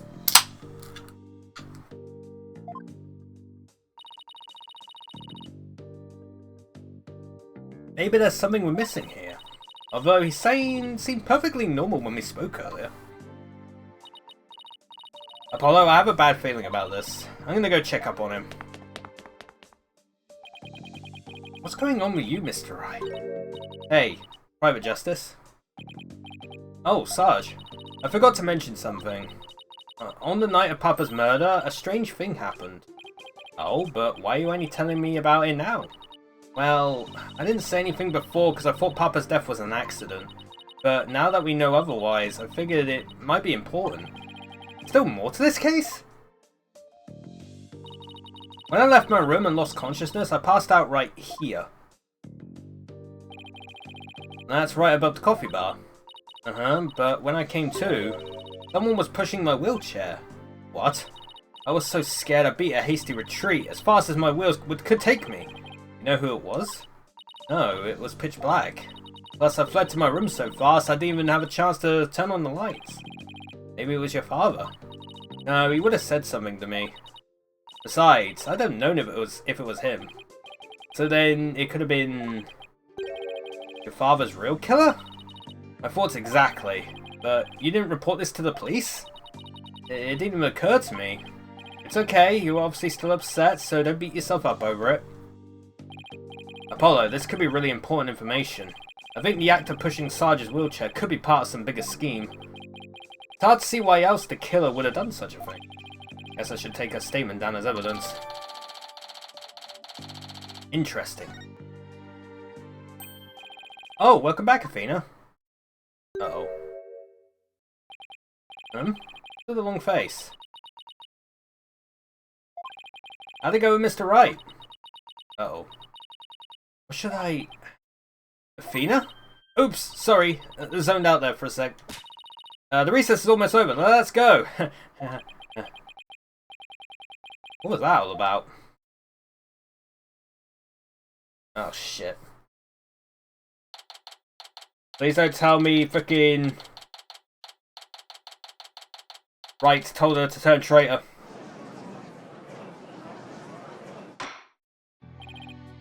Alright, court is once again back in session. Now, Mr. Wright, about that last objection you raised. We, the plaintiffs, still believe that the defense has yet to sufficiently prove its case. They claim that, according to legend, the Founder's Orb will bestow spiritual power, yet the relic in question has failed to do so. Therefore, it has failed its own test. I see. He's sticking with that ridiculous argument. Furthermore, even if it is the Founder's Orb, it can't be awarded to Defiant Dragons. After all, they were the ones who killed Dr. Buff. What are you talking about? That was already proven to be false. There are no grounds for asserting that the Defiant Dragons murdered the Doctor. Oh, but I'm afraid there are, Mr. Justice. Your Honor, I would like to present new testimony to this court. Testimony that will show that Darts a rebel did in fact kill Dr. Buff. What? Very well, you may call your witness. I guess Mr. Wright found another new angle. What new testimony could there be this late in the game? Oh, you again? Fellow citizens, it is I, Paul Atchison, the once and future representative of the people. Jeez, not him again. That's what I said. My client divulged new information to me during the recess. He remembered something he saw, you see. Something crucial to this case. How very convenient.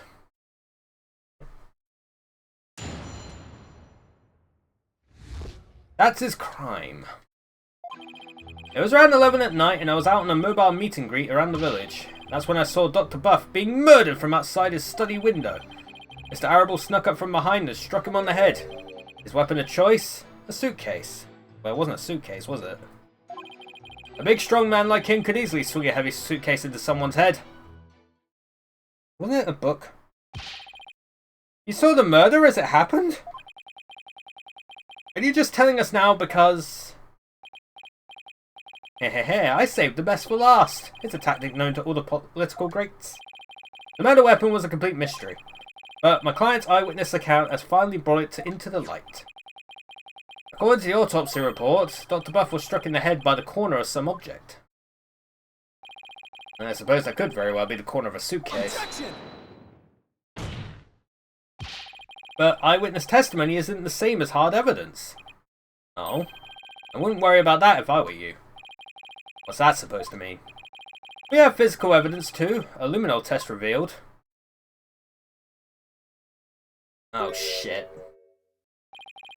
Doctor's blood on Mr. Arabel's suitcase. Really? But how does that prove Mr. Arabel used it as a weapon? Objection! You should know the answer to that, Mr. Justice.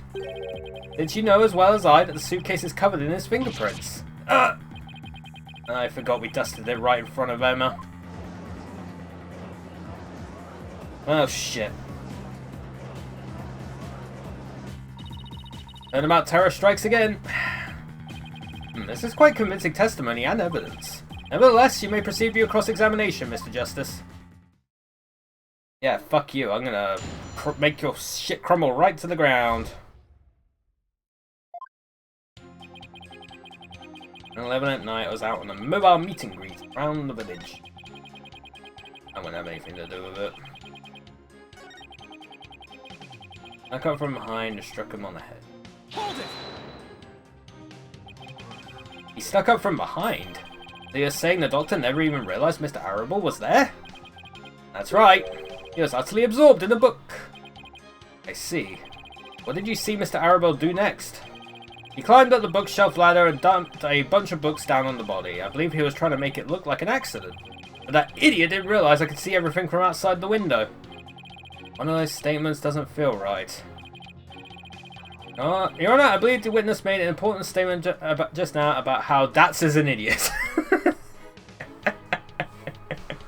Clearly it's that.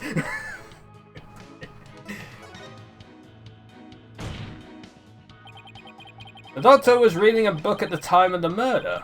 That's vital testimony. The glasses! Very well, the witness will please add that statement to his testimony. The doctor was standing in front of the bookshelves, absorbed in a book. Objection! The doctor was standing in front of the bookshelves, absorbed in a book, you say? I'm sorry, but it seems your testimony is completely unreliable. That's quite a bold statement. Well, let's hear you back it up. I challenge you to prove that I am anything but 100% reliable. Wait, you haven't done that. It would be my pleasure. Lately, it seems the doctor's eyes had gotten so bad he needed reading glasses. However, his reading glasses were over on his desk. So you see, there's no way he could have been reading in front of the bookshelves. Urgh! He broke his finger again. I'm sorry, Mr. Ashton Wimperson, but I'm going to have to ask you to explain this discrepancy to the voting public.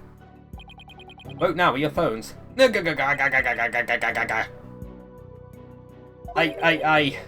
what? Trust me, those frickin' efforts are frickin' like, they're close to bad words. When ga. I'll explain it, you lowly cur! I simply made a mistake, you see. The doctor was actually sitting at his desk when Mr. Arabel hit him over the head. But then the doctor would have been facing him. Surely he would have seen him and tried to run. Dr. Buff was nodding off. I could tell because his eyes were closed and he wasn't moving. Sounds more like what you would do. Then how do you explain the fact that he was struck in the back of the head? Isn't that something that should be impossible from the front of the desk? Oh, about that. He bowed his head when he nodded off. That's when he was clobbered. So that's what you saw. Well, Mr. Justice, that sounds like a perfectly reasonable explanation to me, except it isn't, Your Honor. You have a problem with the proposal that the doctor was struck while nodding off? Oh, fucking hell, a big problem. There is a problem. A very big problem. That's me, I'm the very big problem. The witness's statement doesn't hold up under the slightest bit of scrutiny. That's so, then will you please show this court that what evidence you have to justify this? Gladly, Your Honor. This shows the problem with the witness's claim that he saw the doctor nodding off. Take that! Diagram of the study. Mr. Ashton Wimperson allegedly viewed the murder from here. And the doctor was allegedly nodding off here. By the bookshelf thing. But from his vantage point, the bookcase would have blocked the witness's line of sight. Why, yes, I believe you're right. But, ugh. You broke it again. Objection!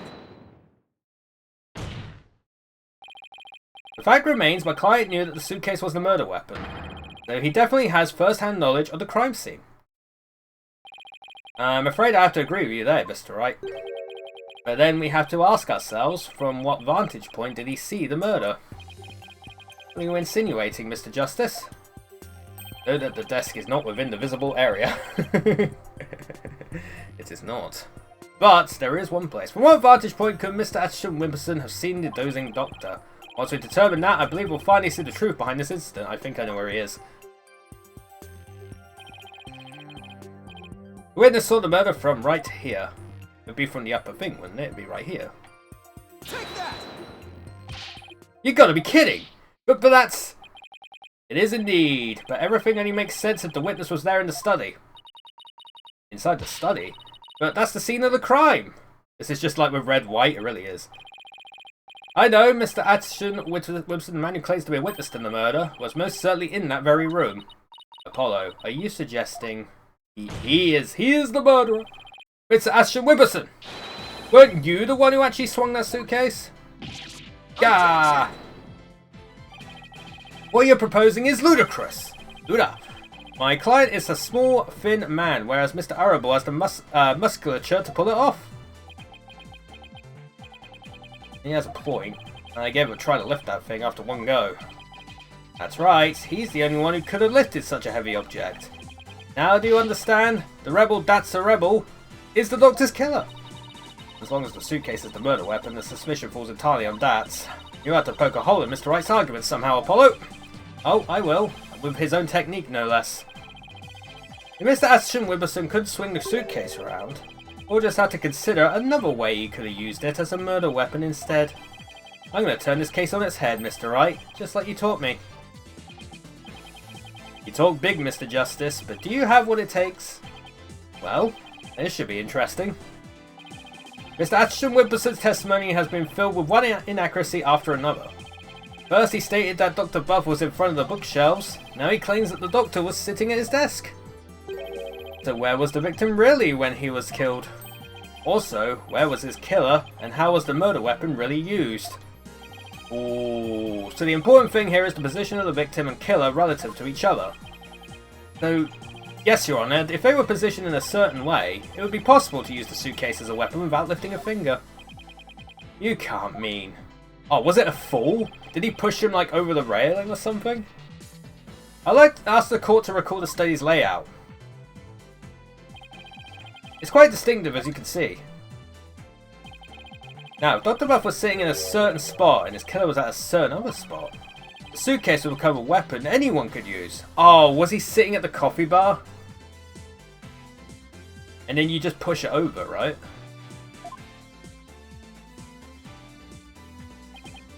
Very well, Mr. Justice. Where was Dr. Buff's killer at the time of the crime? I see where this is going. Take that! There? Oh, that's... This should wrap things up nice and pretty for you, Mr. Wright. I'll ask the court to recall the study's layout. But this time, instead of thinking in 2-dimension, let's think in 3. Only then can we clearly see the killer's method at work. Oh, here comes the 3D. Whoa.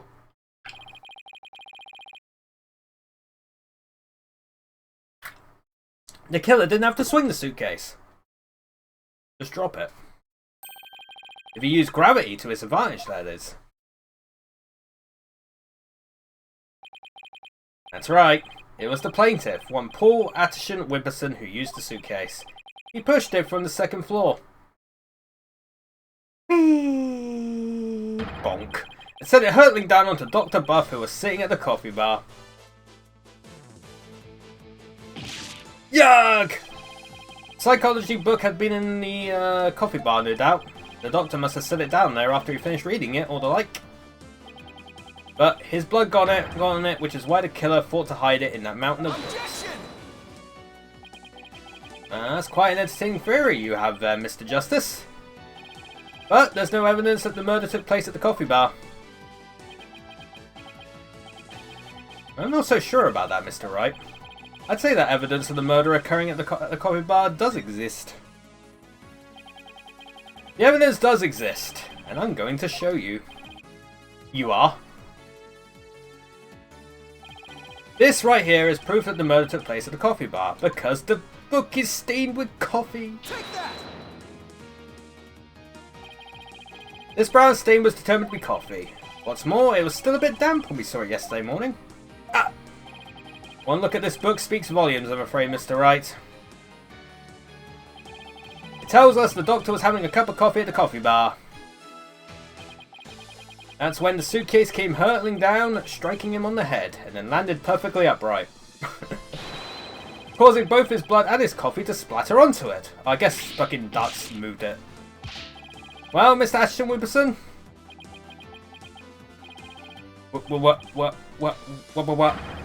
What motive could I have possibly had to kill Dr. Buff?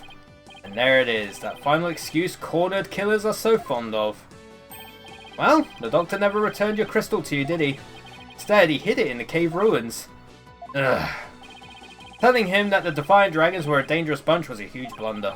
All it did was make him hide the orb. Your lie came back to bite you in the end. Even worse, the doctor saw the news reports, so he knew the relic was the Founder's Orb. Being the conscientious researcher he was, or Ashton went downstairs and moved it. Well, they said that it was heavy, wasn't it? It was really heavy, so he couldn't have lifted it. I would assume Darts moved it because it had his prints on it. Wheels, but we don't know if it landed on its wheels.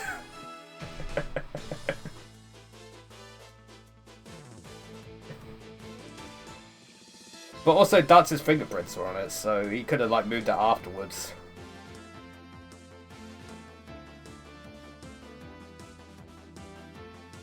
Which didn't do him any favours, but you know. I mean, I guess the possibility is that the possibility is that it did land on its wheels, but it also could not. It also is possible that it might not land on it. He knew how to return to its rightful place, and that meant keeping it out of your hands. Ah! You were so angry that he refused to return the relic to you. If he couldn't lift it, he could at least ride onto its wheels. Maybe. That you killed him with your own hands, isn't that right, Mr. Ashton Wimperson? Ugh! Broke it again. I'm surprised that hasn't snapped in two. That is... Oh. Apollo! Don't! Please don't accuse my client of murder. Huh? What do you mean, don't accuse him? Why would you even say that, Mr. Wright? What I meant was, he's a promising politician with a bright future ahead of him. It's in our nation's best interest to avoid burdening him with a taint of scandal. Say what? Hey, we're not in Khura'in, it's fine. You don't have to worry about dying.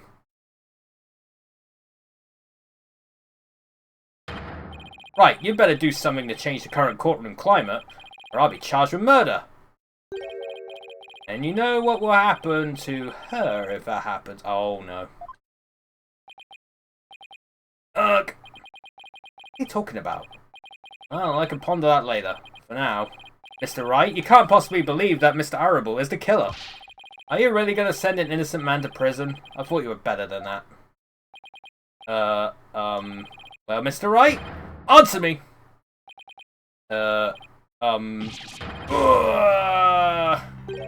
Mr. Wright? What in the world's going on here? Please don't tell me Maya's been kidnapped again. If you won't say anything, then... Mr. Ashton Wimperson, the defense hereby accuses you of... Oh no. Apollo, wait! Not you too, Athena! It's just, wasn't sure whether I should say anything, but... During that last recess, when I went to check on Mr. Wright, I overheard something I shouldn't have. I trust Maya is Yeah, Maya's fucking kidnapped again, goddammit! I trust Maya is unharmed. I can't really say, but just remember, if I'm arrested or fail to obtain the treasure, there will be consequences. Consequences are the worst kind if you catch my drift. Ugh! Relax, all you have to do is ensure I get my hands on that relic. I must deliver it to my benefactor at all costs. What do they want that relic for anyway? It's something to do with an old legend. A patron seeks the great power said to be granted to whoever solves its secret.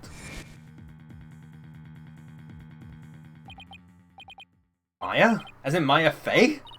Yes, the boss's legendary former assistants. 2 murder charges plus 1 kidnapping 1 game. It's like they wanted to make up for lost time after a 2-game absence. I know! Holy shit, they had to get all of it out of the way. Miss Faye's being held hostage? So it seems. Why didn't you tell me as soon as you heard this? Sorry, it's just Mr. Wright spotted me before I could slip away. And made me promise not to tell you. He said it would make things more difficult if you found out. If things weren't already hard enough. That's why Mr. Wright was acting so strange.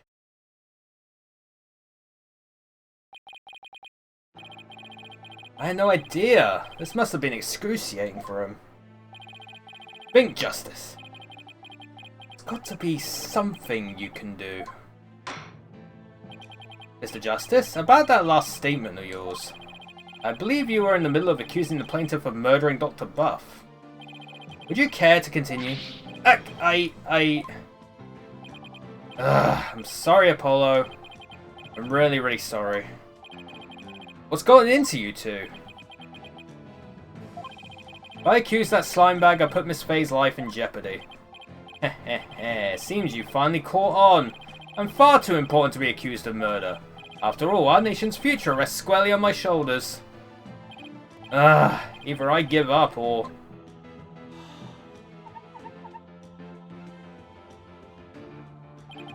Once I present the crystal to my patron, my victory is assured. Then one day I'll become president, and then king.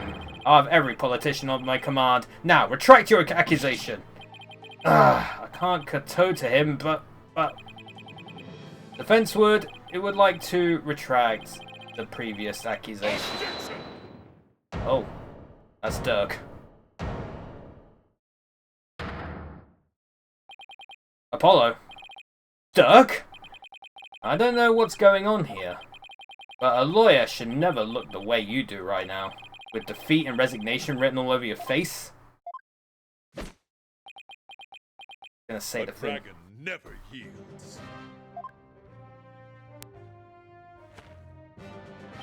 Even when wounded, a dragon bites down hard and never lets go till its dying breath. It glares, it roars, and it latches its jaws firmly onto its prey until the bitter end. That's what lawyers do to get to the truth. Dirk, a dragon never yields. Right, it's all over if I give up now. If Mr. Wright's hands are tied, it's up to me to do what must be done. He saved my neck so many times. Now, it's my turn to save his. Let's do this, fam. Dirk, thanks for that wake-up call. Now that's the face of a lawyer you got there, son. And there's a will, there's a way. And I'm going to find a way to save Miss Faye and see that justice is served. Just save Maya's been kidnapped. A scumbag is holding Miss Faye hostage to ensure he gets the orb for his patron. It seems said patron believes in the orb's legend. Thing is, the founder did appear when the orb was exposed to fire, just as the legend said. If the legend is true, then we've already solved the riddle, right? No.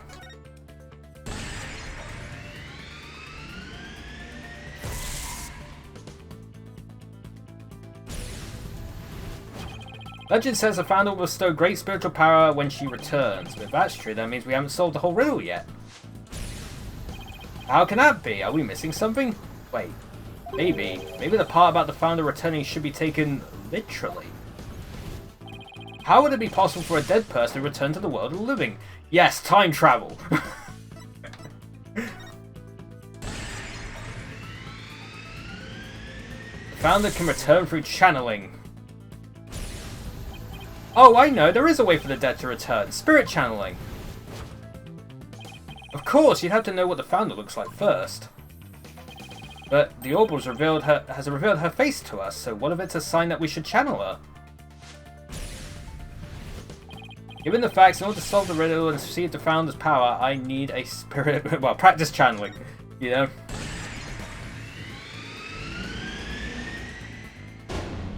Medium is needed to obtain the power. The ability of a medium to channel spirits is the final key to unlocking the orb's secret. That means Mr. Ashton Wimperson's patron will need one too. Once that slimy politician realizes that, he won't be able to lay a finger on Miss Fey.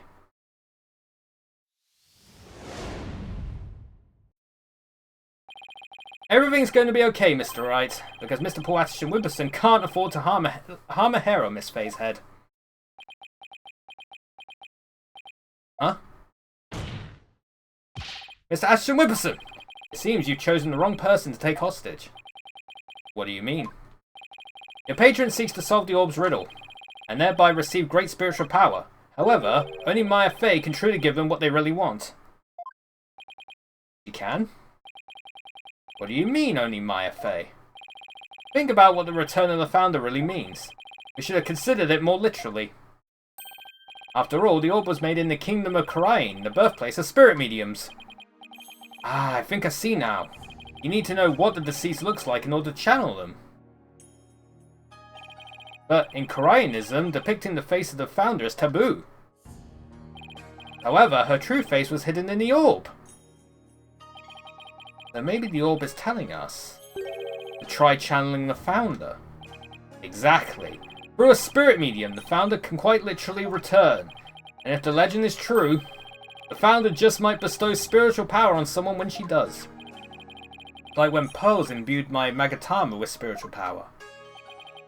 If a human can be imbued with such power in a similar manner, it is said the founder possesses immense spiritual power. Such a great feat would not necessarily be beyond her. Wait a second, that the legend is true? Do you understand now, Mr. Ashton Wimperson? You are holding hostage the final key to unlocking the orb's secret. And if anything were to happen to her, the riddle will remain unsolved forever. Ah!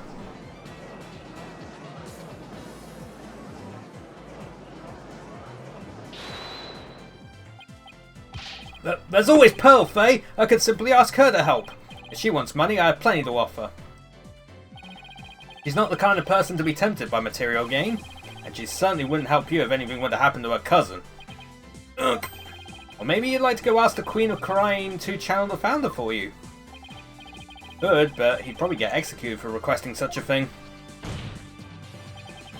It's over. Now confess. You killed Dr. Buff, didn't you? Ack.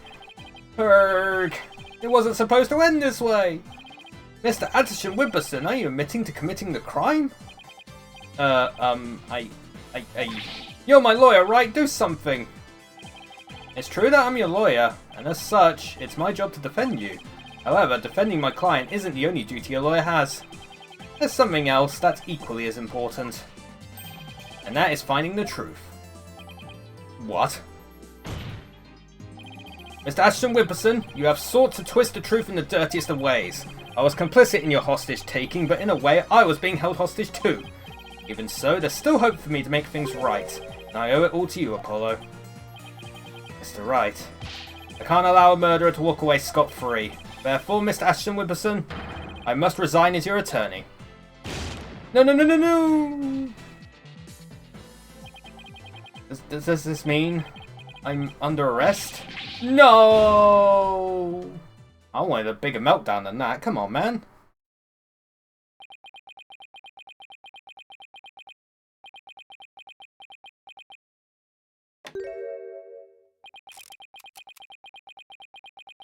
I want that thing to crumble. Let it crumble.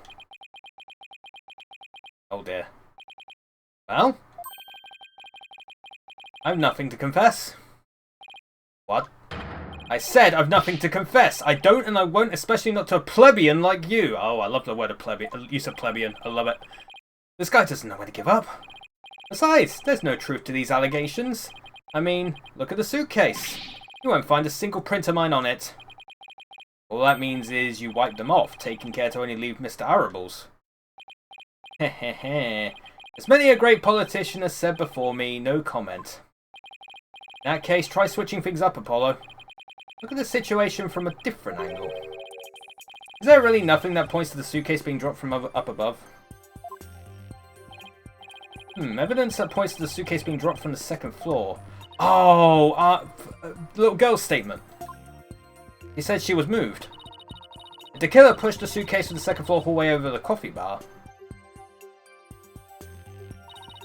That would place him right around here. Ah, maybe. Just maybe.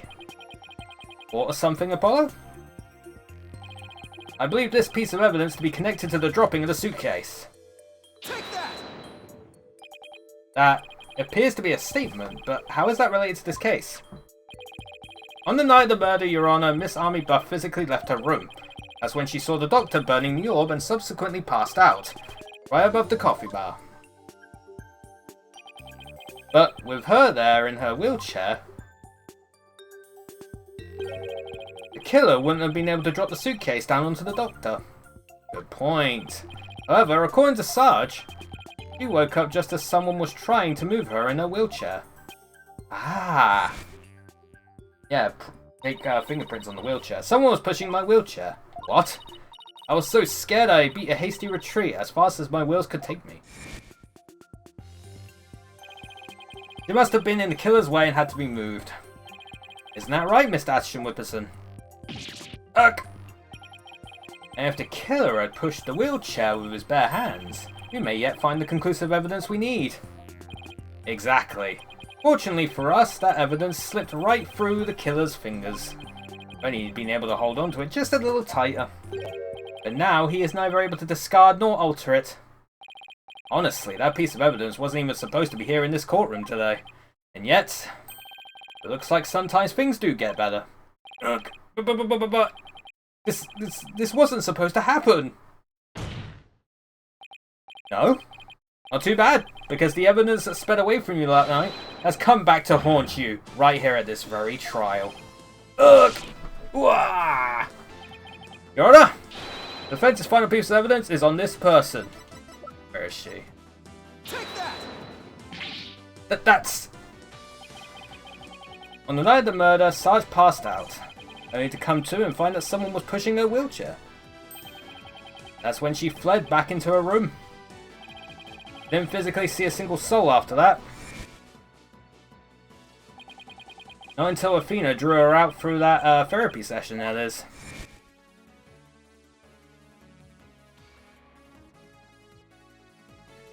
I thought the game had crashed there. While the killer was able to wipe the prints of the suitcase off, the same can't be said for the prints that got away. Ah, my fellow Coranians. Well, Mr. Paul Atchison Whipperson, try to explain your way out of this one. The podium is all yours. Well, there we go, chat. We did it. Kind of. Paul Atchison, Saver Corrane, I am not a crook. My political career, it can't end like this. I'm destined for great things. Something's wrong. This isn't real. It's a dream, no, a nightmare. Oh, he's on oh. Huh? Oh. Oh, this is... Okay, wait, really? Ah! What on earth is happening? Whoa, no way! Banzai! Banzai! Oh, shit. Wait, what? This is interesting, I like this. No, please! Wait. No, go! No, no, please! Whoa, Grandpa! Oh, shit. Was there a trapdoor? Oh, never mind. Ah, and it crumbled. It finally crumbled. I like how that progressively got more broken as it went on. Mr. Ashton Whipperson, are you alright? Bailiff, get him to the first aid station on the double. Phoenix lost, but it's okay. Well, this was yet another unexpected turn of events. In light of everything that's been revealed, it seems the relic is indeed the Founder's Orb. And it seems Mr. Paul Atchison Whipperson can be considered a suspect in Dr. Buff's murder. Who for? Oh yeah, that's true. I guess technically he... Yeah, in that case he was like, you know what? I could help you be innocent, but I'm not going to. Well, I want to thank you for everything. Thanks to you, I didn't have to keep bending the truth. I don't know what I would have done without you. Don't mention it, haha. I guess technically Wright did lose in the third episode. He lost the first case and then won the second one, which caused the first case's decision to be overturned, but... You're amazing today, Apollo! Wow, I couldn't have done it without Dirk.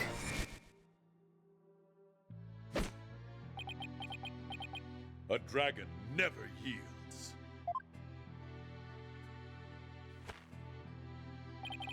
Even when wounded, a dragon bites down hard and never lets go to its dying breath.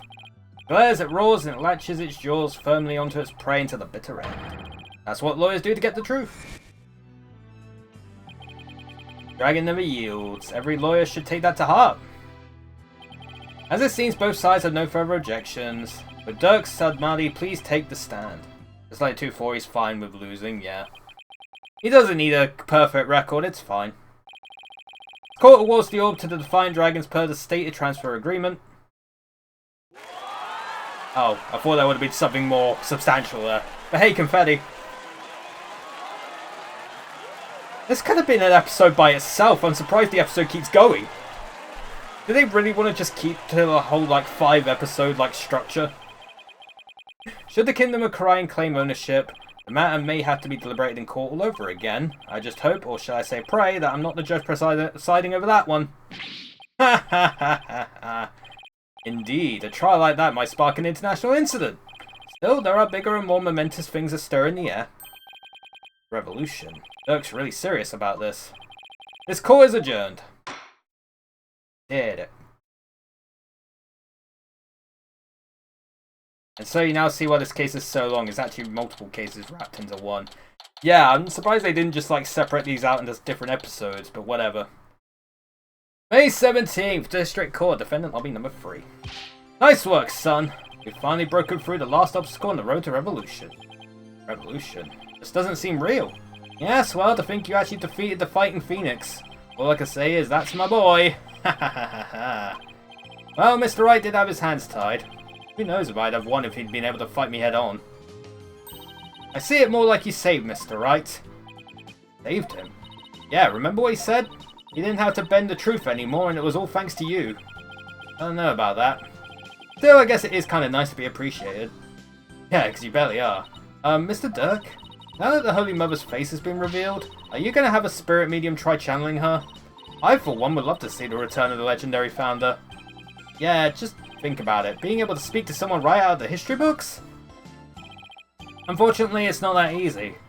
What? Why? A face isn't enough. You also need the true name of the one you're attempting to channel. Yeah, that's true. Oh, right. Pearl mentioned something like that. And the founder's true name is only known to the priestess who's been crowned queen. In short, the only living person who knows it is the current queen of Khura'in, Garan. Oh, so without her help, we won't be seeing the founder anytime soon? That's no fun. Oh, okay. I wonder if Rafer might know it. So, Dirk, what will you do now? First, I'll start by tracing the route by which the orb came into Dr. Buff's hands. Since we now know it was Puatshin that asked your doctor to study it, isn't he the one who stole it? No, political nobody like him couldn't get anywhere near the orb, let alone steal it. He must have had inside help. My money is on someone connected to the royal family. Oh, right. You said something to that effect back in the cave. Whoever it may be, we need to expose their dirty scheme to the light of day. Well, I'm sure Mr. Wright has plenty of information courtesy of his dirty client. He might be able to shed some light on this. Private Justice! That was fine work you did at the trial today. You did your sergeant proud. Back at you, Sarge. Took real courage to leave your room like that. It's all thanks to you and Corporal Sykes. With my siege defense over, I can finally sally forth. But the battle's only just begun. One for me and me alone to fight.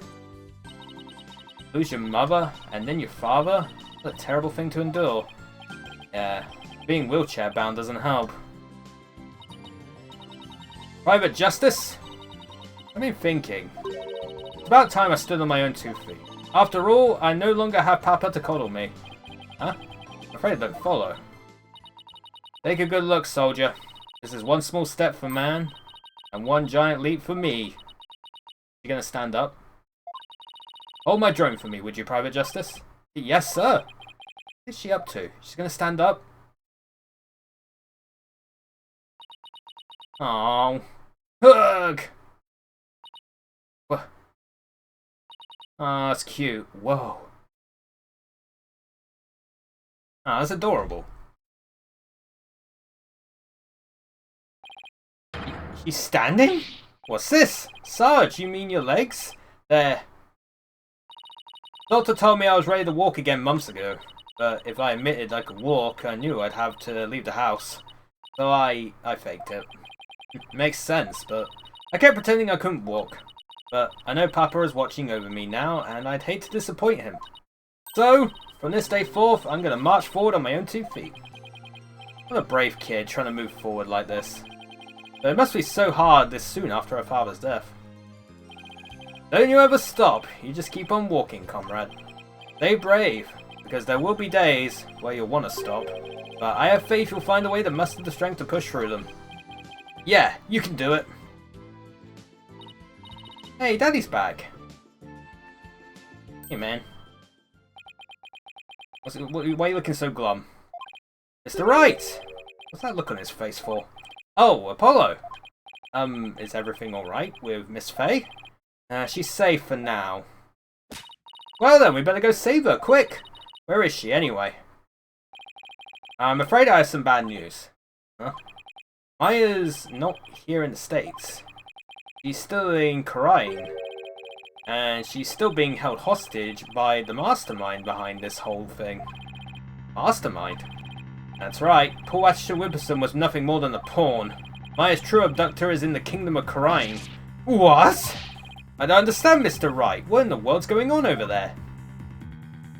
I bet it's that fucking justice guy, that justice minister. What's his name, Inga? But as shocking as that news was, it was only the beginning. The beginning of something big. Big enough to shake Khura'in to its very core. Revolution. I was being swept up in a mighty wave that nothing could stop. Of course, at the time, I had no idea what the days ahead had in store for us. Dun dun dun. Oh, there we go, chat. I think that's a good point to save and wrap up, don't you think? I know it's a bit of a cliffhanger, but we did the first case thing. Like, holy shit. I can tell this is long. Day 2? Man. We're only like a third of the way done. Maybe not even that. Might be a quarter. It might be a quarter of the way done. Holy shit. That was 4.5 hours and we're like a quarter, maybe a third of the way done. Holy shit. Wow. That's insane. But yeah, we'll wrap it up there. Chat, I will stream tomorrow, why not? I know I didn't stream on Monday. Oh, not Monday, Tuesday. I didn't stream yesterday, I should say. Because of things. So I'll make up to you, chat. I'll stream tomorrow. We'll make up for that. And we'll see how this all goes down and see... we'll probably won't see how it ends tomorrow, but maybe on Friday. If we do a lot, but maybe we will. Nonetheless, we will play this tomorrow, Friday and Saturday. I once read a Facebook comment described this game episode's length as that of all of Game 1 minus Rise in the Ashes. I've seen like conflicting things. I've seen some people say it might take 12 hours. Some people say it might take like 15, 18 hours. I'm just like, okay, we'll see who is right in the end. We're 4.5 hours in. We're keeping track. But yeah, I've seen like a few reports. All I know is everyone says the same thing, that it is the longest case in the franchise, bar none. So, or longest episode, I should say. So, good stuff, man. But yeah, we'll carry on with this tomorrow. I might be starting a little late tomorrow because I'll have stuff to do in the morning. But, that'll be fine. And, yeah, we'll carry on with this and see how it all goes down, chat. Very good shit indeed. Anyway, let's go raid somebody, shall we? And then I'll go collapse because my voice is dying. Let's raid Octavian, why not? They're playing Genshin. Shingen. Shinkansen! Bullet Train! Haha. But yeah, that's it for today, chat. Hopefully you enjoyed today's stream. Thanks for joining me today. Hopefully the rest of your Wednesdays go well. And hopefully I'll see you all next time. Boop.